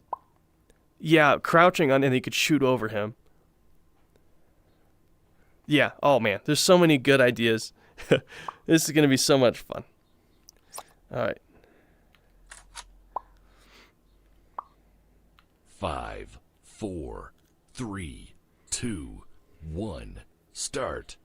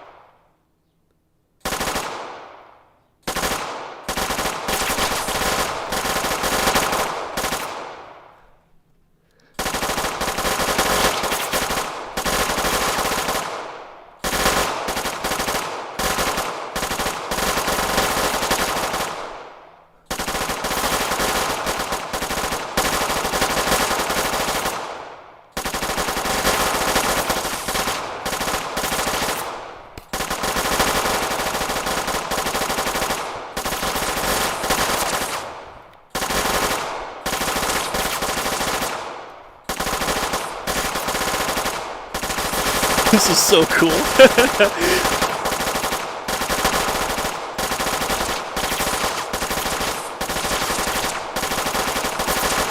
This is so unprofessional.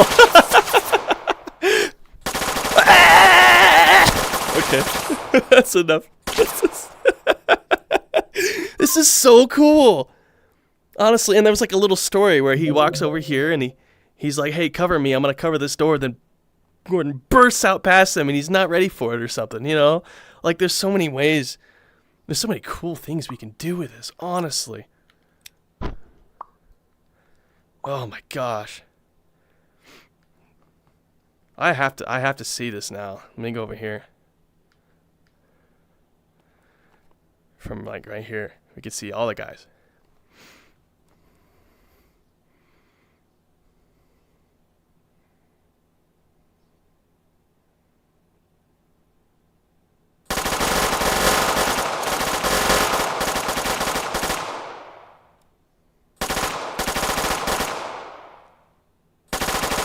Like, this guy's smart. Like, he's getting ready.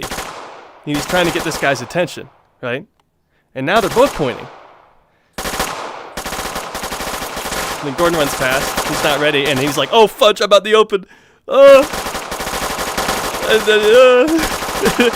This is what happens in combat, man. You get out of position. You get stuck in a bad spot. So I might try to kill this guy quickly so we don't have to deal with that whole craziness. But it is interesting, you know what I mean?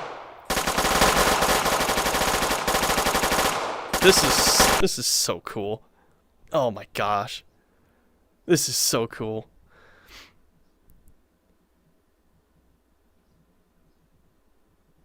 Oh, absolutely. Like, you guys have no idea. I mean, you do have an idea now. You do have an idea. Okay, so I think we need one more guy who starts over here by the door, like he's guarding it, right?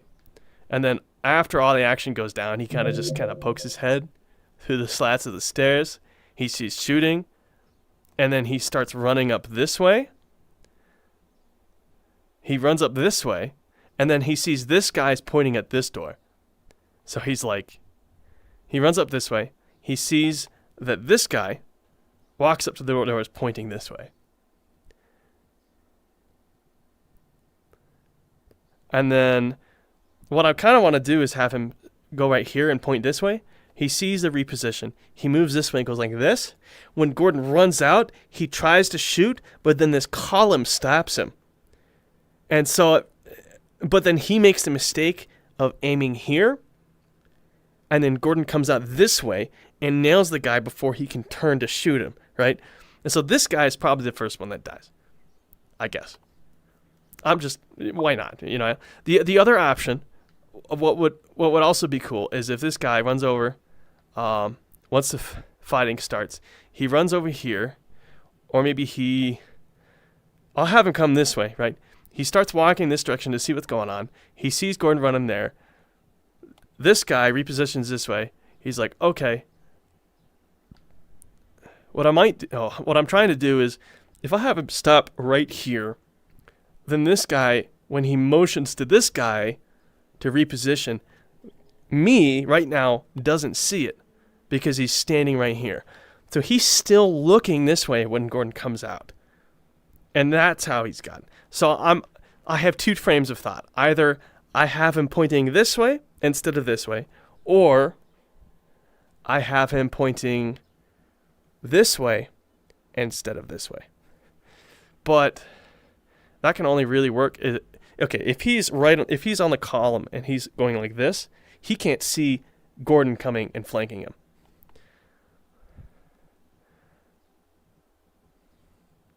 I think that might be the way to do it.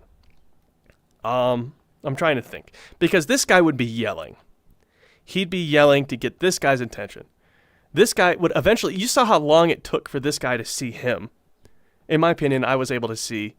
It took this guy a bit to respond. In the middle of combat, everything's crazy, right? But he can see this guy waving at him to get his attention. And he's like, okay, I got it, right? This guy, even if he can barely hear the yelling... Remember, there's a lot of shooting, right? Even if he can hear the yelling, he still can't see this guy making visual indicators, right? So what I'm thinking, I think I might have this guy stop right here and kneel down behind this box or something, yeah. And then he's just out of position. I think that's what I'm gonna do.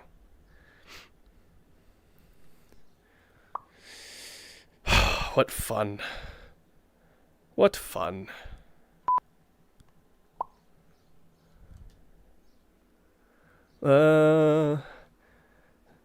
Surface tension got made 8 times easier. Realistically, so one guy moving to the door, he would go with him and stack up behind him. Maybe you could have him just not make it there before Gordon runs out, and then he just gets caught in the open and gets blasted. I like that. That's a good idea.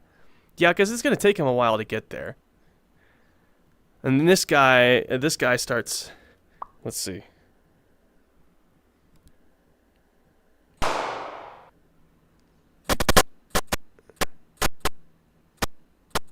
Yeah, see, he tries to get attention for a bit, and then he goes this way. He's standing out in the open trying to get attention. And this guy is maybe he's right. Maybe he's right here. He sees that he's trying to figure out what's going on. And he sees that door and he's like, okay. Yeah, let me get behind you. He's out in the open when Gordon blasts past. And that would mean this guy and me are out in the open. Or get caught in the open.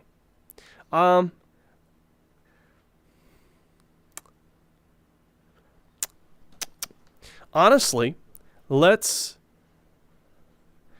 what I want to do is make a plan for each one of these guys. And then when I'm Gordon, I'll just run in there and just shoot them until they ragdoll. And that just cuts them off, right? Does that make sense?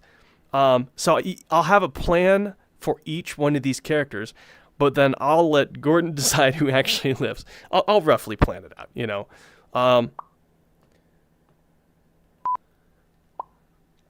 Let's see. Let's just wing it, see what happens. 5, 4, 3, 2, 1, start.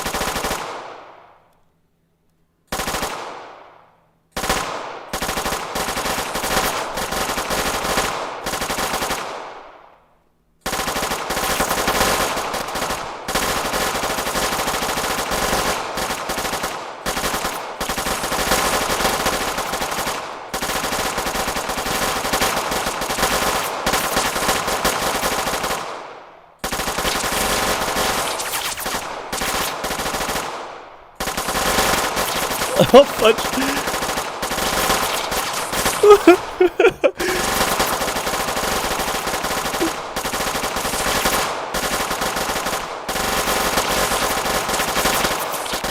Yeah, this guy's dead. Like, there's so much going on. He's out of position. Yeah. Okay, that's fun. Alright, I think... I feel like I want one more guy. I don't even remember how many HECUC are in this room initially. It's only like 5, I think. So I don't want to push it. I think this is fine. Let's try this. I'm gonna play Gordon now, and see what happens.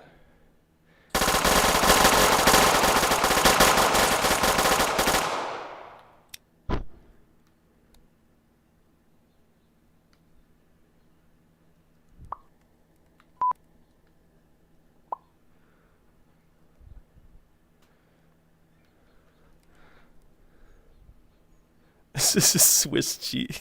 I mean, it's not. It's.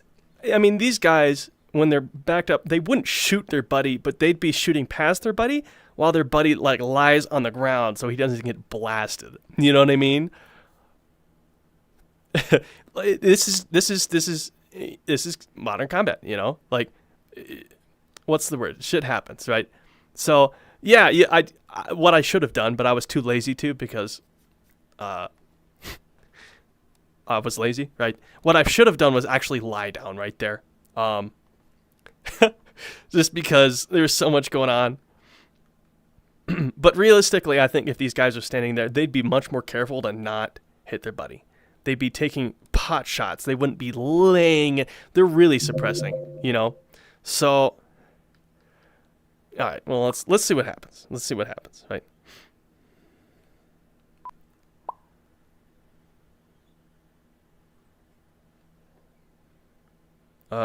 Okay, Gordon's standing right here. He keeps doing that. That's so weird. Alright. Gordon's standing right here. Comes up.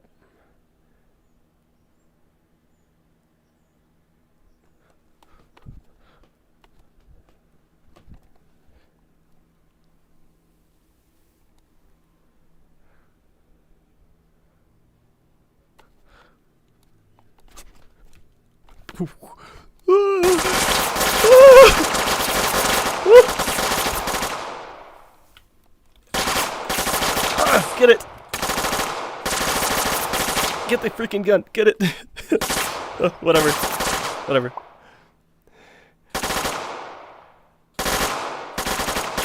And then I run out this way.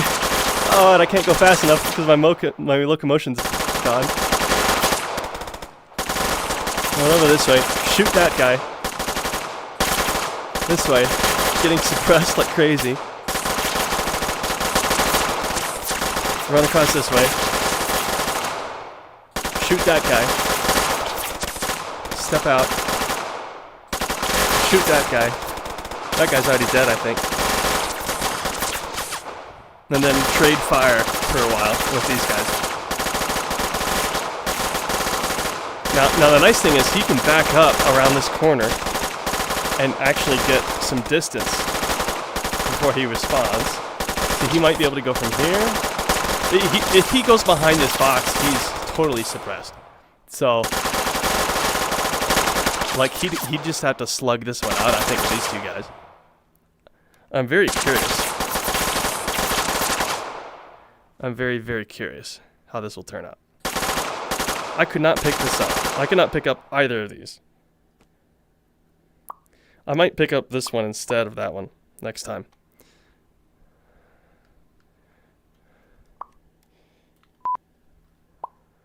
Let me read what you guys are saying again. All right, so a whole bunch of scientists. That's really funny. All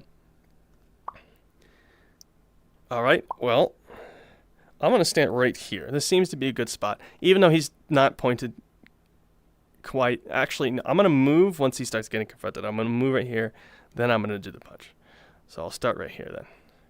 And I'll be looking this way.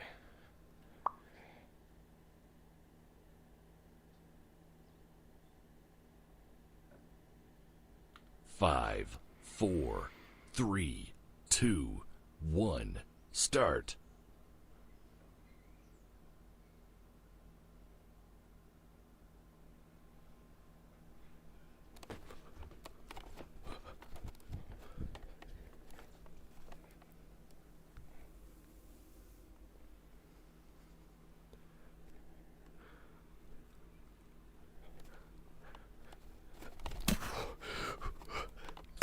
Go faster, come on.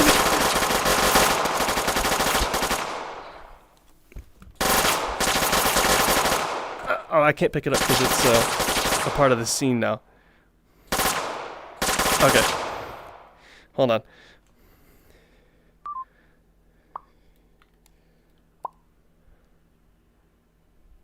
I have to do that again because it already recorded this as a part of the thing. So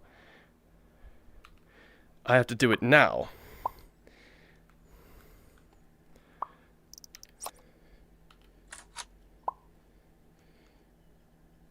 Now I have to do it.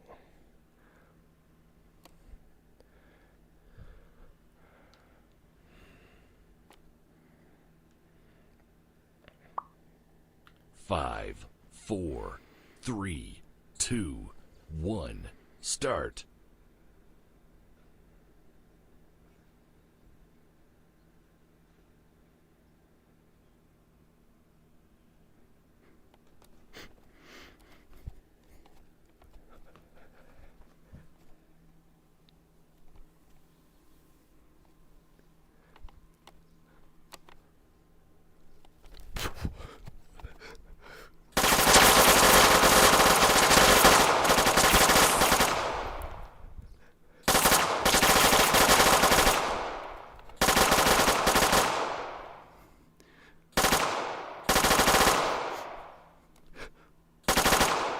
Oh, I went too early.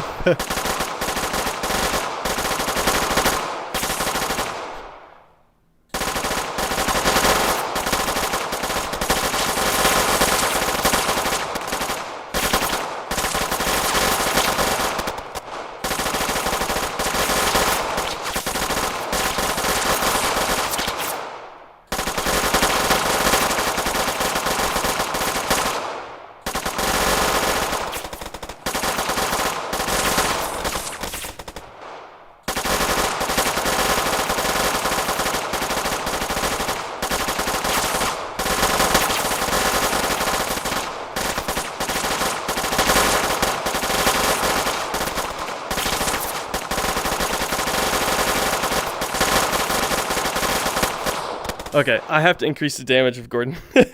I made them do less damage because I didn't want Gordon to die, but I forgot to make Gordon's weapon do more damage. He needs to gun these guys down at like 4 or 5 shots. So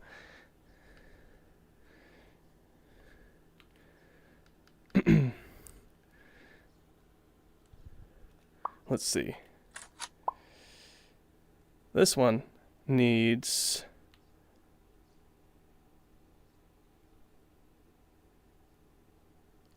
I'm curious what this amount of damage does.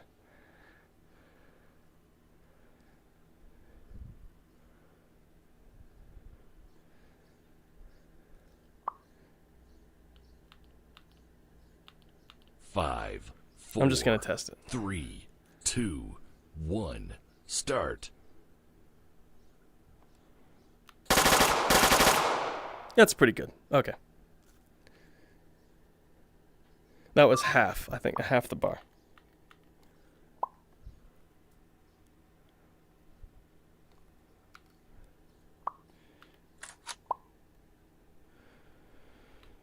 Yeah, that was half the bar. That was pretty good. We'll go with that.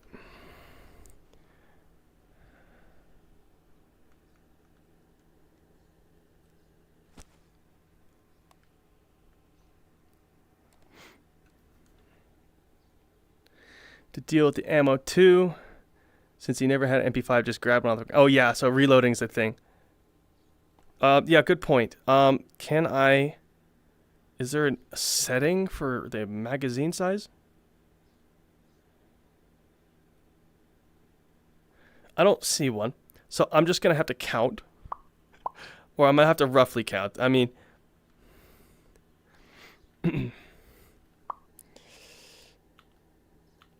5, 4, 3, 2, 1, start.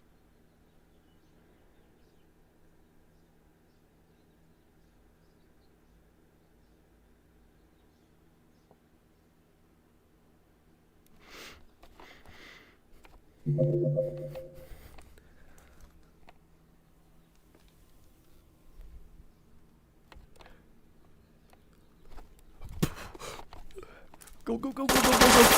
Come on.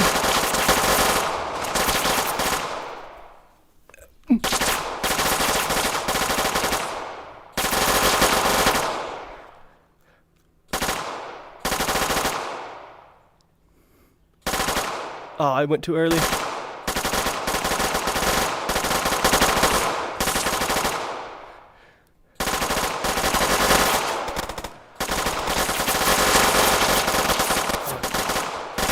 My freaking thing is wigging out. Okay. My controllers are wigging out. This doesn't look how I want it to. Oh.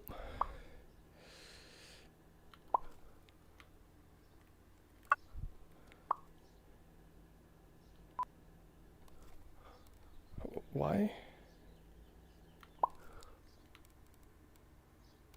I fell all the way through the map somehow. I must have gone through the floor accidentally.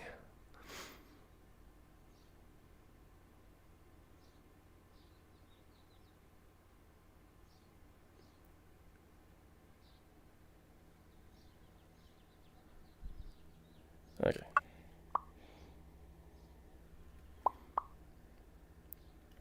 Okay, here we go. Yeah, I need to remember reloading. Okay, here we go. I gotta reset this. Do I? I don't think I do.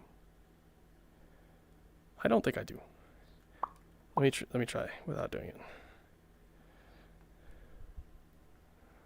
I'm just gonna pretend. I mean, he looks here, but I'll actually be standing here because it's better.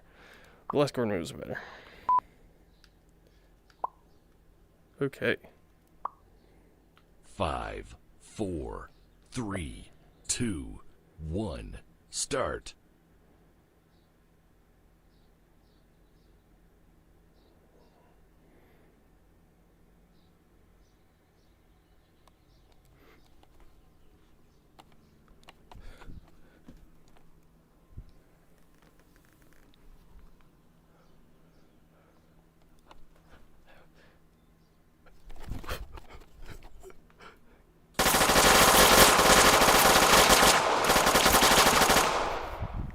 Oh, yeah, I've messed it up. I have to respawn that.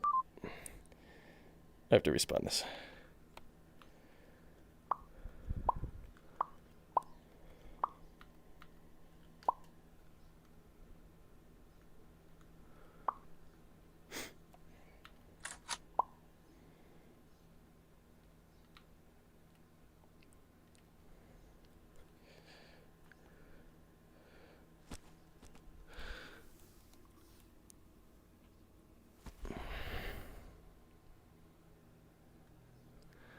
I'm still not the biggest fan of Gordon punching this guy, and I really don't know how else to get the weapon dropped and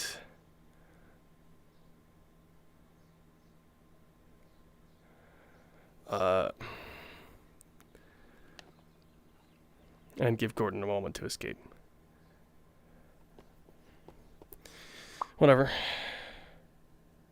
5, 4, 3, 2, 1, start. Oh, I have to. Never mind. I just realized I need to figure out how to make my locomotion faster, so then I can go through that door. I always go through that door too early, so I need to slow down.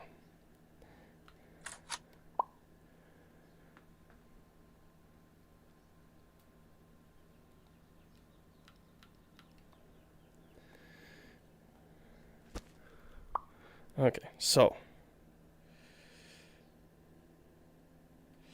I need speed. There we go. Now, how fast is this?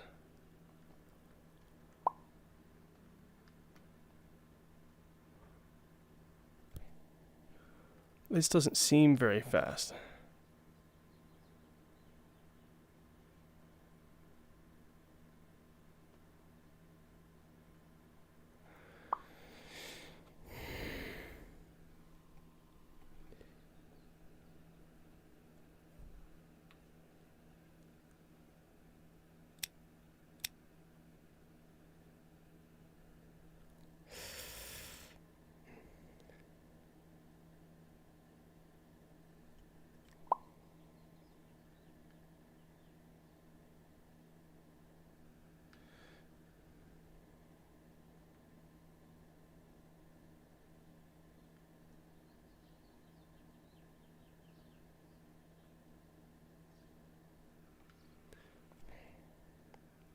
He's jogging. I want him to go faster. Does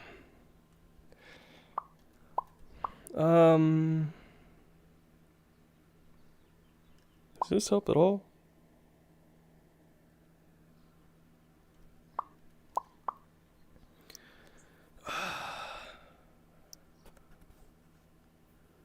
Speed.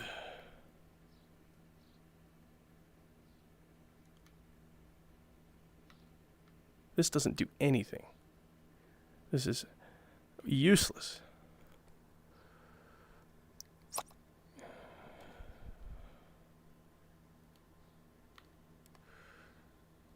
Step speed. Okay, here we go.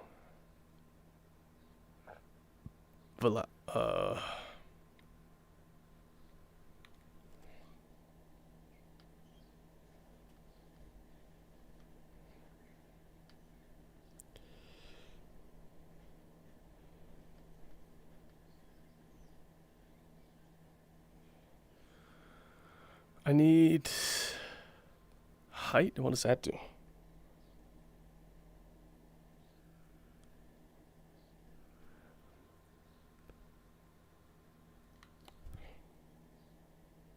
None of these options are actually changing anything, which is navigation. Oh, here we go.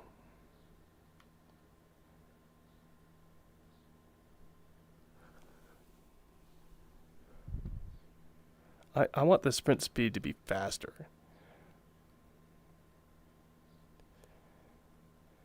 I need to move faster.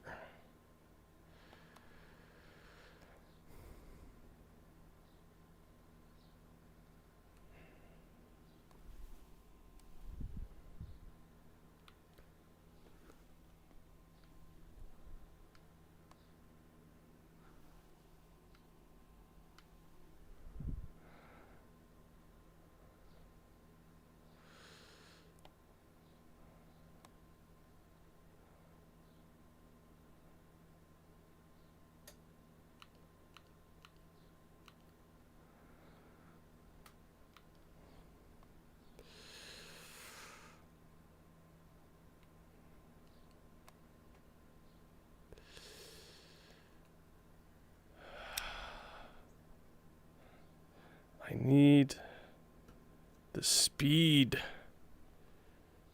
Maybe there is a sprint button.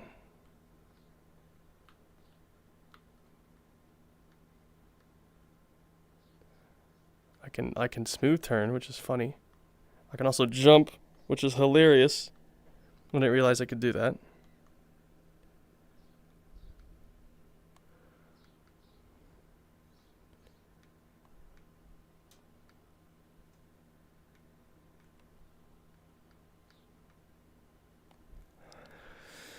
It's getting hot in here. I might have to cut the stream short.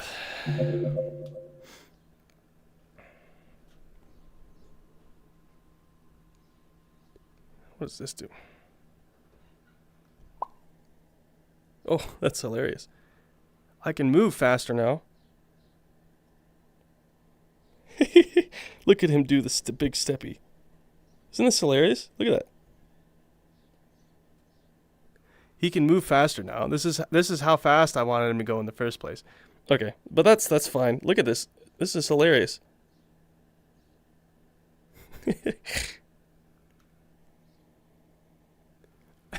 Okay, I'm gonna do this instead, for sure.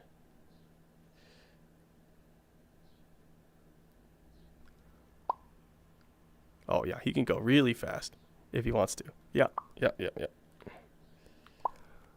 He went so fast he flew through the ground. Okay, so yeah, I figured it out. It's just a different type of locomotion for some reason.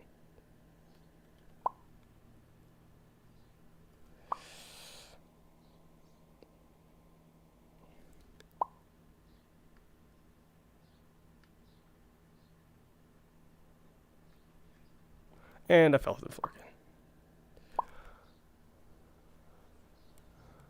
Okay, so. So fast.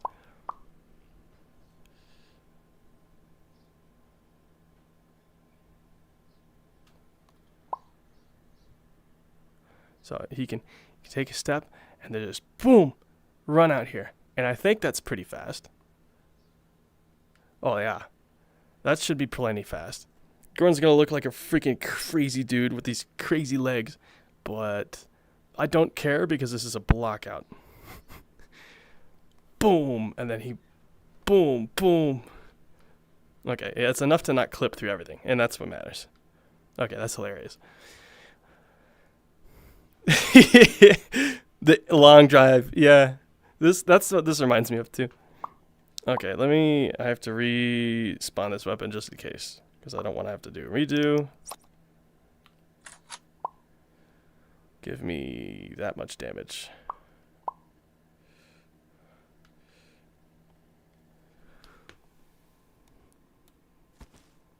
Even crouching, it's, oh my gosh, he's like a spider. Look at that. Okay.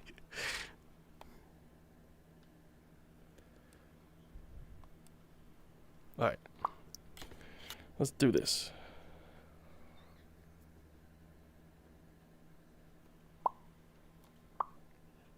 Five, 4, 3, 2, 1, start.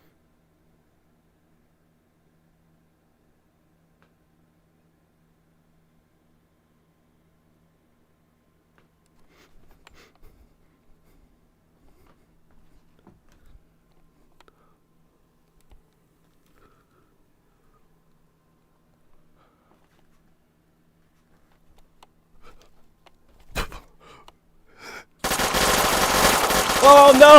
I fell through the map. I knew this would happen.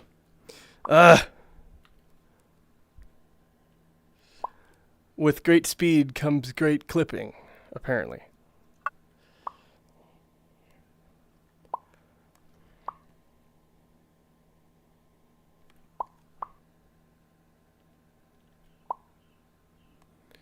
And I clipped again. Okay.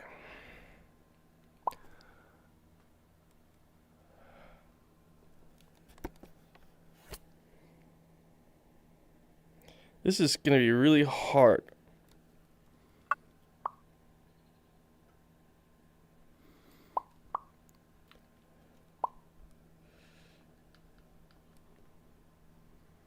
Why is it? I don't know why it's doing that. I don't know why it's standing there. Whatever.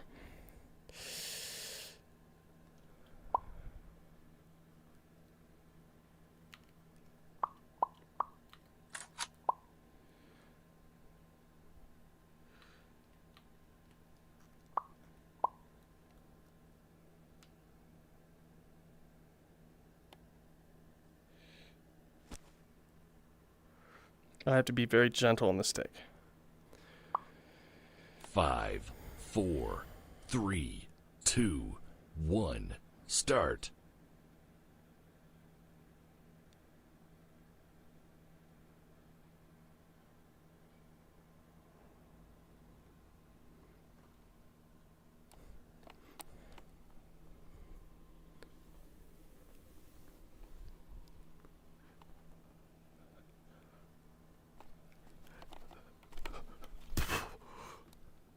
Okay.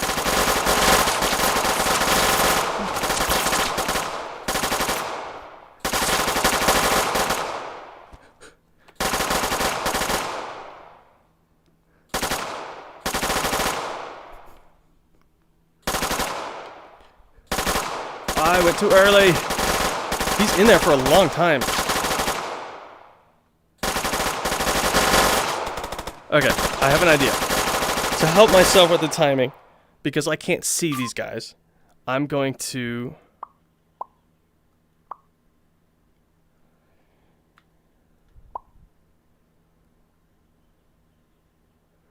what I'm going to do is I'm going to play a fake dude, and then I'm just going to wave when Gordon runs past.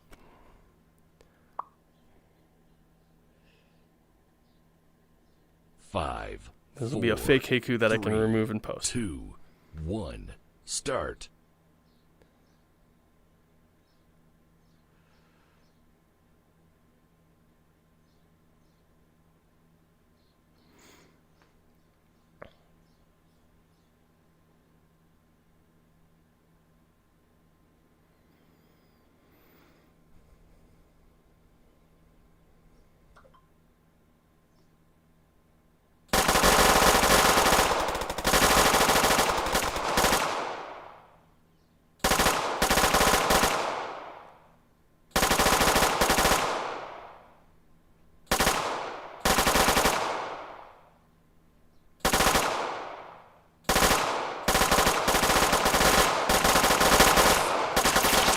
Okay, I think I'm curious how that turned out.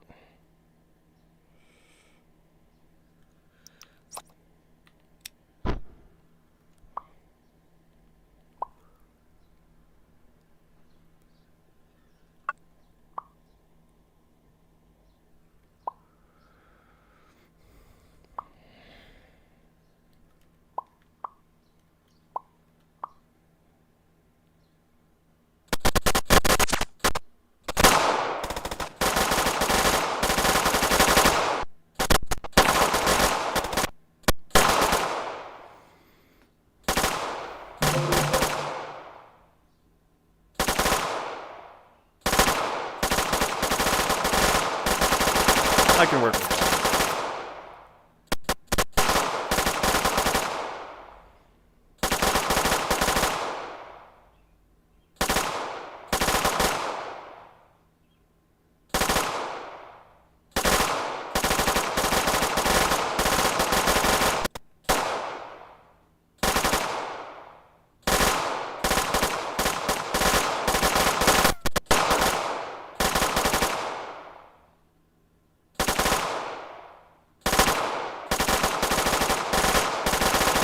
I got it. Okay.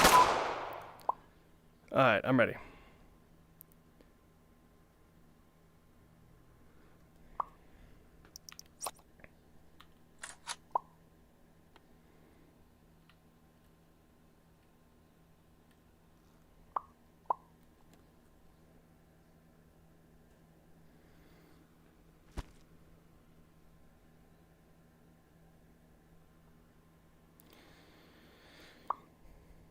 Five, 4, 3, 2, 1, start.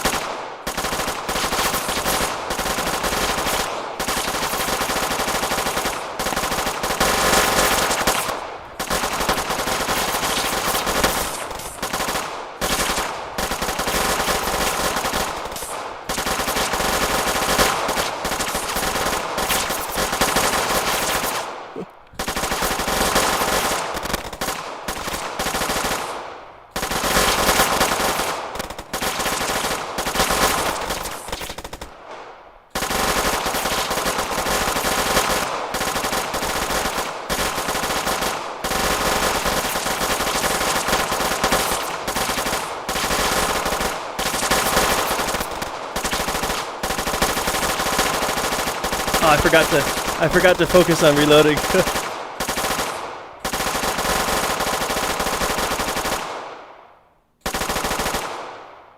Oh, I got everybody. Okay. It's just that the guns are still firing. That's the problem. I did get everybody though, except just ignore this guy. That's interesting. Let's see it. Let's just see how that looks. First of all, I know I need to do a redo of that, but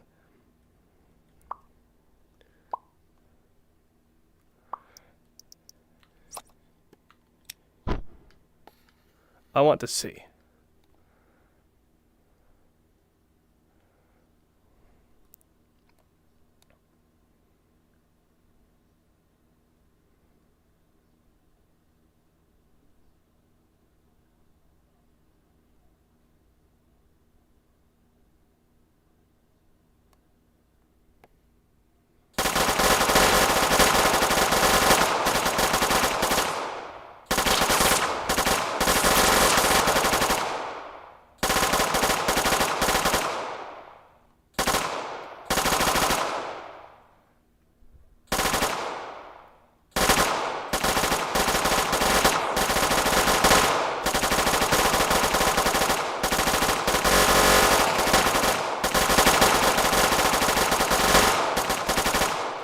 Oh, there's two guys in this guy. I knew there was something wrong.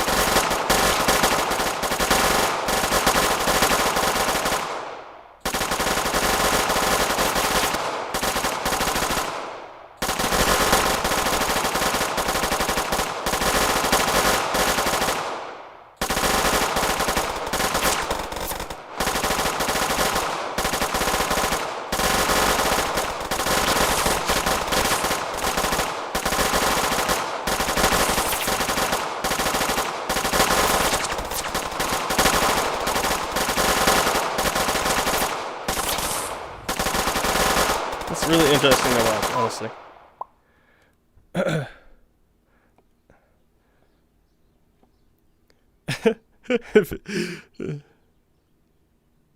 Oh yeah, yeah. I think you can record voice. Good point. Yeah, he would only have 30 rounds. That's a really good point. He would only have 30 rounds, which means that somebody has to die over here. Thank you for pointing that out. A guy has to die here, and then Gordon has to loot his body for magazines. Good idea. I'm going to do one more guy for right here.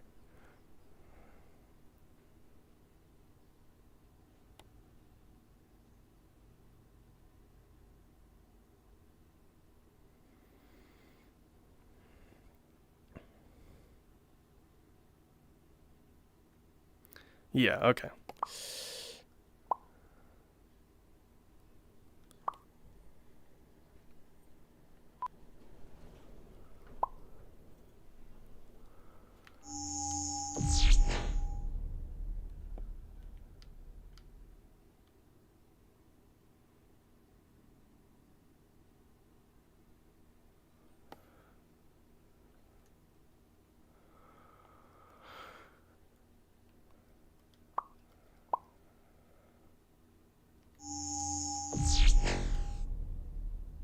I feel like there was another guy who got duplicated.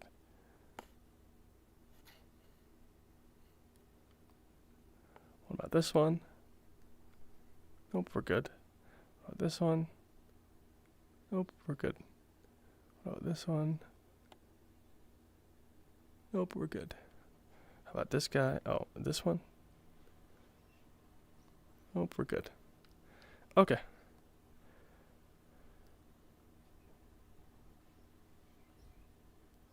Okay, so we need one guy right here.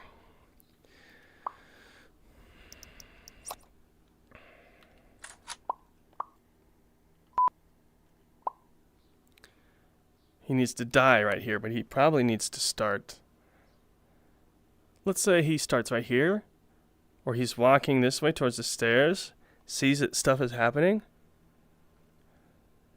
goes down the stairs, and then runs this way. Yeah. Yeah, I can do that.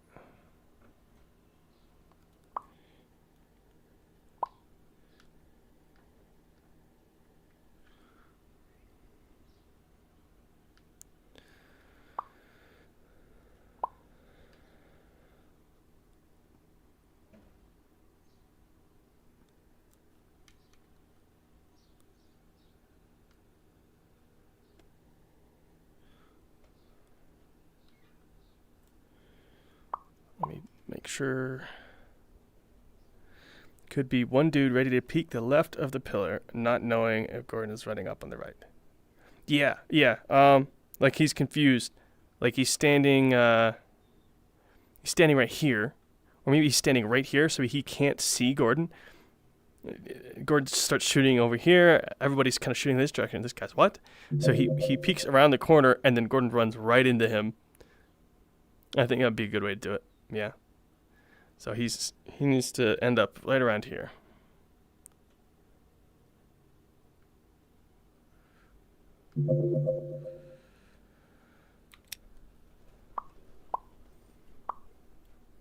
Five, 4, 3, 2, 1, start.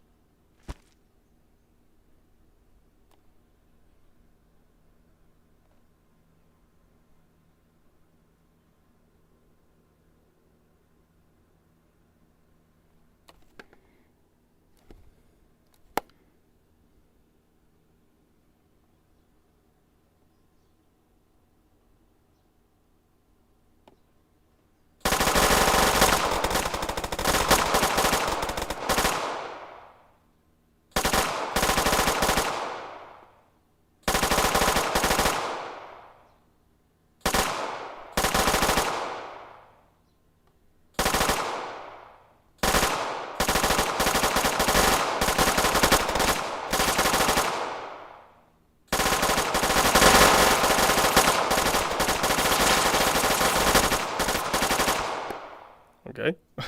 It's a little awkward, but I mean, this guy's. I doubt this guy is going to be seen too much, anyways, you know?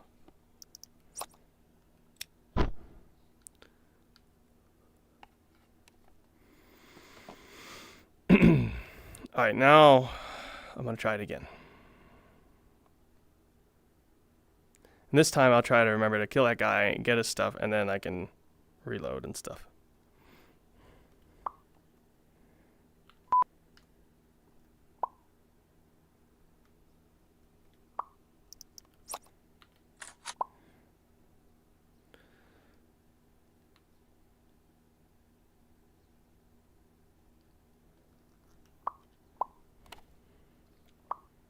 Five, 4, 3, Oh. 2, Shoot. 1, start. I messed that up.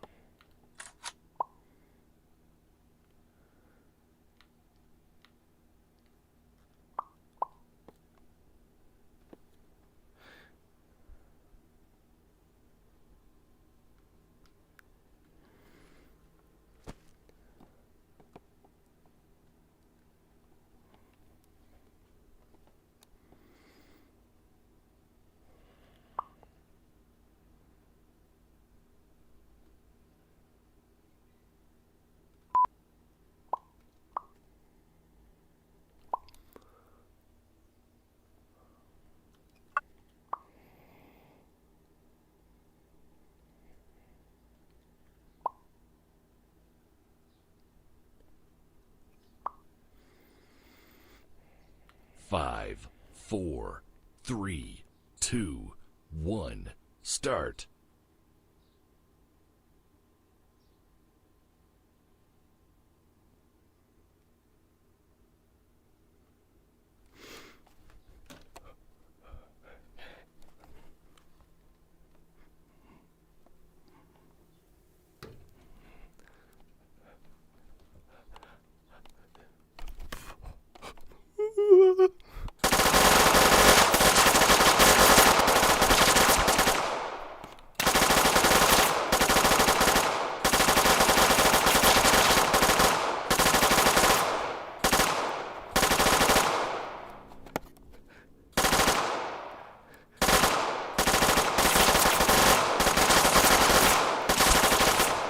Where'd my gun go? Hello?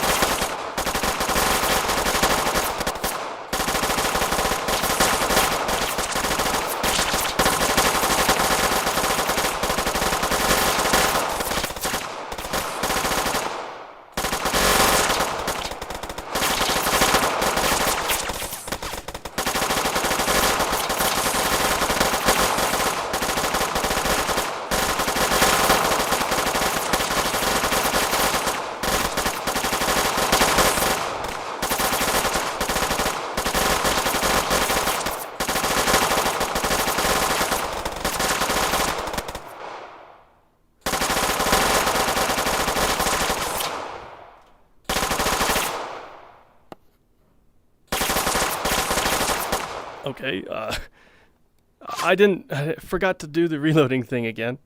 Let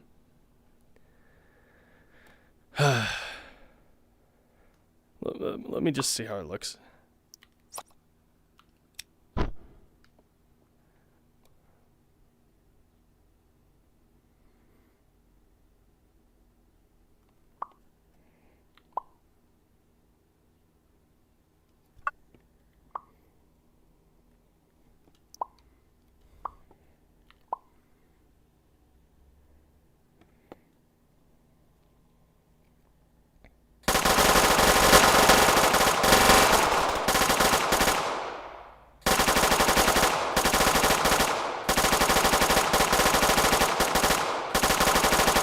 Yeah, he needs to shoot less there. He only has a little bit of ammo.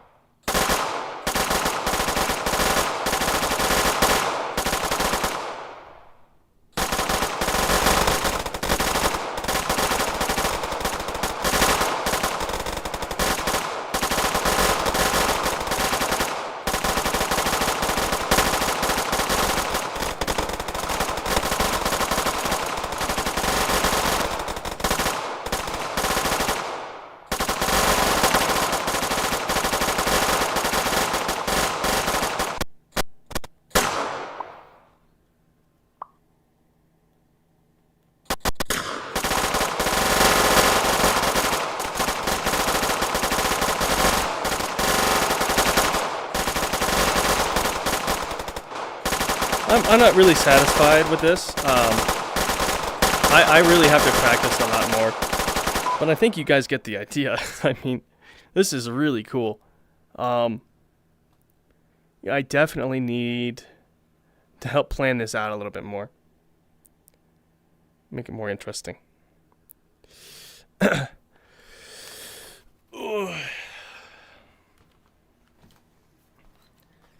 All right.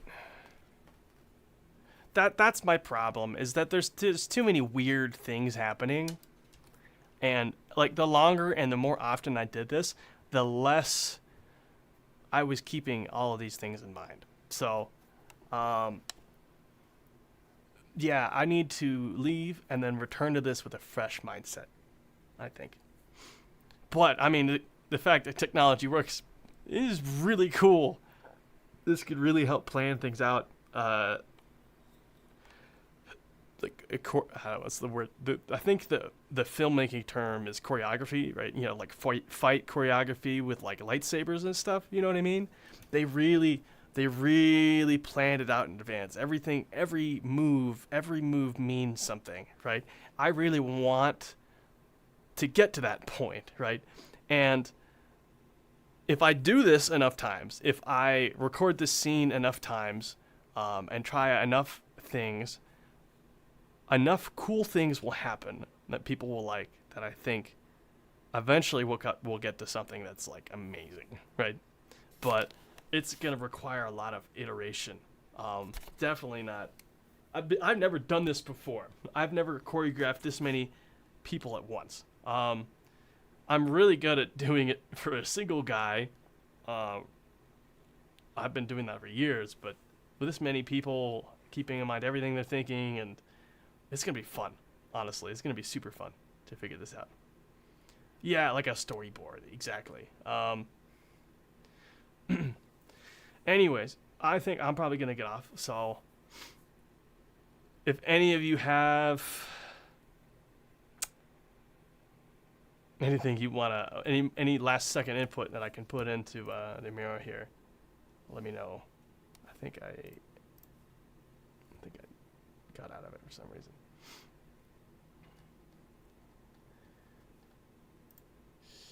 Because this is gonna be great. I'm excited. I'll leave the stream up for another 3 minutes or something, and then I'll end it.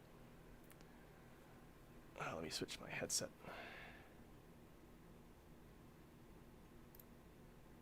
Well, let me make sure the scene is saved. I think I saved it.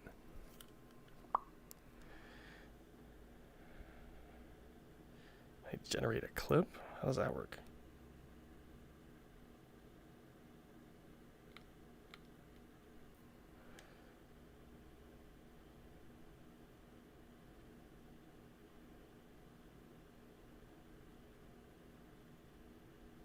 I don't know what these buttons do. I'm just trying to save my progress.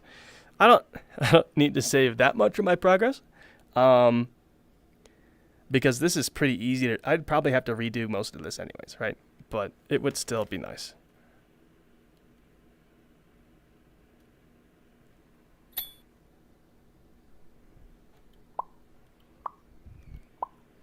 Okay, I'm going to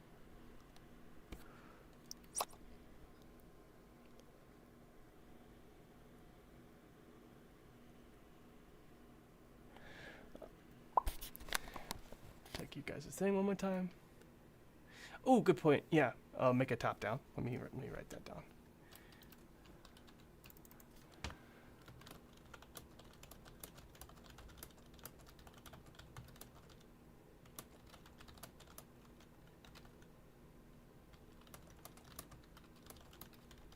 Yeah, because the problem is that I've combining director and actor, right? And it's two different mindset. I don't want to say it's kind of two different mindsets. Now the director, I would have been able to keep track of everything that was going on if I hadn't been acting it out myself.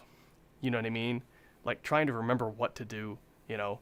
So, I'm not really the best actor as much as I thought maybe like on an individual body movement perspective, right? So like the very first part of this, every time Gunn would come out of his shock, right? That was acting up. That was, in my opinion, that was at least a year or two of mocap experience in my, right? Getting that kind of body language, right? But all of the rest of this, trying to remember all the things to do in sequence, I don't have enough experience with that because most of the mocap I've done basically one movement at a time and then stitch the movements together. That's what I'm gonna have to do. That's what I'm gonna have to do for this, for the final animation. But for the block out, I need to be able to go and actually time everything correctly. So, yeah. All right, I'm gonna get going, guys. Thanks for watching. Oh my gosh, 100 views. Oh, I don't know if 100 views is a lot. I thought I was concurrent for a second. Anyways, see you guys next week.